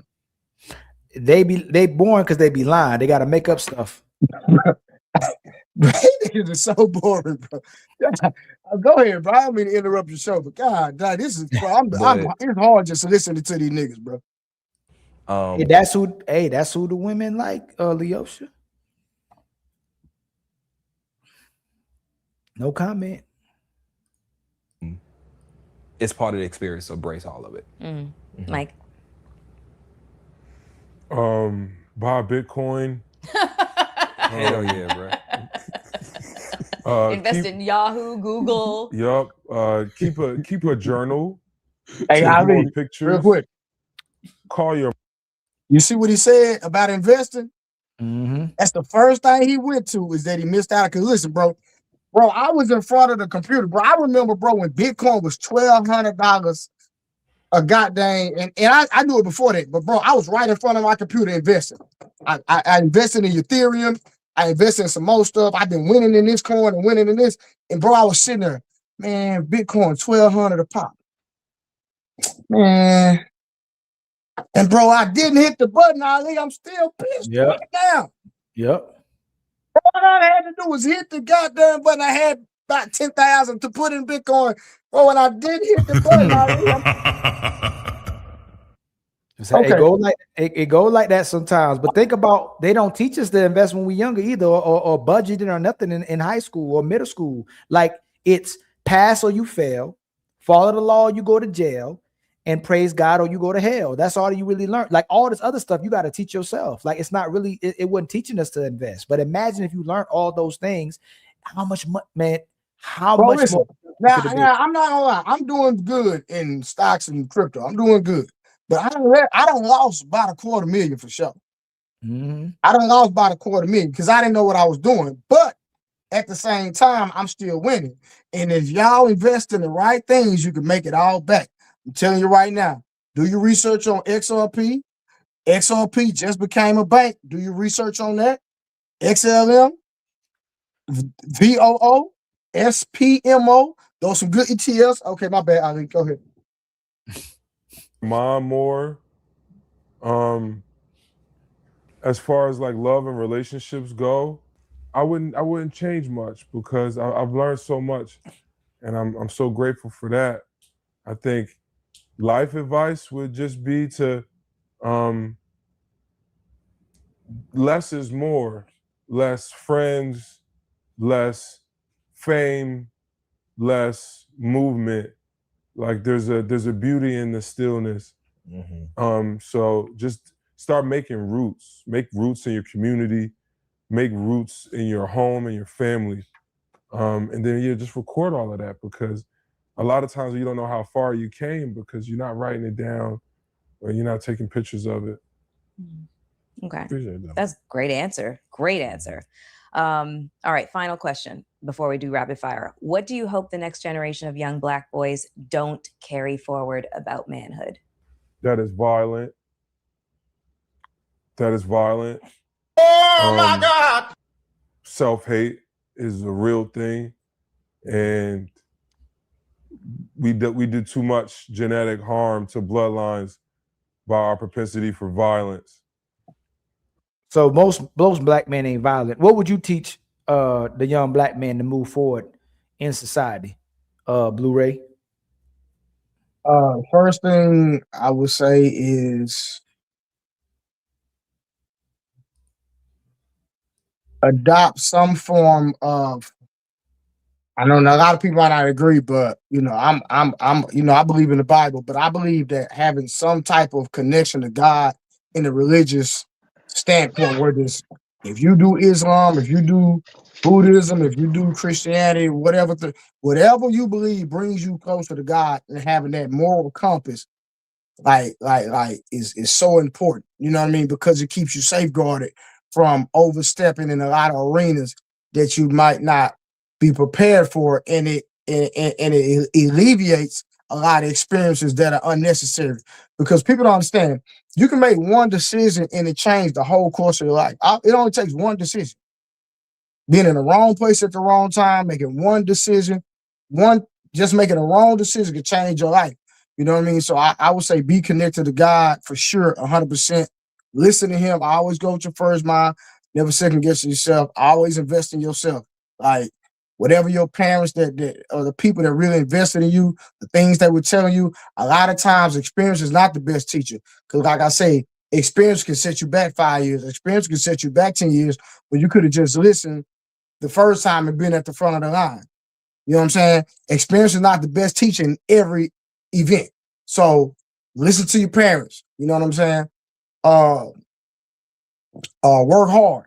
Sometimes you're gonna have to sacrifice. You're gonna have to do something that might not feel good to you. Sometimes you're gonna have to miss the party. You know what I mean? I would say stay drug free, 100%. No alcohol, period. It has no benefit to the body. It has no nutritional benefit. Stay in the gym, invest in yourself. We're gonna start right there.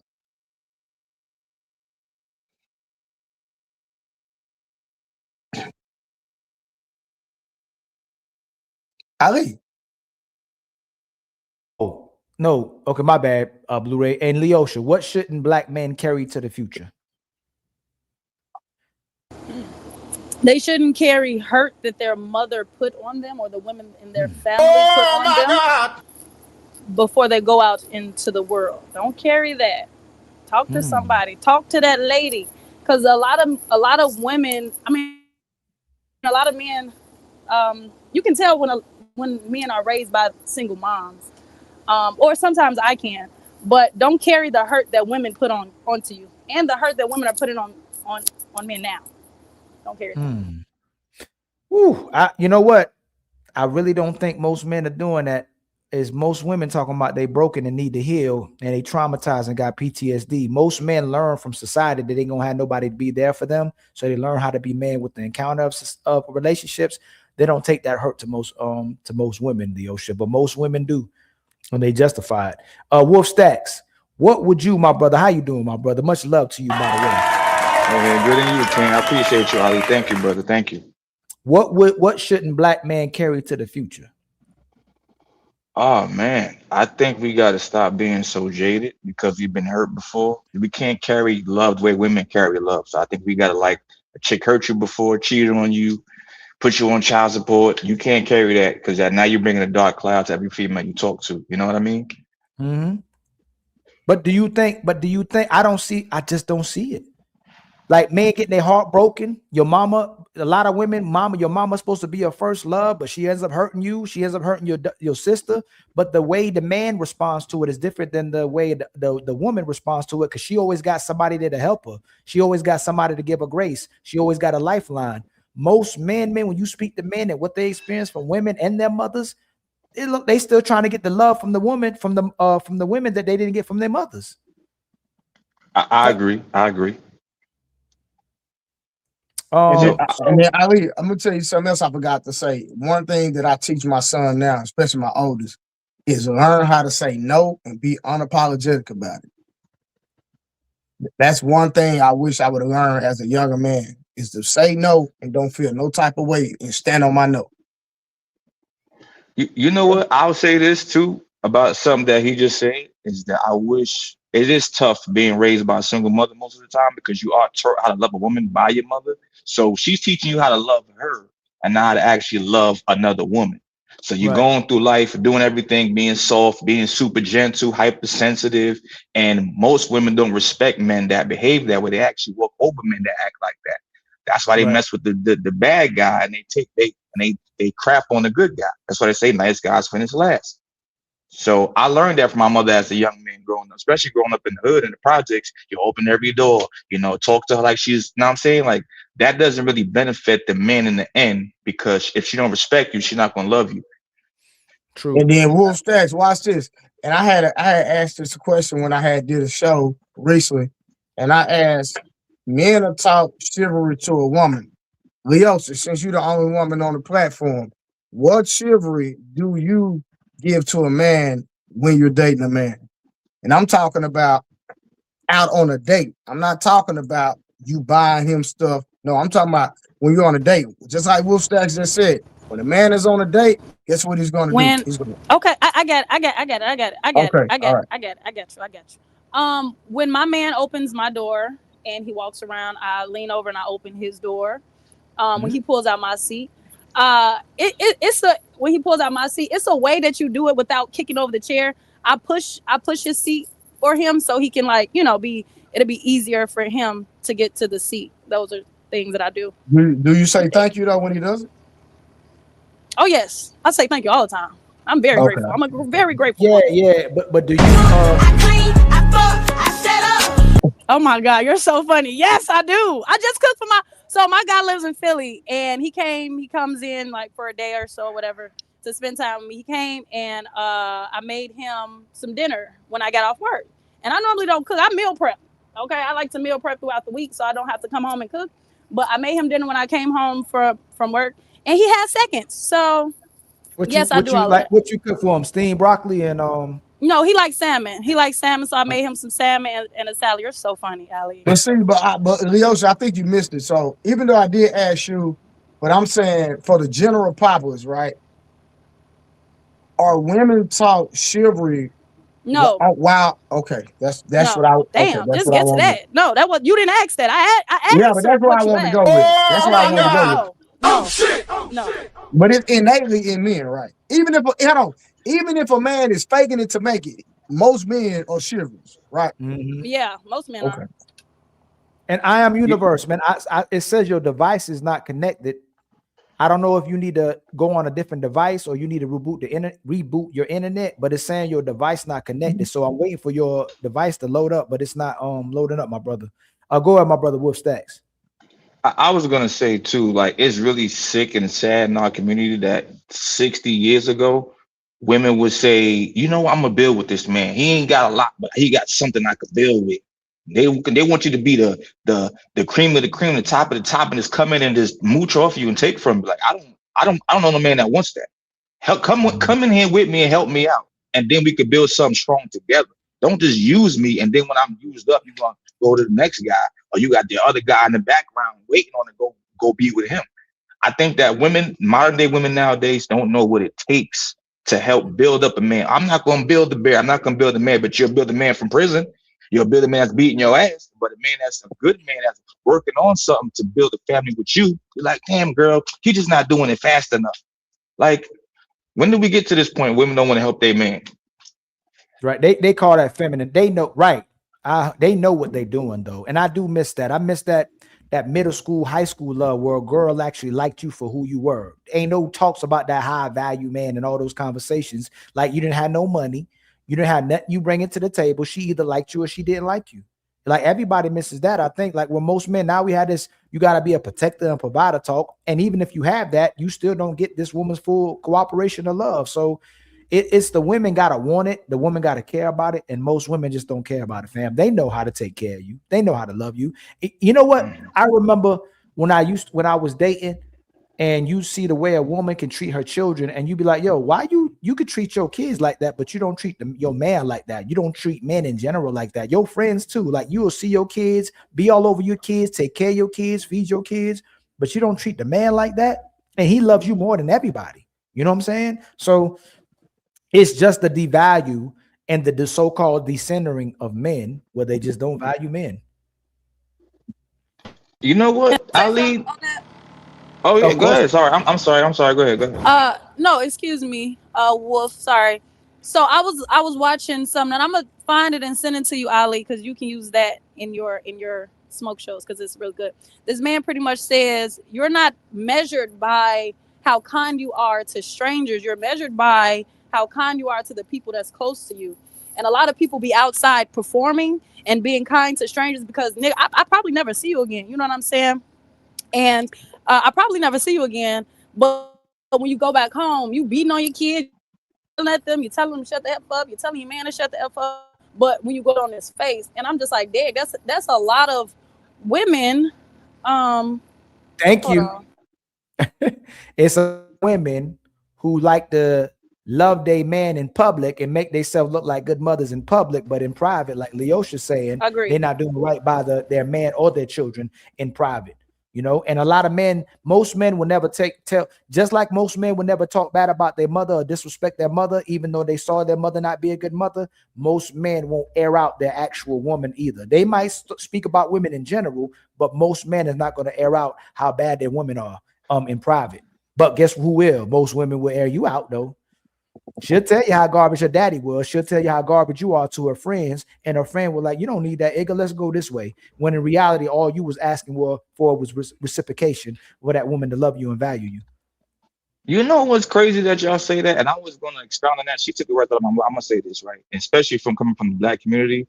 I don't even see women coddle their children anymore. I live in New York, so I'm on a train. I see kids crying out really loud, screaming. I don't even, all right, baby, it's going to be all right. So if you can't be that way with a baby, with your own flesh and blood, you're definitely not going to be like that with me as your man. If I'm having a bad day, like tell me when the last time y'all heard a woman tell her child, shh, it's going to be okay, baby. Mommy got you. Mommy here, kissing the baby, you know, hugging it, holding it tight. So you can't do that with your child. In general, I don't see it. I got a brother. I got a close brother. I got a couple close brothers to me. Actually, one brother that has a woman that does, like, she teaches her kids, she homeschool her kids, she loves on her kids, like she always waking up every day to be phenomenal mother to her children. I got like one boy that I can think about.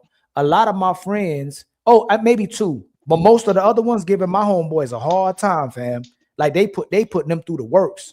Like they going through some hell, but they try to keep their family together. But I got a couple of friends, being honest, that the woman just wake up every day to love them and to love their children. You know what I'm saying? But it's very rare to see what you're saying. When I'm driving, when I'm looking at properties and stuff, I see little kids all the way back, like 5, 4-year-old, 3-year-old, 2, walking way behind their mamas. Like your kid can run in the street at any time. What are you doing? I mean, in diapers, just walking. The women are walking in front of the baby, and the baby is way in the back like it's a grown boy already. Like you see it all the time. So yeah, man, it's very hard to see a lot of times mothers showing affection. And I remember when I was growing up and started understanding, like, yo, there ain't a lot of dudes around. And I'm like, yo, at least the mothers would never be like this. At least the mamas would never not be loving. And there's so many women that you see not loving properly. I would never think we come to a place like that. And it took me until I'm in my 30s to see why men move how they move. Because I used to be like, I used to listen to the women, man ain't ish, your man ain't ish. These women are like this because all the damage men did to these women. When you seen it was a lot of mamas, and the women that was doing damage to the men not demonstrated that they valued them and they actually loved them. A lot of us see what our mamas did to our daddies. It wasn't the other way around. Daddy was like, I'm just not dealing with this. Baby, I'm sorry.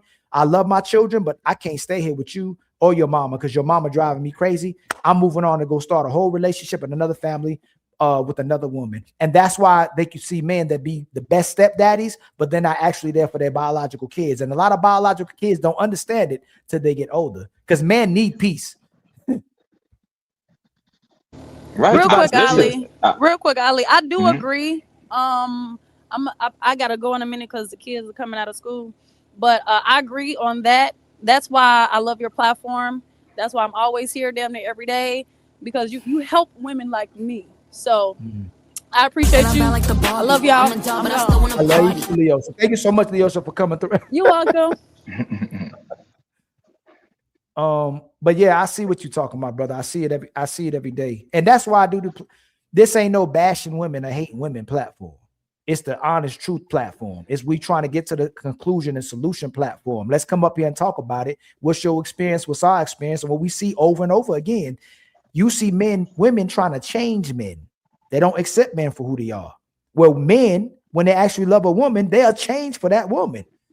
You know, it don't necessarily mean he was bad, but he's willing to change for her. He ain't gonna change for nobody else.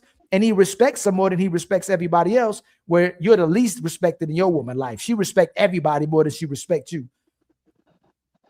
You know what's crazy too, Ali, bro? Something that I realize as a man too, we'll be very unhappy with a female, bro, and we stay there. It's like having a job, right? It got good benefits, it pays you well, you got a 401k. Even though you hate that job, you'll stay there till you retire. Women don't date men like that. They be like, you know what? I'm just so bored with him. I feel out of love or whatever they say to just leave you and go find somebody else. Like they don't value relationship like men do, and it's crazy because they say that men don't value relationship. We actually do. It means you actually love your kid. It means you actually love your woman. It's the same way with your kids. If your kids acting up, they making a mess, they doing a little too much, you still love them no matter what they do. You know what I'm saying? And if you get upset with them, it's a quick recovery. When I get upset with my kids and they're young, it's a quick recovery time. I don't want to stay mad at my kids. I'm mad that you did something that could possibly hurt you. I'm not trying to stay mad at you. Where they'll be mad at you for correcting them or redirecting them, and they want to hold a grudge on you because you're trying to make them a better woman. Most men are just checking their women to make them a better woman for society and make a better woman for themselves, where they sitting there trying to emasculate you and have control over you, and then they holding grudge with you because they didn't get their way. You know what I'm saying? And you'll stay with her because you actually love her. You'll deal with her ugly toe. You'll deal with her stretch marks. You'll deal with all those things because you actually love her, where you get to see if she actually loves you when she gets mad or you say no. They out the door. Soon as you start saying no or when you mad, you get to see if that woman actually loves you. Well, see, a lot of times we're correcting them to get them a part of our program because we already know that, hey, this is going to be an issue in the future. So to prevent this from being an issue in the future, we're going to go ahead and nip this in the bud. We're going to go ahead and get on the same page and get this corrected. And so if she can't see that as, hey, my man, it's not that my man has an issue with me. He doesn't like this. He's trying to get me on this program because we already know whatever to make peace, whatever to prevent arguments and a lot of, conflict, then that's just the best course of action. So, you just got to look at it like we on the same team. It's like we all play sports, right? When I correct one of my teammates, it's not that they trash or anything like that. No, hey, listen, we're trying to win. And if you do that, that's going to put us in a bad position. So I don't need you to do that again. Or if you need help, let me know. You know what I'm saying? It just depends on, what sport we're playing. But I'm just using it as an analogy that, hey, we're on the same team is the foundation of what I'm trying to communicate. And a lot of people, they take correction as an offense. You know what I'm saying? They get offended by the things that you say to them. Like, no, I'm just trying to get on the same page. It's really that simple. But think about what we all said. You can have a checklist off and your woman don't meet none of them checklists and you'll still stay with her. You'll say what your preference are, but she don't meet none of them checklists and you go, I actually love my woman. I'm going to stay with her. Look what Illa said. $5 super chat. Despite what they say, women only respect aesthetics, force, and finances, and that's even temporary. You can check off all her checklists, and she gonna move the goalposts. She can move the goalposts, and you check off all that, and it's still not good enough. So the tall man ain't good enough. The handsome man ain't good enough. The dominant man ain't good enough. They're gonna find the reason why this man isn't good enough and why they should leave. Where when she don't meet your checklist, you still stay loyal. If you meet her checklist, she moved the goalpost, you check that off, and she's still disloyal. And the crazy part is they say that men, I always say this, right? It's not a bashing thing. I just think women have more access to sex than we do, right? So they could cheat a lot faster than we could. We got to go out, meet a chick, take out a couple dates, buy some drinks or something. We got to raise her up or whatever. But a female, she's walking down the street. Hey, babe, I think you're so gorgeous. I don't care if she got a man at home. All she got to do is roll over and check her phone. Look, if you cheating and dealing with another woman, you just want peace. If she's doing it, she want validation and attention. She really not even to the dude. The dude most likely ain't gonna make her come because a woman needs chemistry. A woman needs connection to deal with these men. She's trying to up you. She wants to be better. She's resentful. She's trying to use that against you. She's trying to weaponize that against you. She really don't even like this dude. You doing that for peace. It's different reasons why we do what we do. When men lie, it's to make her feel good. It's to make yourself feel good. Look, I want to leave this woman, but I love this woman. So I'm going to lie to this woman. I don't want to break my family up. And I'm going to go do my thing too so I can get peace. When she leaves, she's trying to outdo you. She competing with you. She trying to replace you. She trying to be treacherous. She trying to be deceitful. We lie for all the different reasons, and we're loyal for different reasons. You actually love that woman. And see what Ali was talking about, and I know some women gonna say this don't apply to me, but you just talking about how women weaponize their body when y'all have an argument and when you have a disagreement, and that hey, listen, I still love you, I still want to be intimate. But some women they weaponize that, and so that forces the man to hey, I already know, boom, boom, boom. Well, you won't give it to me like me and Big Dog. Big Dog was somebody else that hey, because there was a phase that I went through. Hey, if you don't give it to me, I'm gonna go get it from somebody else. And and at the end of the day, when I get it from this person, they're not gonna weaponize it. Right. And I don't have to pay. I don't have to pay no bills to get it. I don't have to fuss, fight, and argue to get it. This person just want to please me. You know what I mean? And sometimes we go through that phase. I'm not saying it's right, but it's reality. True, but that's minority of men. Most men can't cheat. And most men don't cheat because they can't cheat. They can't get access to women like that. So if most men don't cheat, why do women keep bringing it up with the conflation of the man that they may all want versus the majority of men who can't cheat or get access to women? And most men ain't going to want to cheat either. Even if we have our preference and we deal with multiple men, most men will honor that. They don't want to hurt that woman. If she finds out he cheated, he don't want to break her heart. What's going on, my brother? I Am Universe, man. You finally got it to work, family. Where was you at? I was at work, man. I'm a highway fan, so I was on the road at first. So I finally got back, to the yard. Okay, but I appreciate you having me, man. How you doing, Ali? Hey, no doubt to you, my brother, man. Oh, hold on, my brother, you the one with the pushback. Yeah, man. Oh man. Go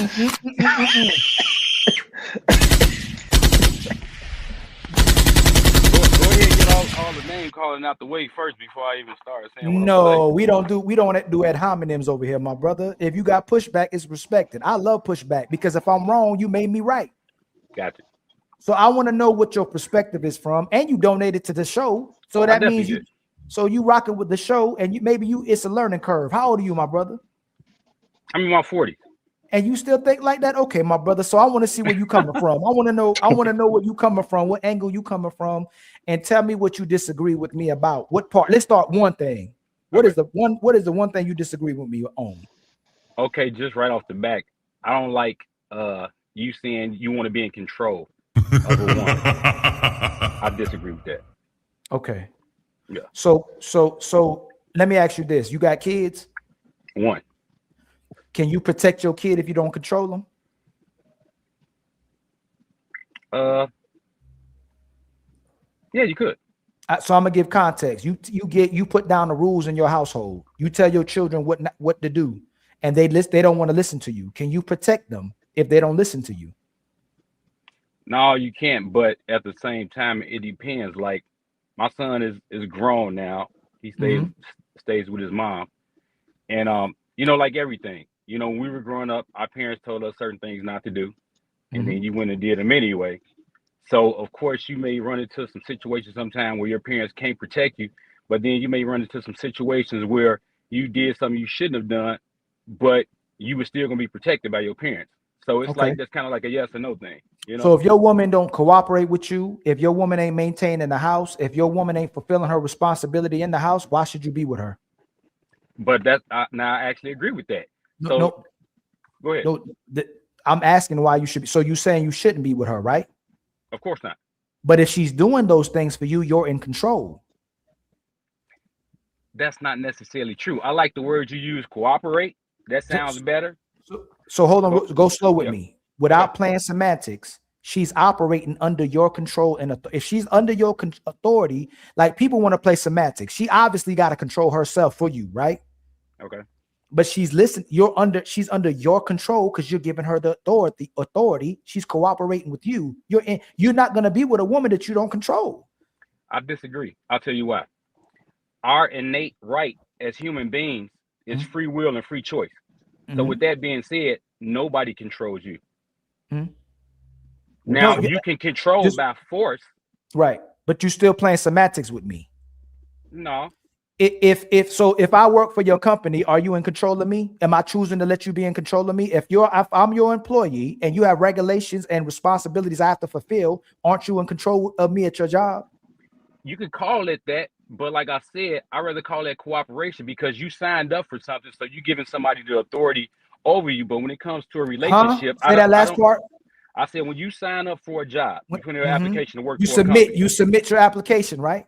Exactly. But You here's giving the up difference. control. You giving up your control of yourself at their job, right? Exactly. I agree with that. But here's the issue. Mhm. I think the problem that most men, and probably you included, is you treat a relationship like a business. A relationship is not a business. I'll tell you why. If you really feel like a relationship is a business, and this is how you're treating this woman, what do you do at a job that you apply for? If that company is not paying you what you think you deserve, you move on to another company, correct? Mhm. Okay, let me hold on, finish. hold on. Do you know the Go ahead. definition of? Do you know the definition of control? Yeah. The power or ability to direct, manage, influence, or regulate someone. Agree, but that's what I'm saying. I agree with you on giving up that control or that right or being subordinate to your boss. No, you're missing me. Listen to what the definition I gave you. 11? Are you- All right, thank you. I appreciate you. Should Thank you be you able too. to? Should you have the power to direct your woman? Hey, Wolf Stack, mute up. I don't. Oh, my choose bad. I'm to. sorry. Pardon me. My fault. No. Do you have the power? So hold on. You're gonna be with a woman that you don't direct? Yes. So that's what I'm asking you. So should you have the power to direct your woman? I don't think you should, because I'm saying your innate ability as a human is free will and free choice. Nobody has control over you. It's just like you as a human being, male. Nobody can control you unless you allow it, but still in all, you're still in control of yourself. But that's why I'm saying you're playing semantics with me, and we're gonna be arguing over that instead of saying even if the person gives up control of themselves, you're in control of them. If Trey says, if I work for Trey's business and he needs me to do such and such at 2:00, he's in control of me. I gave up control of myself to him at that time, and under his management of his company, he controls me. Okay, so I'll grant you that, but I'm still also saying within a relationship, I wouldn't treat a relationship like a business. No, it is a business. It's trust. It's a bond. So those words are included in businesses: a trust, a bond. There's a commitment you do to your business, and there's a responsibility you have to the business. If you're not in control of yourself, if she's not in control of herself, and if you don't have control of your woman or have authority over your woman, that's not your woman. You can't protect her, you can't direct her, and you can't correct her. It's simple as that. Okay, so if you agree that a relationship is a business, this is what I was trying to say before. So if a relationship is a business, when you're at a business and you don't like what this business is doing, you get the choice to leave this business and go to a better business, correct? Yes.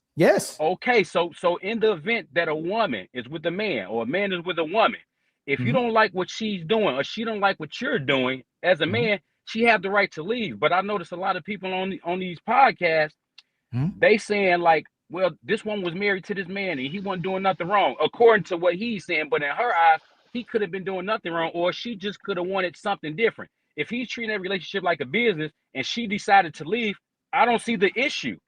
Because if it's a business, if you want to go someplace else where you get more pay, more product, whatever it is, you're going to leave. So if you're in a relationship that's not doing you well, you got the option to leave, and I don't see anything wrong with it. So which side you want to take? You're conflating a man's leadership to not doing well. You speaking out the voice of what women say. If she connected with this man, she saw a valuable man that she thought that she could control. Soon as she can't get the control of this man because she was doing what he needed, she was complying with this man. She was cooperative. She probably was doing a good woman. Soon as she thought she can get control of him using his emotions, then she don't want to be part of the business anymore. Then she wants to leave. So she wanted to be under his control till it didn't benefit anymore. Then she wants to be under control of somebody else. But the truth is, she wants to be in control of who controls her. That's how most women operate. Because if they were actually loyal, they wouldn't want to change the man they connect to. They would value the man they connect to, and they would cooperate with the man that they're with, and they would allow him. They'd be comfortable. Let me tell you this. When I was growing up, I had a mother and father that was in control of me. If there was no such thing as relationships, I would have loved to stay under the control of my mother and father for the rest of my life. They treated me respectfully. They put food on the table. They had the lights taken care of. And guess what my job was? Making sure I clean up my room, making sure I make up my bed, making sure I wash the dishes, make sure I respect my mother and father, make sure I don't talk back to them. It's no difference than a relationship. Most of these women don't want to be part of a family. They still want to be outside. When they're inside, they have to be under control of a family structure. When they're outside, they don't have to be controlled by nothing. They can still be a 304 outside and control themselves. They ain't got nobody to tell them what to do. Most of these women, family, don't want to be a part of a family structure, and they don't want to be controlled by a man and control themselves. But I agree Ali, with you on that. hold on, Ali. Can I cook him? Can I? Yeah, Wolf Stacks. Yeah, he said, "Can I cook him?" Wow. I want to know because I'm not in the negative way. I'm just saying I need you to understand something, brother. If you're dealing with a female that doesn't respect your authority, bro, in the street, that could become dangerous. Let's say y'all going to a club one night, right? She's dressed half naked, breasts out, booties out. Like, man, I think you should change that. Now, you as a man not correcting and checking that, she still wears that outside. If other men see your woman doesn't respect you, they're not gonna respect you either. So they're gonna talk to you. Come with a real dude. He a lame, he a sucker. Now you putting it in a place where you gotta protect her for no reason. She could just wore something different. You know what I'm saying, bro? So you have to have some type of authority with your lady to properly protect that lady. It sounds good, but Ali, what you said, I agree with it, but I don't think that a woman should be controlling men. I simply said in the chat, when I said men or women are equally at fault, this is what I'm saying. It's like women try to control men, just like men try to control women. How about we don't control neither party and we just allow people to be who they are? I don't see a problem with that. So what you leading then? It's not a if she say hold on. If she say you're supposed to be the leader, what are you leading? Well, that's the thing. Sometimes, because I believe in balance. So sometimes no. Hey, brother, this is your first time. I don't know how many times you watch my show. Okay. Yeah. You got to answer the question. If you're the leader, what are you leading? Her. To what? Whatever my vision is at that time. Okay. What if she wants to go left and you want to go right? Then there may be something to be talked about. No, listen. So let me make this. If you say we going left, she has to go left. Well, that's according to you, though, Ali. No. So if she doesn't go left, listen, universe, slow down.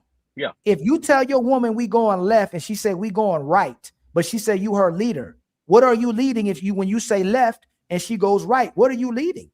Well, you're not leading anything at that point. Okay. So the only way you can lead is if she's going left when you say go left. That's how you're her leader. It means you're in control. Right, but here's the issue, though. See, you believe in your relationship that a man is supposed to No, I asked you. You. And according to what you asked me and how you asked me, I answered the question and how you asked me. I don't believe a man is supposed to lead a relationship 100% of the time. I believe that it goes both ways because you have to have a balance. Here's the thing. We know as men that some women or women in general are better at things than we are. Some things, just like we know that men are better than women at something. It can be anything. No, you can't, brother. You on Ali panel. Okay, I'll give you an example. No problem. What is a woman better than men at? I'll say women are better at handling household things. The majority of men I've known since I've been living. Stop right there. Yeah, go ahead. Do men want women to take care of the household? Some men do, some men don't. No. Do most men want their woman to take care of the household? Yes, but do you know why? So stop. Look, see how you keep trying to. I said yes. No, I said yes. No, listen. You trying to have a conversation, right? It's disingenuous to say that women are better than men at something and men are better at something. That's and not you disingenuous. let me finish what I'm saying. Okay. When most men want their women to take care of the household, that means he'd be in control of her wanting to be a traditional woman. Most women don't want to be traditional women or take care of the household today. That's just one example I gave you. Give me another one. Okay, women can be better at men financially as far as financial management. Hey brother, you're going to lose at that, because most men are better at managing finances. Most men are better at investing. Most men are make more money than women. There's more men who would make businesses. Most women don't want to upkeep with the responsibility of the business. Over 90% of our women who open up businesses, they fail in the first year. So you're wrong about that as well too. Most men are better at handling money and business. Most women will spend all your money in the household and run you to the ground in a relationship. She's the biggest spender. Most men ain't trying to spend. Most men are trying to make money and invest if they know how to invest. Like Blue Ray said, if we can learn better, we'll invest. But most women spend the money. They're not trying to make the money. So basically, you telling me that the men I've known that's actually been bad with money and their females handled the money situation, I didn't see that, or I didn't witness that? No, you're talking about exceptions to the rules, which a lot of brothers who try to go against the grain, they go against the wave, they go against the truth. They'll use the minority of situations. So our women universe too, I'm gonna keep pointing out women. Our sisters have the highest debt and the least amount of wealth in society. And they have the greatest amount of college debt as well too. A lot of our sisters don't know how to manage. They have the most evictions as well too. So when you say this, it's from your opinions and it's from it's not, man. So you substantiate your part when I told you 57% of black men are middle class. So where are you talking about brothers mismanaging money?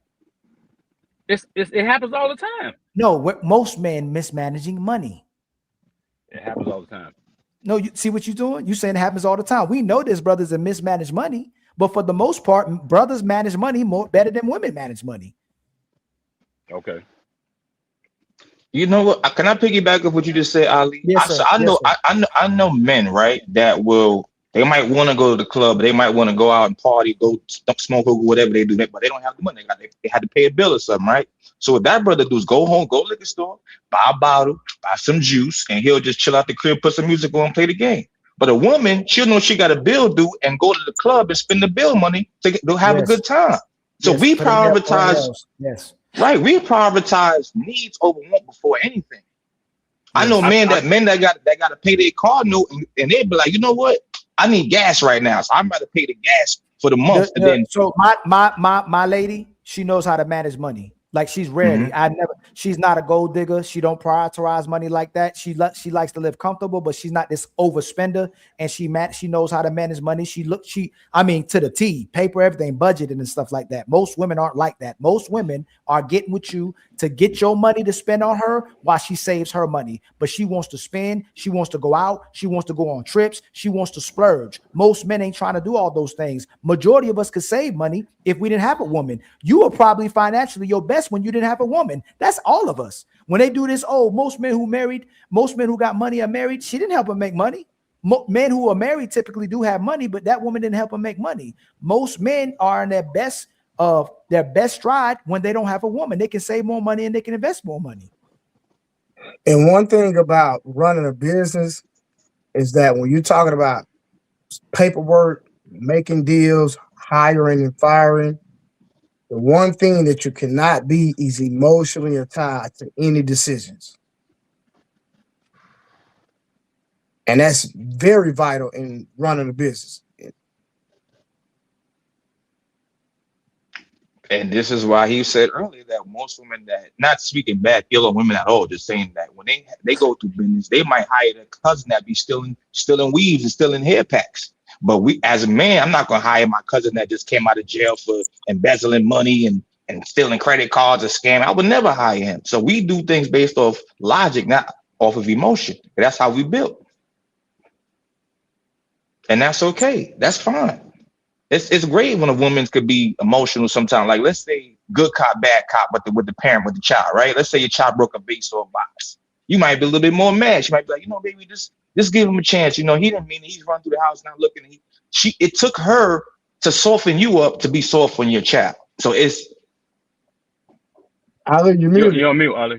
Every man loves that. We love that our women are caring like that. We love when my woman trying to intervene. We just don't want him to weaponize it. If you know when the child needs disciplining, when he needs rearing, and when he needs that instruction from his father, especially when the father really cares about the direction of their kids. But there's a lot of women who intervene and they weaponize it against the man to the point the man just stops parenting. Okay, you be the mother and the father. And then when the kid ends up getting hurt, When a kid ends up going the wrong path, then you're gonna blame the daddy.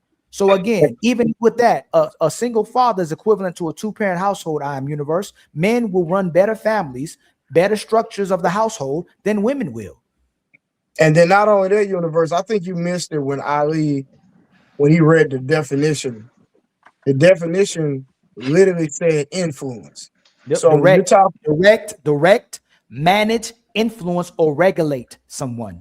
So at the end of the day, when you're talking about someone being a free moral agent and having their own will, you basically just have to concede based on the definition, because as a man in a relationship, you do want to influence the woman that you're in a relationship with to get on your program and to be under your cover.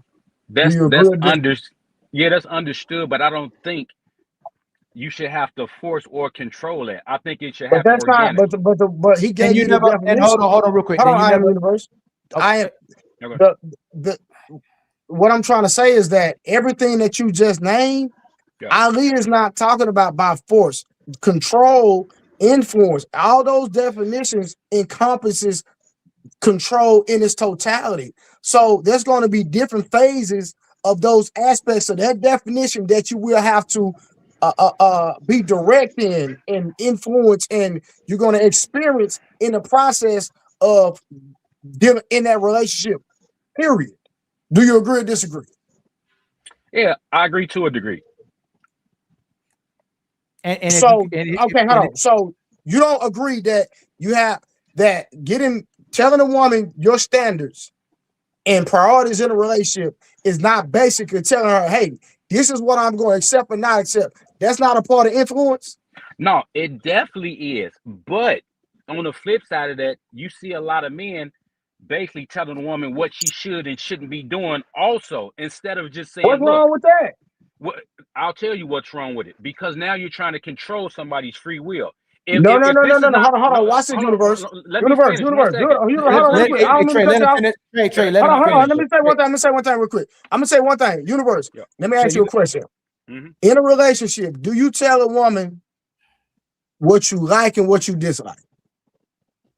Yeah, I mean, it happens from time to time, yeah. The problem is most relationships still fail. Most relationships fail when your woman leading a relationship and when she gets what she wants majority of the time. That's why hold up. I'm listening. I haven't said anything. And if you actually been in relationships, when those relationships fail, most men go, I'm never letting this happen again, because the way I was directing the household should have been the way we went, so our family and relationships stay together. If a woman keeps trying to pull the control away from you and the leadership away from you, that woman don't want to be under no leadership, and she doesn't want to be under your control. Why does controlling always have to be something negative when a man says it? Women don't mind being controlled by their boss. They don't mind being controlled by their pastor. They don't mind being controlled by their sergeant. They don't mind being controlled by their professor. They don't mind controlling the classroom. They don't mind controlling it, being a dance instructor. You're allowing woman to tell you she don't like that control word because she has to do what's in the best interest of the family and the household and actually be under your leadership. It don't mean physical control. Listen, you keep saying physical control and making a force. I just read you that I'm directing her. I'm regulating her and I'm influencing her. It's not talking about physical control, mind control, and forcing her to do anything. You keep saying that when we just read out the control. You're taking the definition of women and what they saying what control is, and you're conflating those two instead of saying, hey, control means right now I'm controlling the show. If I wanted you to be quiet, you're going to be quiet. Even if you don't want to be quiet, you're going to be quiet. I'm going to kick you off if I want you off. No, I'm saying because I have the power. Do you get what I'm saying? If I'm on your show, you have the power. So if the only reason why a man going to be with a woman is if he's in control, it doesn't serve you if you're not in control. And that's why your last name goes on her name. You're going to die for her. It's only right she lived for you. Can I put a point in real quick, Ali? Everybody remember that story in the Bible where the guy was told by one of the disciples or somebody like, yo, God's gonna destroy this town, you and your wife should leave. And he's like, babe, don't turn around. Don't turn around. So he told her that a person that spoke directly to God said, when you leave this city, I'm about to destroy you. Not turn around. Woman turned around, turned into a pillar of salt. You know what's real about what you said? Sisters let the sisters control them. The sisterhoods control them. The girls control them. All they doing is 304 and host stuff.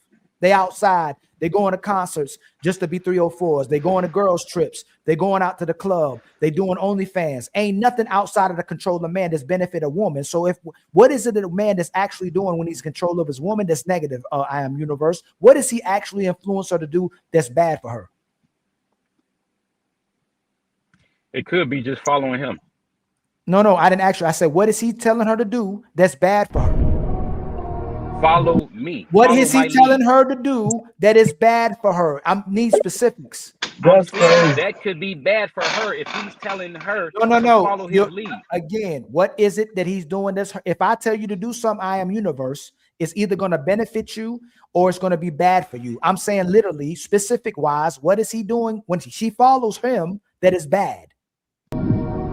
But that depends. That's a vague Don't question. do depend. No. Man, though. We're not doing depends, fam. What is it that a man can get a woman to follow him on that is bad? Typically, I'm saying typically. I can think of nothing right off the bat. I know you can't. And just like you're used to women listening to. You know what the problem is? Let me tell you the truth. You listen to Ali. You're used to women complaining about being controlled, and all control means is that she has a responsibility to this relationship. She has expectations and standards that she has to meet. It's just women don't want responsibility. So if you got a woman, you ain't gonna go, damn, I gotta pay bills now. I gotta protect and provide now. I gotta respect you now. I gotta use emotionally intelligence with you now. I gotta communicate you like a righteous brother. I gotta be orderly now. Hey, babe, why are you trying to control me? It's the responsibility. They say control is responsibility. They don't want to meet your expectation or standard. And when they have to, you're an insecure man if she has to dress like a lady. You're an insecure man if she has to speak like a lady. She has to conduct herself like a lady. She don't do things that compromise her. That trick word, that elephant in the room, is that she don't want a responsibility in the relationship. She wants to have one foot out the door and one foot inside the door whenever she feels like it. She want to have you as a man and still entertain herself the outside world and still market herself because she's not really under your coverage. She don't want to cooperate with you and have a responsibility to you. That's all it is. I am universe. So I am can't get a universe. word in. I just let y'all talk, man. I can't get a full thought out. Yeah, let him respond. Now, Yeah, let him I can't do respond to it because he's the. I got you. My bad. The issue is this. I guess y'all got this idea that a man is supposed to lead a woman and just follow everything about his lead, and she shouldn't be saying anything, shouldn't be giving no suggestions, anything like that. But the issue is y'all keep saying this, and this is the reason these relationships are in the status that they're in right now, and they don't work. See, this is what bad faith. Listen to no, this. I can't listen. I don't like bad faith conversations. I just told you what we thought, and you made it what you keep hearing from women. I just told you control to her is having a responsibility in the relationship, and you just went there what she's talking about. No, I'm saying the same thing you're saying, Ali, because just like you said a woman try to take the control No, you're not. in the relationship. No. Listen again. Do you have what a woman needs to do to be able to be with you? Can she do whatever she wants to? I'm going to allow a woman to do whatever. I didn't ask you that. Can your woman do whatever she can? So your woman, if you have a woman, she can do whatever she want to do. Yeah, she's grown, of course. Oh, okay. And that's the problem. Guess what? If I can't deal with it and I don't like it, I'm going to walk away from playing it. semantics, That's the difference between me and you. You're having a bad. Those are not semantics. You're having a bad. You're having a bad. You're having a bad. That's not what that is. That's just saying it's a woman out there for everybody. Brother, I can't have brother. You're having a bad. Hold on. Let him say it, Ali, because that's not what that is. You did. I said, hold on, Trey. I literally say, can your woman do whatever she want to do? You say, yeah, but if she doing whatever she want to do, she can't be with me. So that's not what I said. That's not what he didn't say that, Ali. He didn't say that. Yes, he did. Yeah, Trey. Yes, he did. I'll rewind it back. He basically is saying that, not in those words, literally. Go ahead and talk. My woman can do whatever she wants to do, but if I don't like it or don't agree with it, I don't have to be Isn't that the same thing? That's the same thing, bro. He just said it again. I'm just saying verbatim. Okay, look. I'm not trying to tell her what she can and can't do. Can we try this way? I feel like most of us on the panel, if not all of us, are dads, right? I'm a father of 5 kids, 4 boys and 1 daughter, right? As a father, right? You said you have one son, right? If my child was doing something I did not like, I'm immediately taking things away. whether it's their That's phone. that's not They gonna stop hold what you're doing. on, no, Let they him land. will You because respond. because You let him land. because You it's the fear of the punishment that they getting stuff that I give them taken away. They're not gonna do it again. That's not true. The reason it's not true is because when we're all, as men on this panel right now, when we were growing up and our parents told us not to do certain things and we did it, we got whoopings, we got beatings, we got things taken away. And guess what we did? They told us not to do something else and we still went out there and did it. What you guys don't understand is this. Your innate ability as a human is to have free will. So the moment somebody's trying to control what you can and can't do, you're because you want to experience. That's the thing. So here's my example. If you take a handful of sand just like this and hold it, that sand is going to sit up in your hand. But if you take a handful of sand like this and grip it, it's going to start leaking out the sides of your hand. So the more you grip onto something, you're going to lose it. So this is what's happening with all you men trying to grip tighter and tighter and tighter on a woman. You keep squeezing her, you keep setting boundaries, you keep setting rules, and she wants to leave. But when you allow somebody to be who they want to be, they want to come home. They want to be around you. I experience it. All right, so I Universe, real quick. You're not making sense. You're not. Listen. Real quick, Ali, because I was trying to get this out while I go. So I Universe, let me ask you a question real quick. So in relationships or the woman you deal with, I don't know your current situation. I'm just asking. You can even refer back to in the past. So you've never dealt with a woman that has gave you any type of, I don't like this. This is my standard. This is a deal breaker. Anything. I have. Did she say you were trying to be controlling? Some have, some hasn't. That's what I'm talking about. Look, you have to say that. She told you was being controlling. That's this response. You told her what you needed to be with her. That's what sustains the relationship. You're not going to be with a woman who's not doing what you need, and you keep playing semantics before you jump the gun. Before you jump, okay, watch this. Are you going to be with a woman who is adhering to what you need from her? If she not, excuse me, are you going to be with a woman who don't want to do what you need from her? No, because I'm not like you. I don't. And that's a check. The Godfather is certified. Made a mistake though. It's not just one. So real quick, hold on, Ali. Hold on. No, but hold on. That means you controlling. If your woman doesn't do what you want her to do, you bouncing. That means you trying to be in control of her. And if she don't want to be under your control, you leave her. It is because if you need her to do something for you, you start being under. She starts becoming under your control, and she cooperates with that. She's under your control. That's not how that works. And you yourself said you will leave her if she doesn't do what you need her to do, which is being in control of what you need. You know what Sister Shazara Ali said like 30, 40 plus years. You know what she said? She said most women don't age past the age of 13. So if a woman has the innate ability sometimes, most of the time, not to grow up mentally, don't you think she might need somebody to like control her or feed her in the right direction? If she doesn't, if she's thinking constantly emotionally, she's always crying about every little thing. Like let's say you got to pay a bill. You're not going to cry. You're going to figure it out. You're not going to call your mama, your daddy, your homie. You're going to figure it out any way you can, right? Guess what? That's their problem. They're not under control of a righteous man, but they don't have no problem being under a man. They don't have a problem being in control with him sexually. They love getting bust down. They just don't want to live righteous on top of 2 feet. They'd rather be on their back. So if you're okay with being in control with a man in your throat, with a man in your body, and you talking about you traumatized and you got PTSD and you got to heal from all these bad experiences with men, why don't you just be under that one right man that's righteous? You just got to be under his control. So hold on, Ali, real quick. So I am universe. So when you just agree with me, I mean, when you acknowledge that these women have gave you stipulations in a relationship, did you listen or adhere to any woman at any given time ever in life?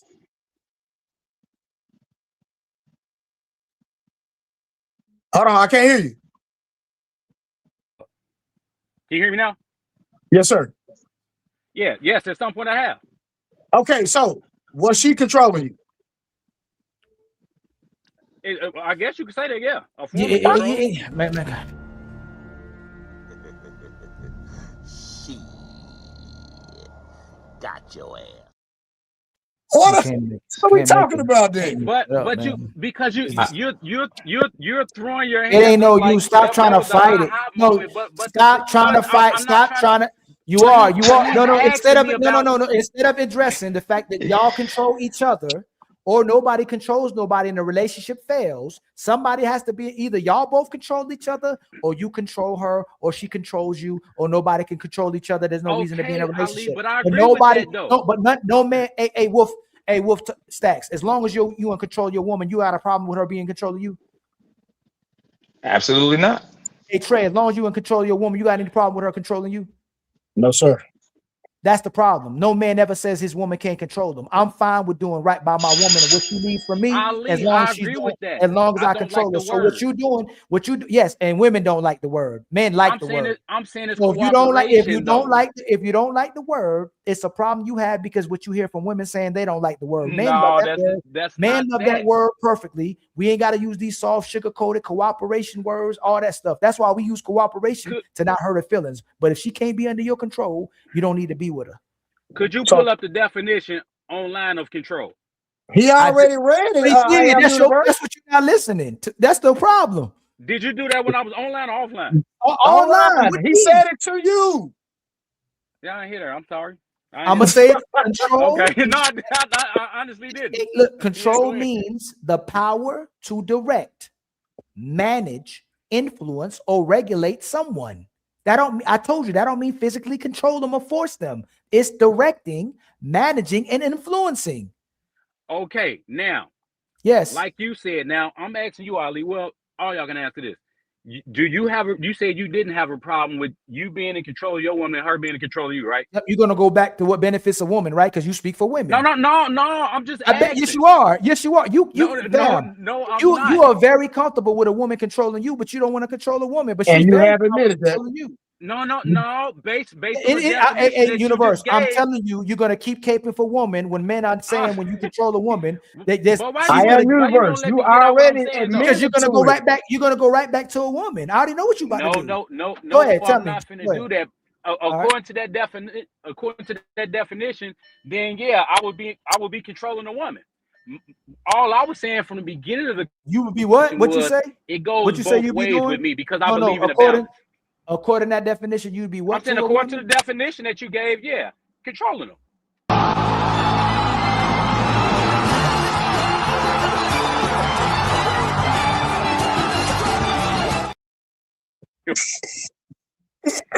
But I don't have any problem admitting you control them too. Our Universe. You did all that for nothing. Yeah, go ahead. To say that you control women. You did all that to say you control them too. You did all that for nothing, bro. No, bro. At the end of the day, it's the way I'm looking at control, honestly. But it don't matter. You still control. It don't matter. It's the way you, because you know why you bothered by it? Because it bothers you how a woman feels about it. So you bothered by it too. Because if a man knew exactly what control was, you wouldn't have no problem with that. It's because a woman feels bad about it. It's because she's offended by the word control. And then Universe got to feel that type of way, which means you'll be influenced by those same women who feel like if you say something to hurt their feelings, she'll be able to control you with her feelings. That's what kind of brother you demonstrate to people you are, man. I was bothered by it being one-sided. That's what I was bothered by. Who said it was one-sided? Well, that's how it came. Feeling man. But we saw his star in the east, and we have come. Nobody you said kept saying that a woman be trying to take the control. You kept saying that. I feel like Universe is indoctrinated. I'm not gonna lie, I feel like he's indoctrinated. Hey y'all, hey y'all, we got 30 minutes before the actual might be a little bit more at typically 30 more minutes before the Untouchable Super Panel starts. Let me read this real quick. My brother Unpopular Truth with the $5 super chat. Facts, Ali. You don't have to control someone that's not out of control, but the women are out of control. Thank you for the $5. We were all born to be untouchable. And then my brother Ellie Mars with the $5 super chat. Women playing with toys are part of why they can't keep a man. It creates a soul tie to themselves and a detachment to men. Toys change a woman pee. That's facts, man. That's facts. That's fact. But they want us to be real. But go ahead, Universe, man. You get to, and again, y'all, we need 17 more members and 77 in the Cash App, man. Go ahead, my brother, Universe. All I was just saying, man, was I just hold on. You driving? Yeah. You got okay. Just come back when you stationary, man. I don't want you getting a wreck while you driving, man. I made a rule: people can't be driving now in the car. But when you stationary, you can come back. All right. I got you. All right, get it together too. All right. I just would like to know, like, why they make it so difficult, bro. Like, they don't see, like, 40, 50, 60 years ago, when women listened to the men, we had a beautiful household. Ali, you need to change the topic of your podcast. You know, you need to call it what? Belt to Ass Podcast. I used to have a whip button, but I ain't got that button no more. Bro, listen, every time they try to get out the web, man, we should bring them right back. Come here. He just admitted he controlled women. But bro, like, listen, we're using a definition. Listen, that's why I asked him what I asked him. I said, well, have a woman ever put a standard on you? And he literally said yes. And then I said, well, what did you ever adhere to any responsibilities or standards that a woman put on you? He literally said yes. Is that a form of control? This stuff be too easy on the internet, bro. It be too easy. These folks don't be listening to themselves, Ali. Yes, they are. They used to manipulate and get in their way. And most men that can't get access to women will do whatever it takes to sound good to women. If you can't get access to women just naturally off of being a man, most men are going to do whatever it takes, whether it's catered to them, whether it's telling them what they want to hear, to get access to women. And even access to women is to get the attention of women and validation from women. Because a lot of men You know what I want to ask him though, and respectfully, and I don't know if he want to, I wanted to know, because he's made a statement, and I just respectfully, because he said he had an adult son that stayed with his mama. I wanted to know if he would have answered it, why his adult son stayed with his mama. That's what I wanted to know. His adult sons, I don't know. How you get to that part? He said he got one son that's grown, but he said that his grown son stay with his mama. Not, I ain't trying to get in the business, but you say you ain't trying to get in this business. I missed that part. No, because like it seems like I'm not accusing him because I know you watch it. I'm saying this respectfully. He's like, he's a mama's boy. That's what he sound like. Or he like to say, a Captain Saver for these women. Right. You know what I'm saying? Because he kept caking for him, but he had to concede. So Dina, it don't mean y'all have a mutual relationship. You actually benefit more from the man being in a relationship with you because he got to compromise more himself. But he should have more of the direction and the leadership of the relationship. He should have more power in the relationship because he gonna be out serving you more than you serving him. It's gonna benefit you more. The relationship benefits you more, way more than it benefits the man. But the least you can do is cooperate and listen to what this man says. Y'all conflating. But bro, Ali, listen, this is the issue. From my understanding, bro, when we talk about love, right? Let me go ahead and give my little dissertation real quick. And this is what Blu-ray thinks. So in fact, I know a lot of times y'all hear me talk, y'all probably heard me going back and forth with people, but this is me. From my understanding, Leosha conceded to that women want love, right or wrong, Ali? Yes. All right, now, love. Now, when I think of love, I think of God is love. I'm giving out my personal belief that God is love. When I look at what God did, he gave his only begotten son. When he gave his only son, that means he sacrificed all he had, right? He sacrificed his only begotten son. So with God giving his only son for the people, for the sins of the world, that shows me that he showed his love by sacrifice, right? So when you're in a relationship, when we give the example of God displayed love with sacrifice, when you're in a relationship, the ultimate sign that somebody loves you is the fact that they inconvenience themselves and they sacrifice for you. So again, in the relationship, what's wrong with sacrificing for your man, inconveniencing yourself for your man? Because 9 times out of 10, That man is getting up every day because he's sacrificing for the family. He's sacrificing to provide. He don't want to get up every day, but he'll go work 10 hours, 12 hours, 14 hours, work in the rain, work in the sun, work in the heat, no matter what. Why? Because he's sacrificing. He's inconveniencing himself, proving his love each and every day. So what's wrong with a woman loving on a man and sacrificing, doing the things that she might not feel like doing? But that man is sacrificing for you. I let my point. She still want to be outside. She still want to have the benefits of moving with those women. She still wants to be entertaining and getting attention from other men. That's what it's really about. You wouldn't have no pride. You wouldn't have no problem showing respect to your family and your man and not needing attention from the outside. She still gets her validation from other men and from other women and from society. Her man you just not good enough. You can't outdo social media. You can't outdo TV. You can't outdo her friends. You can't outdo these other men. She needs everybody's validation and yours. And guess what? Still not good enough. I feel like the F word, I don't know if you can say it on YouTube, the F word, I feel like that word 60 years ago has made it so women have become so insufferable to men. It's coming to a point that it's not even shaving just to say, I'm not shaving for no man. I'm gonna grow a bush down there. I'm gonna grow a bush on my arms. I'm not gonna wear deodorant. I'm not gonna get my hair done if I don't want to. It's like they bucking back against the natural order of life, and then they wondering why we got a 1.3 chance of the world going extinct and the population going away. You even got the 4B movement in Japan.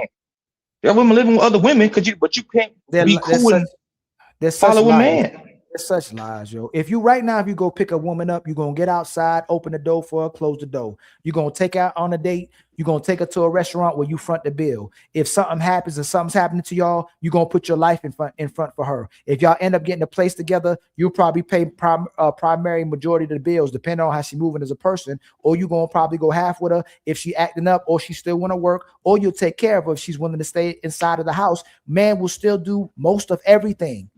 They keep complaining about that. They complain about having to do. Only people that's complaining is them. The men are complaining about the fact they're not getting valued or appreciated. That's it.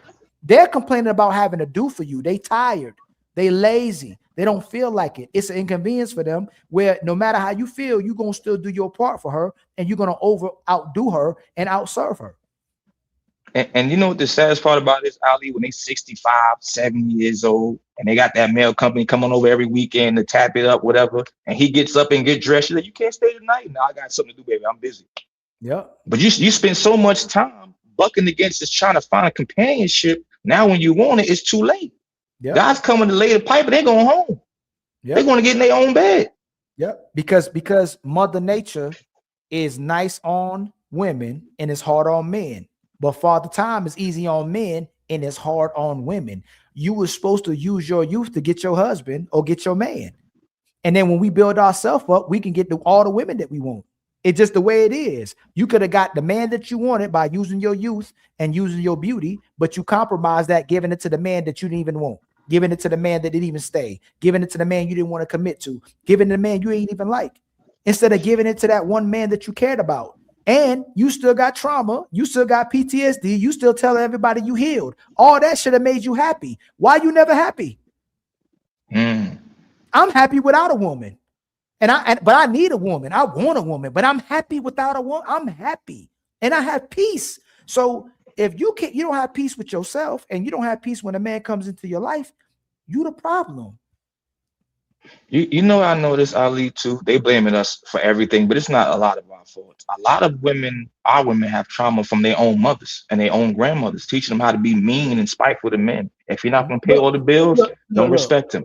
They can't even take disagreement. How can they take the direction of a man? It's same the brothers that think like they're like him. When brothers come up here, they got smoke for Ali. We gonna handle like brothers. I could take pushback without throwing in homonyms or disrespecting the brother. Sisters can't even take a disagreement or pushback. It's attack on them. Look how they treat women for disagreeing. If you can't even take disagreement, if you can't take instruction from men, if you can't even take knowledge from men that actually love and care about you, how you going to take the direction of a man? Most women want suckers, or they want a man they can turn into a sucker. It ain't the fact that he's actually a sucker. They break him down into a sucker, and then they leave him for being a sucker. Ain't that crazy? What kind of man? I like that. That's the job. He just moving people up and down. Where's that? NY? Where you in New York? You in NY? Hey, y'all, we got 27 more minutes until the super untouchable panel. Untouchable super panel. I keep mixing up untouchable and super. Y'all got any spots up there so I can put some belter? I don't know. It looked like we got a full house. But you know the seven is always wide open. Yeah. I just want to say before I go, Ali, man, I really appreciate you, bro. I love the show, brother. I've been watching you for years from Lapeef to now you and Fatty with your own show. You know, I watch Blu-ray on the show all the time too. So maybe one day y'all can put me on the panel and we could go back and forth with the best of them. I feel like we had a great conversation, fellas. If I don't see y'all again, God bless. Have a wonderful weekend and stay focused and stay well. Much love to you, my brother, man. Peace, brothers. Peace. Peace, my brother. Peace. What you about to say, Fatty? I mean, Fatty. Blu-ray. I say Fatty. Nah, I ain't say that, man. Nah, I seen get on. I'm the wrong person. She said the young lady said why the Dina. She was in the comments talking about why get on here when all we do is, I guess, like treat women bad, but that's not true. There's not a woman that has ever got on the live that could say that I've insulted them, said anything derogatory or anything bad. So I'm not sure where she getting that from, but man, we got women we got a whole lot of women that support us. We got a whole lot of women that support us. I mean, there's members. We got a whole lot of women that's donating. There's women. Wanda just got a new emoji. Like we love married women. We love women in relationships. We love good women. If you got an issue with us disagreeing, that don't make us an attack on you. That don't mean we bashing y'all and attacking you because we don't disagree. Tell us how we bash women. And I told you, disagreeing with the woman, actually having instruction for a woman, actually being a good man is bashing women. Asking women to be good women, asking women to close their legs, asking women to cooperate with the man they sleeping with and having kids with is bashing women. Nobody calling them out their names, nobody degrading them, nobody insulting them. They just want to find a reason to say we bashing women when most women literally bash men, man. And that's crazy. Like when you tell hard truths, that's when they say that you're bashing women. Because I get that all day long, that I'm bashing women. When I'm just speaking the fact, I'm saying, like, I'm gonna tell you something you don't want to hear, and that's fine. And I don't care how you feel about it. And I told you, if you tell the truth to a woman and she accepts it, it shows the quality of woman she is. If you tell the truth to a woman and she makes you lie for her, she garbage and she trash. Straight like that. Ain't no more, oh, she traumatized and she's looking for help. She's looking for survival. She's looking for somebody lower. No, you trash, ma'am. If I have to lie to you, like me, even with men, I try to take the high road, you know what I mean, and try to be peaceful because I know me, like I'm a fighter in real life. That's what I do for a profession. You know what I'm saying? So I try to stay friendly because a lot of dudes, they get tough on the internet, but they really don't understand, like, you really not like that. So just have a conversation. Don't get upset. Don't be mad. Like, I like to give men that type of energy. I don't like to get fly with women. I like to get fly with men. You know what I'm saying? Yep. Yeah, I know exactly what you're saying. Yeah, I don't get no brownie points by getting fly with a woman. But a man, I love getting fly with men. That's my it's no competition. It's no competition. Like men. No. So I'm trying to get the women. I understand that. I know you're not men that pick on women. It's not competition though. There's nothing they can do with you. There's nothing that women can do with men. Either you cooperating with one or you without one. And your life gets better with a man. It gets worse without a man. And you just lying to yourself and pretending without a man that you live in this nice, healthy, happy life, and you're not. That's why women be on here. That's why women be complaining about men complaining. But asking for love and reciprocation is a problem for a lot of sisters. The sisters that don't have no problem loving a man, they ain't got no problem with what I say. All I say is love a man. Do right by a man. He need to do right by you too. Who's on here saying a man should abuse a woman and cheat and lie on a woman? Nobody. So if they got a problem with a man loving a woman, then you know who the problem is. They don't want to value and respect and hold themselves responsible for being with most men. Yeah. Let me see something. Did I read this one? My brother Cool Kev, belt to the show sounds good, my brother. Yes, sir. It does sound good, my brother. I think Trey should change the name of his show to belt to show. That's Shit like that. Shit like that. But Shit like that. you petty, bro. I ain't gonna say nothing. I'm not gonna say nothing, but that's what I would do if I was you. Or, petty, bro. Or I don't know. Like, see, if I change my name, remember I told you, if I change my name, I'm just messing with you, Ali. I know you are. If I change my name to certain things, women are gonna think I'm actually bashing.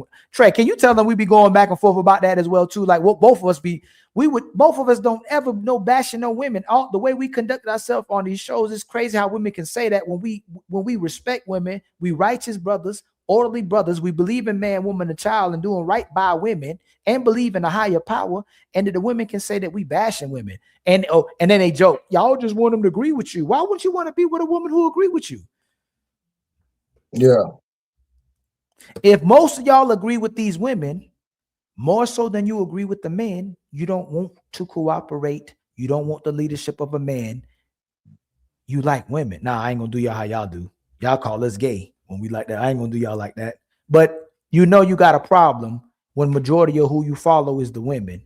When you care more about the validation of women more than you do men, you know you got a problem. But it's crazy. Dina cool. Dina always come through here. Dina cool.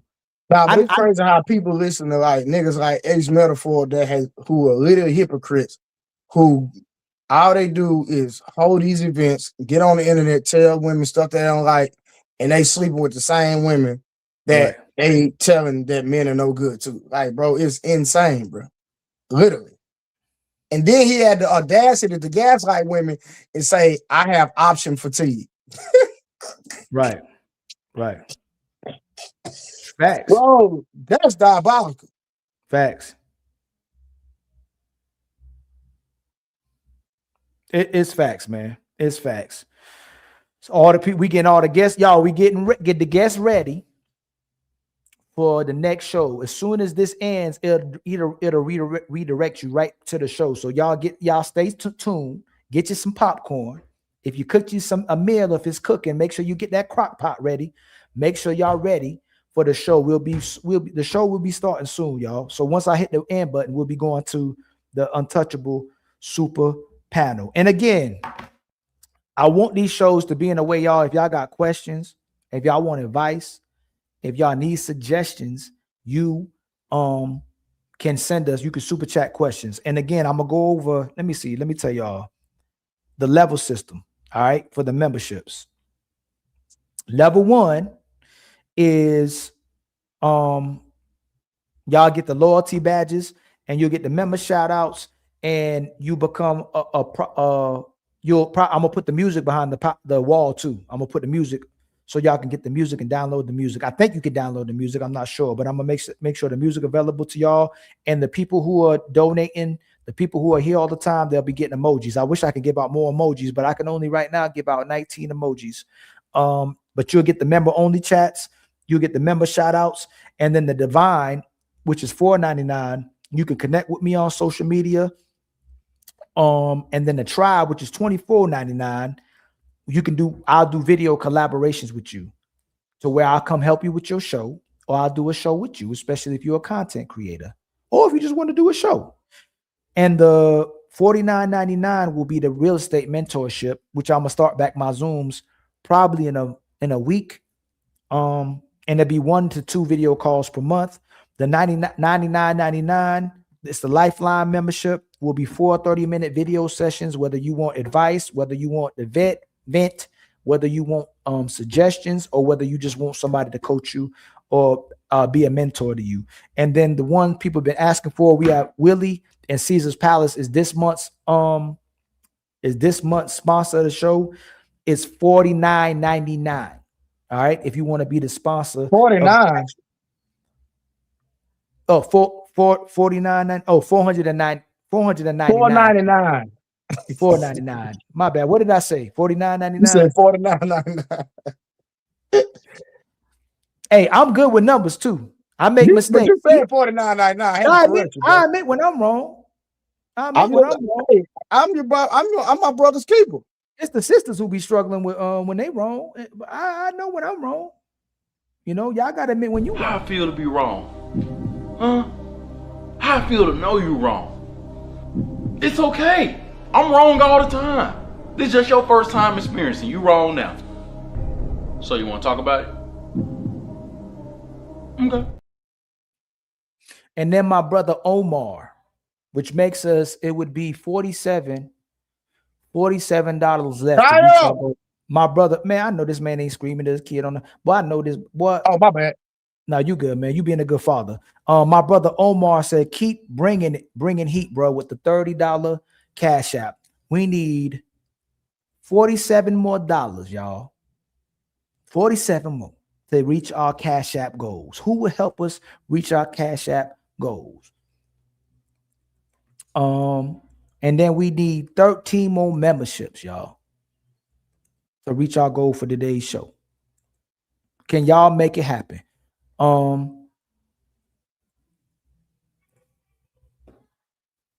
Hey, thank you so much, my brother Omar. I don't got a $30 meme, but I can hit you with this one. Thank you for the $20. We're starting a nonprofit called Keep the Untouchables Fed. Remember, don't feed the haters. And then I hit you with this one and make it 30. We just got $10, kinfolk. You know what that means, right? We back on our feet again. I ain't gonna hold you. Support be healing people.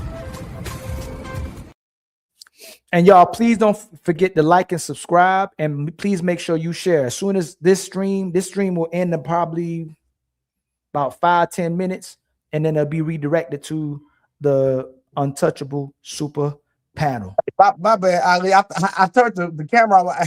That's good, man. Hey, man, you take care of your kids, man. I support that. It take a village, man. Now listen, you know, hey, when they get too quiet, you gotta hurry. Hey, if they get too quiet, you gotta got too quiet. Hey, come on, let me let me see your face. What's going on? You too quiet. You can't get too quiet around me either.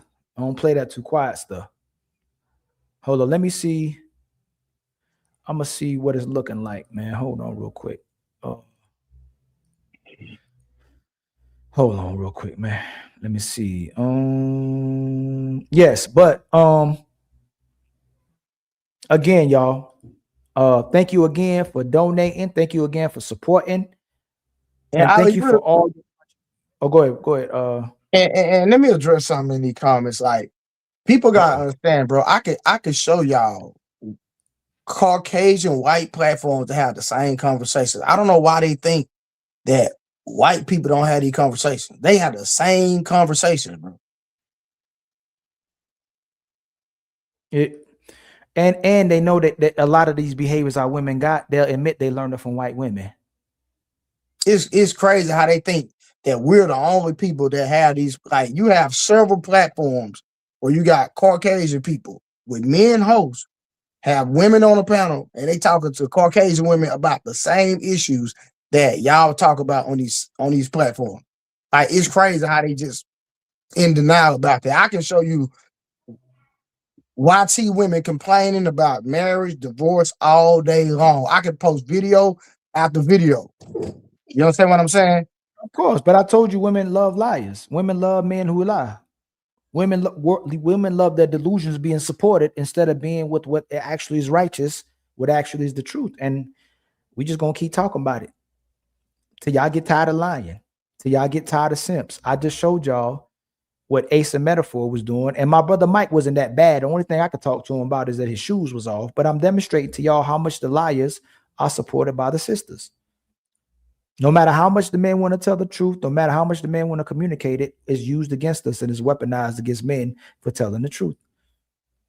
It's simple as that.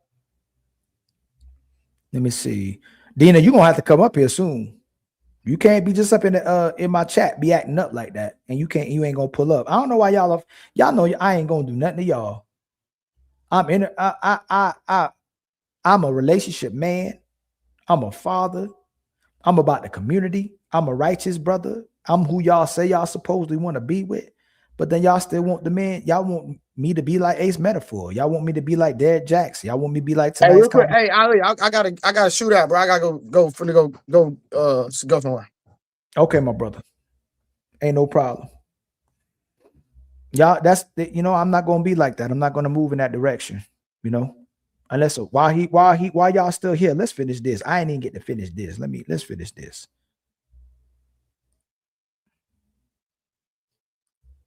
Young black boys, it's okay to cry, and taking a life changes hundreds of others.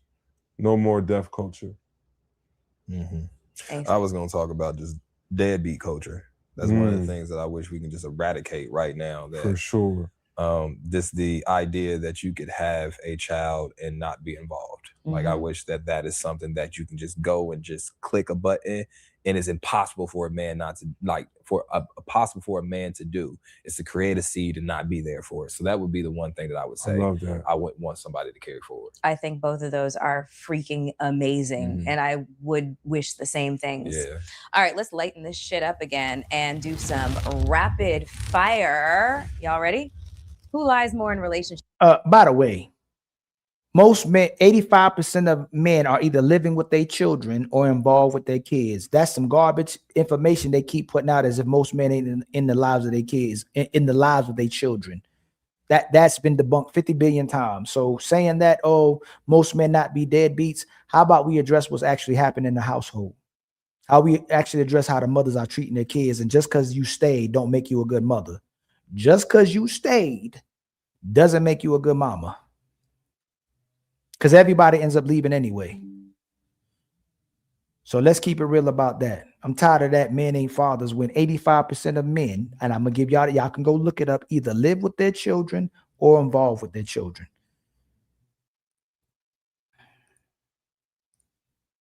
Men or women? Women. Y'all ready? Who lies more in relationships? Men or Ooh, hey, here we go. Who lies more in relationships? Men or women? Let's do the poll. Who lies more in relationships? Men or women? Let's see. Let's put the poll up. Who lies more in relationships? Start poll. Who lies more in relationships? Men or women? Let's hit the poll. What y'all got on the poll, man?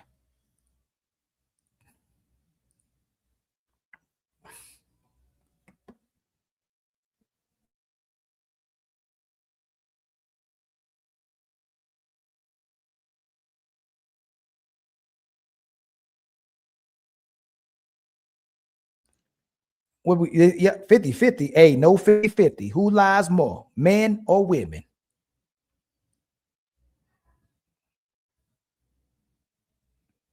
Just remember, do men lie to themselves?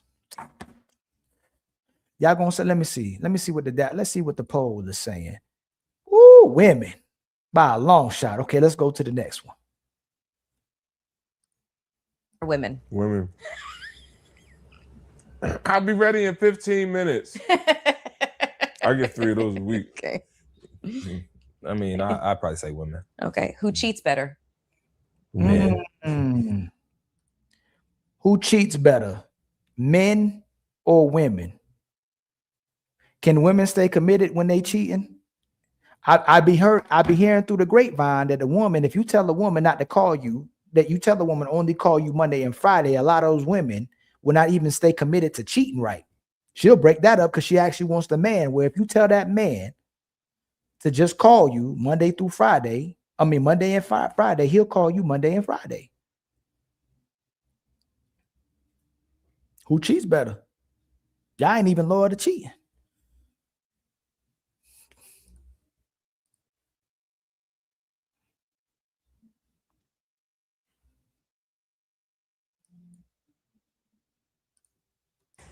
Better. better, like gets away with it? Oh, women. Yeah, women. But if you say who cheat better, men. More. Who cheats more? More. I would say men. I think who cheats better? Women. I think women cheat in an environment where they can be sloppy and still not get caught, because most men. Who y'all think cheat more, men or women? Women don't cheat better. Men make better side pieces. Yes, women are horrible at cheating, and even when they're a side piece, they still compromise that as well too. I think we're better than women in commitment. We're better than women cheating. We're better at women than most of everything. Nope, I don't have the wrong StreamYard link. It's the right StreamYard link.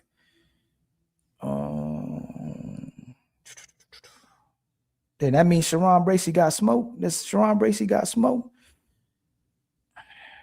Rose. Let me see. One.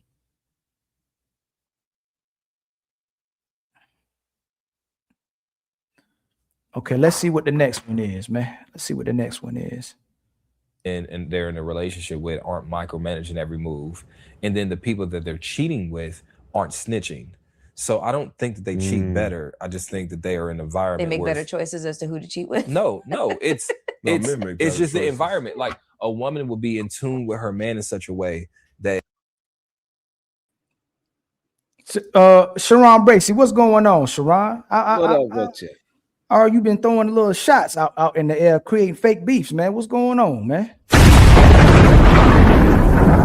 That definitely doesn't happen on my end. You know, if I'm gonna call your ass out, I'm gonna say your name. You know that. So you don't? No. I heard you called out names, and when will we be beefing with you? Nah, it was sent to us. We got receipts.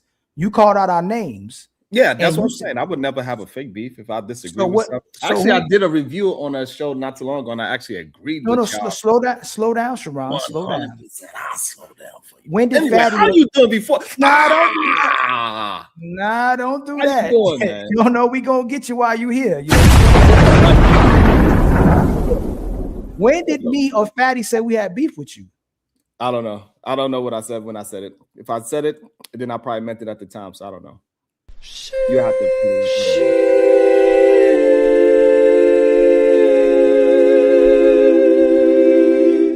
You know, I'm never afraid to say nothing. So why you stirring up fake beef, man?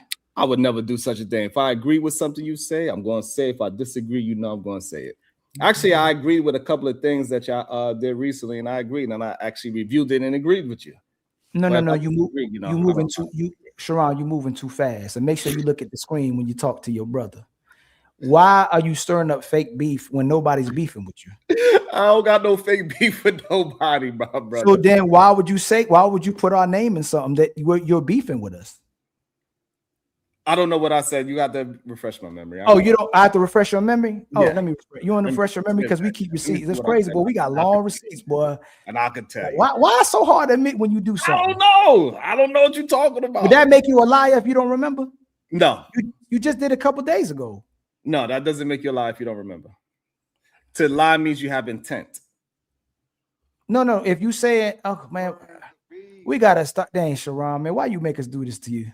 Y'all keep forgetting Ali and Fatty keep receipts on y'all, so y'all gotta. Ali, to lie means I have intent. So that means if I don't remember, I don't have no intent. You know what I'm saying? You come up here talking all this trash. You just said it a couple days ago, Sharon. I don't remember.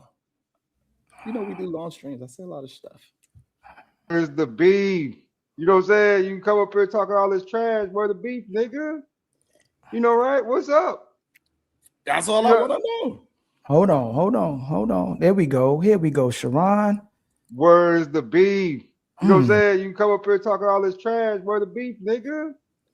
You know, right? What's up? That's all I want to know. Yeah. Everybody got fake ass smoke.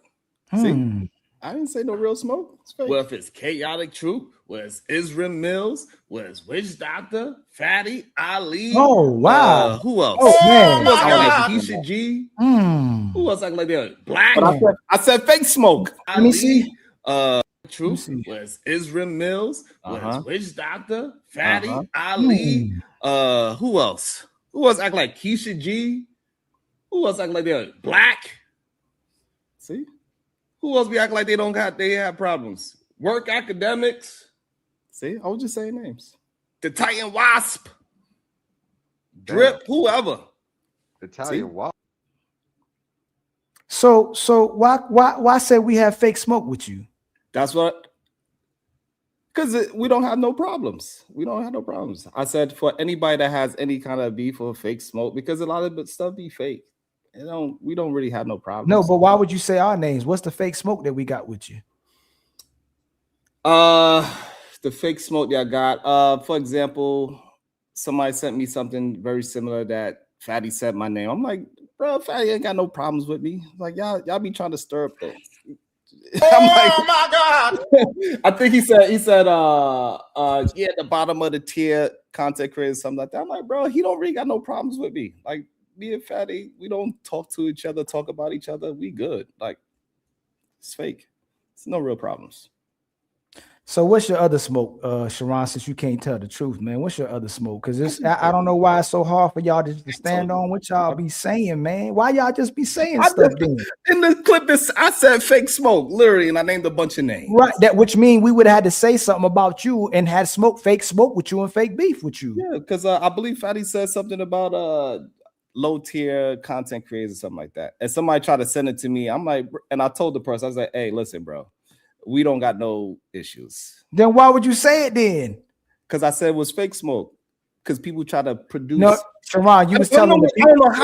You was telling people how he listen. The man said Sharon is a low tier content creator. That's all the man said, but he wasn't really actually being mad at me for real. He had problems with somebody else. I don't understand what the issue is. I said what I said. It wasn't real smoke though. So what's the other smoke, man? What's your other smoke? You asked the I link was to be dropped. what you were showing right now. I believe men are lying more in relationships than women, 100%. And how can you substantiate that? How are men lying in relationships? Men will lie about being in a relationship to get with a woman. They'll lie with acting as if they have something that they don't have. They lie about moving in a certain status that they are not actually in. Men do plenty of things to lie to women to get in their drugs. Actually, is a saying going around, I believe. You might have heard of it, but women want to be lied to. What'd you say? It's a saying going around that men are using, saying women want to be lied to. So again, what are the lies that men are saying though? What kind of lies? Can you tell me the lies that most of these men are saying to women? The main one is that they are not in a relationship to be with a woman. Another lie that men say. Hold on. You're going too fast. What you say? The first one, they would say that they are not in a relationship. What do you mean? They would say they're not in a relationship. What you mean by that? A woman was to speak to her and say, hey, I don't deal with a man that's already with somebody. Hold on. You gonna say that most men lie about being in a relationship? Yeah. Absolutely. Dang, Sharon. That's crazy. To get with the shorty, absolutely. Yeah, that's one of the things that they do. That's crazy. That's crazy. So most men lie to women about already being in a relationship. Yeah. Okay. That's crazy. So stat wise, 20% of men. Hold on real quick. I gotta back out real quick because Fatty's part. We got people pulling up. Majority of people, don't cheat, Sharon. Both men and women don't have other partners before they get with somebody else or try to get with somebody else, especially men as well too. Majority of women can have relationships, possibly than men do. But how the freak are you saying that most of these men already have relationships? Why are they talking to women? I thought you said most of these men are good men. Most of these men are toxic. What was the word you and your cousin used to use? I don't even hear about him no more. What was your cousin's name? What was that man name, man? God dang. Bruno, what was his name? What'd you say? Bruno? Oh man! Hey!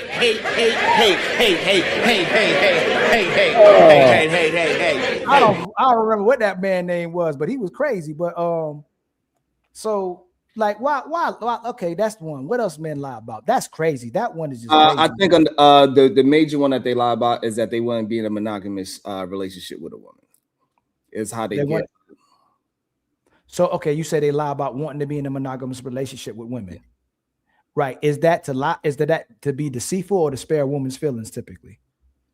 I think it is deceitful. They would not have a chance if they told the woman from the jump, like, hey, I want to be with you, her, and her. That woman would take that truth and say, okay, then I don't want to be with you. So they take that ability away from her to make a decision.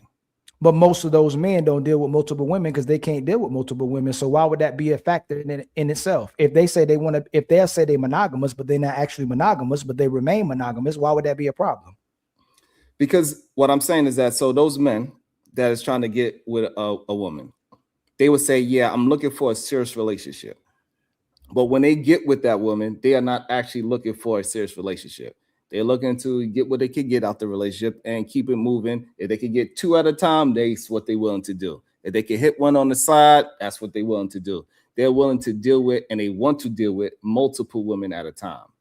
Yes, we all admitted that men would like to deal with multiple women at a time, but most men can't get multiple women, Sharon. So that is a moot factor because even if they're polygamous by nature, most of them can only get one man on one woman.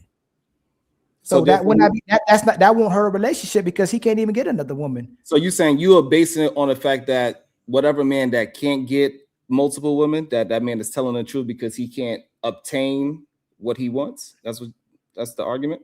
No. You're saying they're lying, that they're telling women that they're monogamous and a one-woman man. Most Correct. of those men end up being one-woman men. They don't end up dealing with no other woman.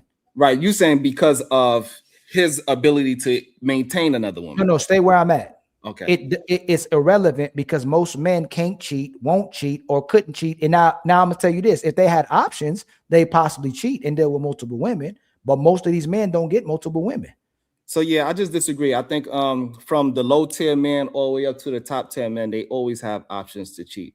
Men do not have a problem with getting sex on the way how we have a conversations about it. Because majority you literally have a show that talks about incels. You had a show that talk about these incels, and majority of men of these incels, majority of these men can't lead. Majority of the men are dusty. What were you calling them, man? The Rim the Rim Brothers. You know, yeah, that's what it was. These Rim Riders. You made that up. Rim Riders. Yeah, so how can most of these men y'all call Rim Brothers that you say can't get women, all of a sudden getting women?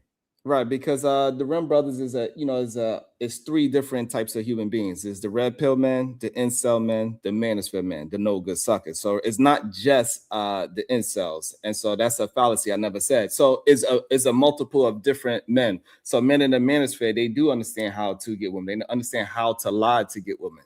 This is why they put up this facade and put a mask on to act as if they are something that they're not. They can't maintain the mask, and then that's why they would get the temporary relationship that they want, but it cannot maintain because that mask will eventually fall off. Sharon, how hard is it to lie for you?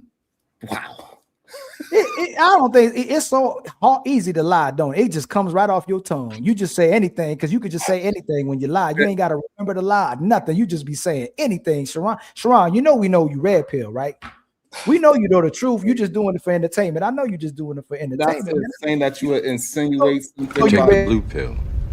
The story ends. You wake up in your bed and believe whatever you want to believe. You take the red pill. You stay in Wonderland.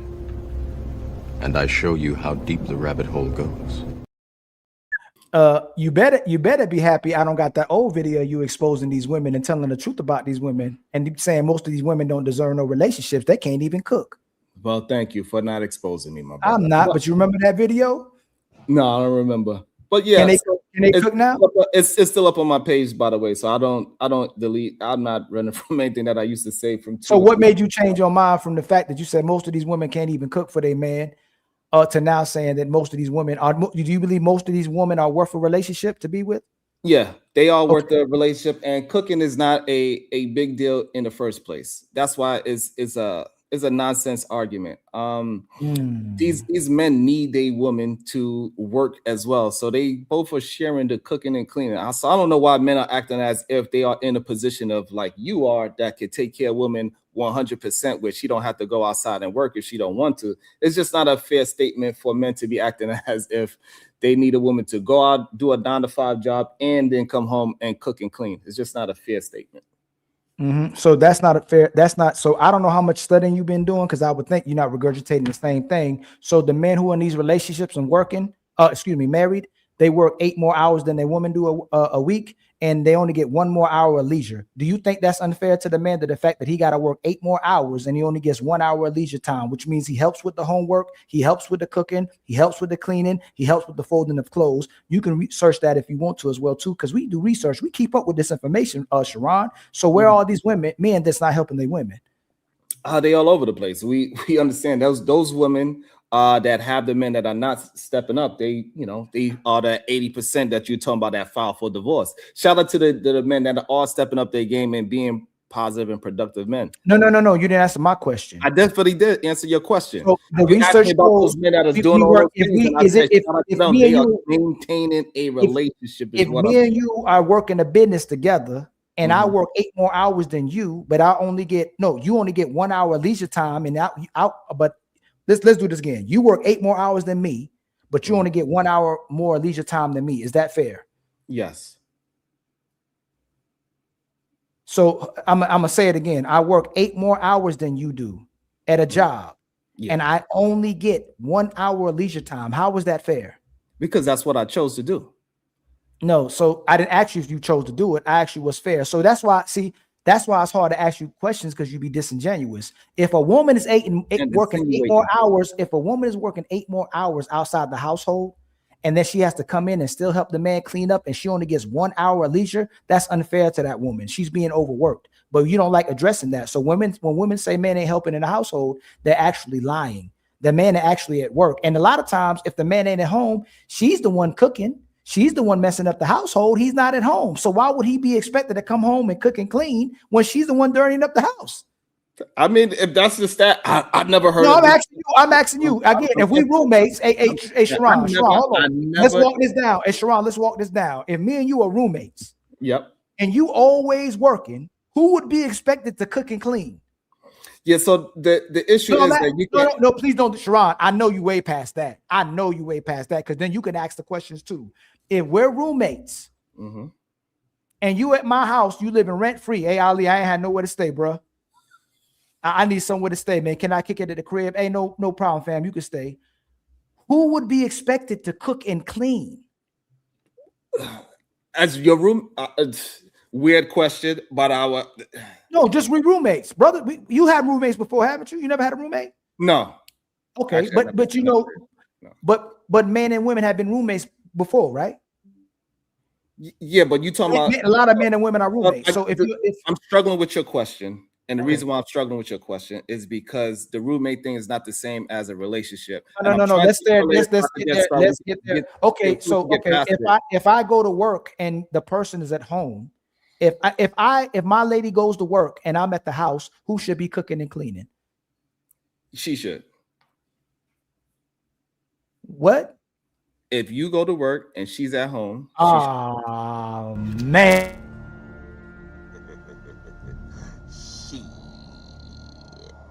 Got your ass. Right. So why do women be complaining about being stay-at-home wives? They be complaining about being at home. They think they overwork, they doing too much, and they'll complain about the man not coming home to help with cooking and cleaning. Because if she got to go outside and work 8 hours a day or whatever it is that she needs to go outside and work, that is not a stay-at-home mom. But that's not what we're talking about. We just talking about staying at home. Sharon, most women don't. A lot of women, Sharon, don't want to be traditional housewives. They don't want to be at home anymore. They want to go to work. And you said if it's a choice, nobody can be blamed. So if she wants to go to work, how can she be mad that she got to come home and cook and clean if she's choosing to go to work? Right. So now when we talk about that, when we talk about the general population, majority of the women cannot choose to go to work or not. They have to go to work. To get their family to be moving forward, both parties have to work at least 40 hours a week, bare minimum. And so that's what changes the conversation. We're not talking about a man that has the ability to take care of his wife and his children, four people by himself. We are not talking about that, man. We're talking about the 50-50 in the sense of both wives have to work. And so when we go with that sense, then they're going to have to come home and just have these shared things that to make the house move accordingly, whatever that may be. If he gets home earlier than her, then he should be cooking. If she gets home before him, then she should be cooking. Maybe they need to get a chef, order out, whatever the case is. And what I'm telling you is that the woman that gets old to a woman. Women literally will complain about going 50-50, Sharon. They'd rather go 100% by themselves than be 50-50 with some nigga. Even if he's helping with the cooking, even if he's helping with the cleaning, even if he's helping with the child rearing, even if he's helping with washing the clothes, she's going to complain about it because she expects a man to take care of her 100%. That's most of these women. Not only that, Sharon, if you're making your rounds, if you go to TikTok, it's even worse. Either she's a traditional wife that stays home and she's a slave, or you give her the leisure life. She wants a man to get her a maid. She wants a man to get her a cleaner. She don't want to do anything. She don't want to work or do anything at home. So I'm trying to figure out what conversations y'all still be having or addressing or what you're seeing in the real world. Most of these women don't want to be stay-at-home moms. Most of these women don't want to work. Most of these women don't want a mother today, Sharon. They have a problem with any responsibility to their men and children. So where are you seeing all these women who not? Hey, Sharon, we have countless videos where women are complaining about having to be mothers. They're overwhelmed. They're stressed out. One kid. Your grandmama, our grandmas had 5, 10, 15, 20 kids. They're complaining about having to raise one kid. Right. And so that's because times has changed. It's not conducive for a woman to have 15 kids because people can't afford to have 2 children in this day and age.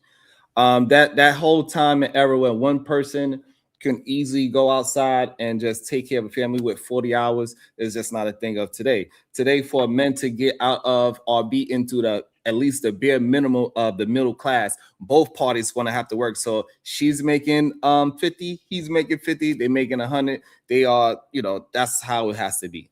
Majority of women, they can't afford to be out of the workforce because he needs her 50,000. So if he does get her pregnant, now she is out the workforce. She cannot stay out the workforce for more than the maternity leave because she got to go right back into the goddamn workforce to make sure that they're not homeless. And that is the issue that women are having. So the women that are saying that they are rather go 100% by themselves than to be 50 with a man and still struggling, that's where the part it doesn't make sense. What what is the main point again? No. You ain't got to say the whole thing again. What is the main point? What is the main point you addressing? I just told you that men and women are doing equivalent. They need each other in today's economy. They're doing so. Listen, they need each other to prosper in today's economy. Is what you're saying, correct? Yes, right? Yes. When you look at the data, if we want, I don't want to have to go chat GPT and Google. He's working 8 more hours than her and only getting 1 hour or more leisure time a week, which means he's helping her, but he's working 8 more hours and he only gets 1 more hour of leisure time. That's more than fair.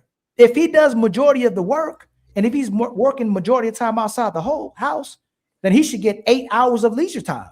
If he's working 8 more hours outside of the house, he should get 8 more hours of leisure time inside the house. So a woman shouldn't be complaining if she has to cook more, if she has to clean more, if she has to fold the clothes more. If he's doing 8 more hours outside, she needs to do 8 more hours of work inside. Correct? No, that's not correct. So I know. So this idea that she goes to work and come home and she does nothing.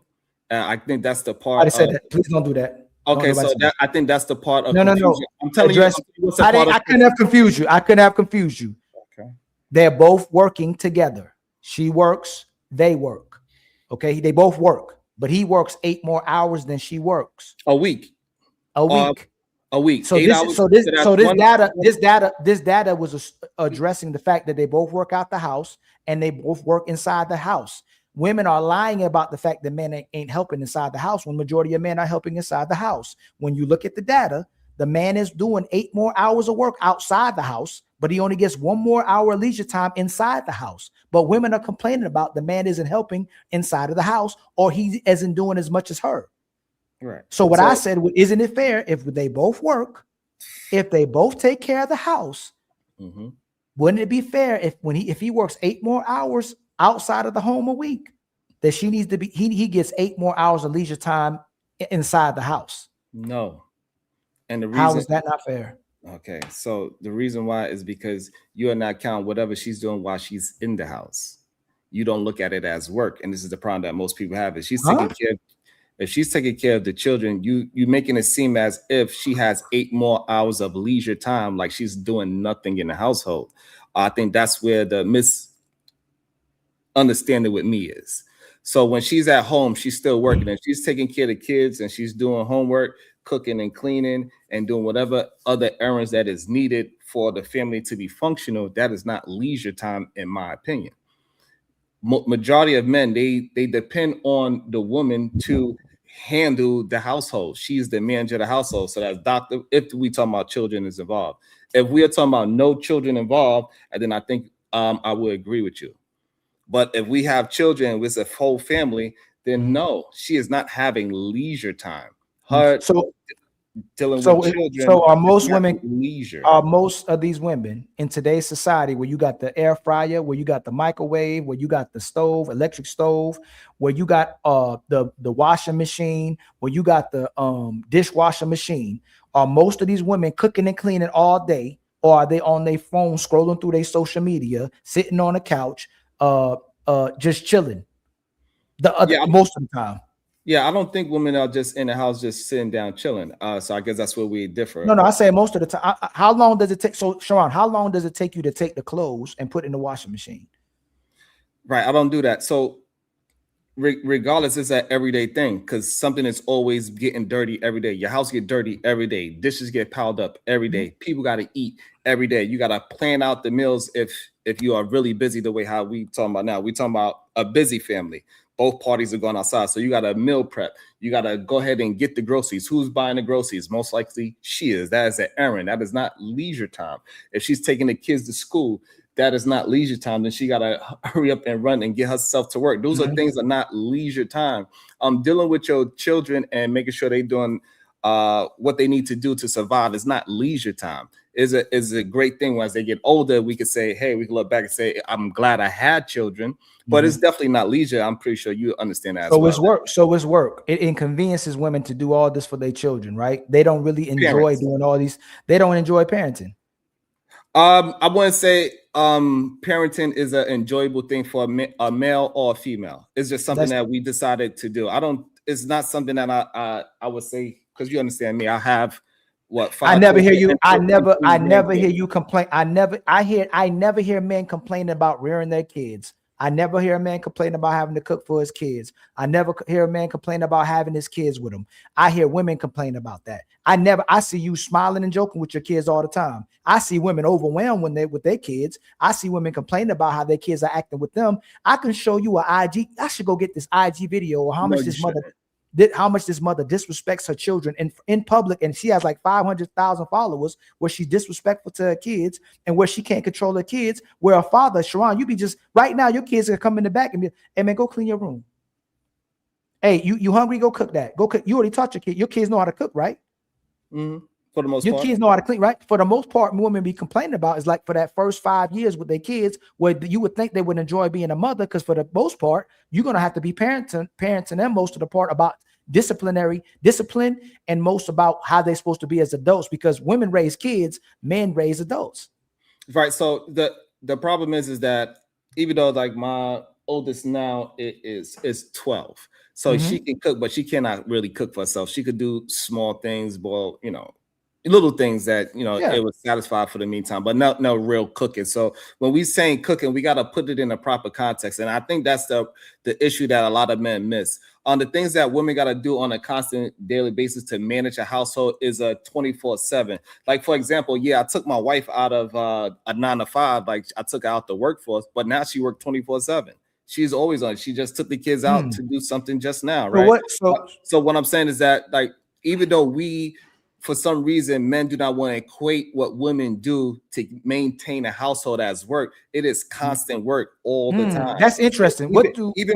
I'm not pretty sure you could attest to this as well. Even if you are right there next to something, your kids will circumvent past you and say, "Mommy, can you get this?" And you be like, what do single men be doing? They have their own house. What do single fathers be doing when the kids are with them? Like, so let's get to a single man first. What is he doing that's so hard at his house again? Like, what is he doing? So you agree with everything that I said? No, I don't, because the thing is she's being an adult. No, because she's being an adult. The thing is this: when men do it, it's them being a man and an adult. When women do it, it's strong independence, and they brag about the fact they can do it all by themselves. For some reason, when a woman gets into a man's life, and when he has a family, he enjoys doing for this woman and his family. When a woman gets a man, she all of a sudden becomes a slave, and it's an inconvenience to do for her man and for her children, because it's actually just being an adult. When women are single, they don't be complaining about having to cook and clean. They don't have to complain about doing it all by themselves. They don't complain about having to wash the dishes and wash their clothes. But for some reason, when men are included, they become a slave. Why aren't they a slave when they single? Why are they just an adult when they single? And even then, why are they bragging about being strong and independent when men ain't bragging about that when they're adults? You know how to cook. You know how to clean. You know how to fend for yourself. Most men can do that today, and they're forced to because women don't want to be women for them. So why aren't you talking about how much of a struggle it is for men who have to cook for themselves, who have to clean after themselves, who have to wash their clothes? Why you don't talk about how hard it is for men? Because nobody has a conversation about single people taking care of themselves. That's being an adult, and everybody should have the ability to be an adult. And that's where the issue lies when a man, he forgets that he is an adult in the situation. So if he could do all those things before the relationship, that shouldn't just all of a sudden just change. He cannot just use his girlfriend for a labor force unless he's taking her out the labor force. And I think once men realize that, it's a give and take. If y'all both got to do a 9-5, she's working 40 hours and you working 48 hours, that doesn't mean you get to come home and just sit on the couch. No, I didn't say that. So remember this, Sharon. That leisure, whatever the leisure is for a man, whatever leisure is, right? He gets 1 hour. He gets a week. He gets 1 hour leisure a week, not 1 hour a day. He gets an hour of leisure time. He comes home and helps his woman. He just get an hour of leisure time a week. For the most part, the man comes home. He helps with the cooking. He helps with the cleaning. He helps with the washing of clothes. He helps with the homework with the kids. Like the data shows, the men are involved with their children. And so what I'm saying is that you saying it as if the woman is not doing that as well. That's the issue that I'm having. So the woman is also doing the same thing. So if she's working 40 hours a week and he's doing 48 hours, and then she's cooking, he's helping. You're talking past me. Listen, Sharon, this is what I'm saying. If she's the woman and her place is the house, shouldn't she be doing more? Shouldn't it be okay in her, the fact that she's a woman, she's doing more in the house? If I work more outside and I'm the man, then it should be like, hey, that's what a man does. Why is she not accepting of the role that she has in the household if she has to do more in the house when she's the woman? Right, because you are equating that because it's only 1 hour a day extra he's working. 48 hours versus 40 hours a week, right? That's what we're talking about? Or am I confused about that part? No. Okay, so I'm not confused about that. But he's doing 48 hours and she's doing 40, correct? Who? A week. Yes. Work week. Now that part, right? Yes, work week. So if she works 40 hours a week, he works 8 hours a week. When he comes home, more, right? When he comes home, and during that whole week, he only gets 1 hour of leisure time. 1 hour. Right, and so that's it why could be 10 minutes. So you could spread that out. It could be, let me see. That's an hour. That's 10, an hour. 10, maybe 10 minutes a day. Hold on, 10, a little bit more than 10 minutes a day. He'll get leisure time a week. Right. So what I'm saying. So what's the problem with a man getting 10 minutes of leisure time a day? Nothing. So what I'm saying is that the comparison that you're doing, her 40 hours, you acting as if she's having more leisure time than he does. That's the issue that I'm having. They having the equal amount of leisure time. She is not coming home and she's working as well. The same way how he's coming home to help with the housely duties. She's also already, when he come home, she's already doing housely duties. So she doesn't have this extra time to do nothing and sit around and she don't have the leisure time to do things, is what I'm saying. So there's equal of leisure time for both of them, even though she's working 8 hours less a week. He gets one. He's doing just as much as she's doing. Excuse me, she's doing a little bit more, but she's not doing that much more. Right. And regardless, listen. I'm asking you this. No, hold on, Sharon. This is I don't understand. If he's doing, this is what I'm saying. Let's say the 8 hours. If he's working more outside, she's doing a little bit more inside. That's not fair. He's working more, 8 hours more a week. He just gets a week, and he just gets an hour of leisure time, just a little bit of time. Mm-hmm. Is it that fair? He's working 8 hours more. He just gets an hour a week. Isn't that fair? Yes, that's fair. If he so what are they complaining about? So I don't know what we I don't know what we complain about. Then if we landed there, then I guess maybe it was some kind of disconnect. Yes, and the worst part about it is this. I've never seen so many women complain about doing for their men and their children. You think they love serving their women and children, and it would be something they're passionate about. It's because they don't like doing it. They really don't like doing it. A lot of them don't. And shout out to the minority of women who love doing it and who do it with a joy. Shout out to the women who can't wait to go. My mother used to go pick me up from school so we can be with her. She cried when we finally had to go to school. She loved being with her children. She cooked breakfast, lunch, dinner. She took care of us. She loved taking care of us. We had to tell my mama to sit down. Like they enjoy doing for us. These women don't enjoy doing for most of their kids or their men. They don't. It's an inconvenience, Sharon. That's the problem. So a lot of times, Sharon. What I'm saying is that I don't see that in real life, and I don't see it anecdotally. So why do they say they don't want to be a slave? Right, but that's not what you was just talking about. So yes, I am. What you was just talking about was women taking care of their children and being happy and proud. That's what I actually see. I see women taking care of their children to the best. Hold on real quick, Sharon. Make sure you entertain the people. So what I see is the opposite of what you're saying. So majority of women are taking care of their children to the utmost of their best ability, and especially we talking about single mothers. So I don't understand where this disconnect of women are not willing or wanting to be proudful of their children. This is just not a true statement. Majority of women love taking care of their goddamn children. That's crazy to even assume that women are just being disrespectful and disgruntled towards their children. I don't see that happening at all. I never seen it in my life. And I'm come from Brownsville, New York, where it's supposed to be the most degenerate women ever. And I never seen that shit a day in my life. So it's just a little weird the way how you reference that. Women for a long time, a lot of people from especially our neighborhoods and our backgrounds, our mothers did whatever they can to make sure we had the most of life. So this idea all of a sudden that women do not take care of their children is just not a true statement.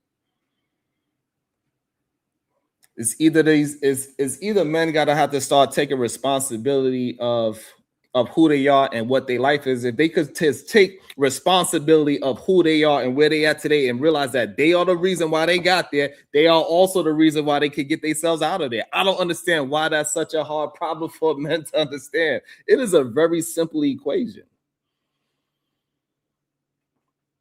You are the reason. You are the most common denominator in your life. Straight up. Shout out to all the people that sit in the building. I don't know where the disconnect is with that. Hey, I know plenty of single mothers that's doing the right thing, making sure they children go to piano classes, language classes, go to school, eat some food.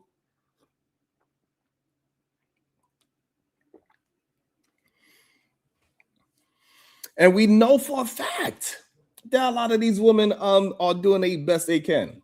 I don't know what's cap about it. So we mean to tell me that we don't know? Maybe he's back. There you go. We'll talk again, but we got to go. This show started. All right. We're going to talk again. Hey, I appreciate you. Hey, I just want to say happy holidays, my brother. Hey, you too. Next time you slow your ass down when you're talking to me. God damn it. You better get it together. You better get it together.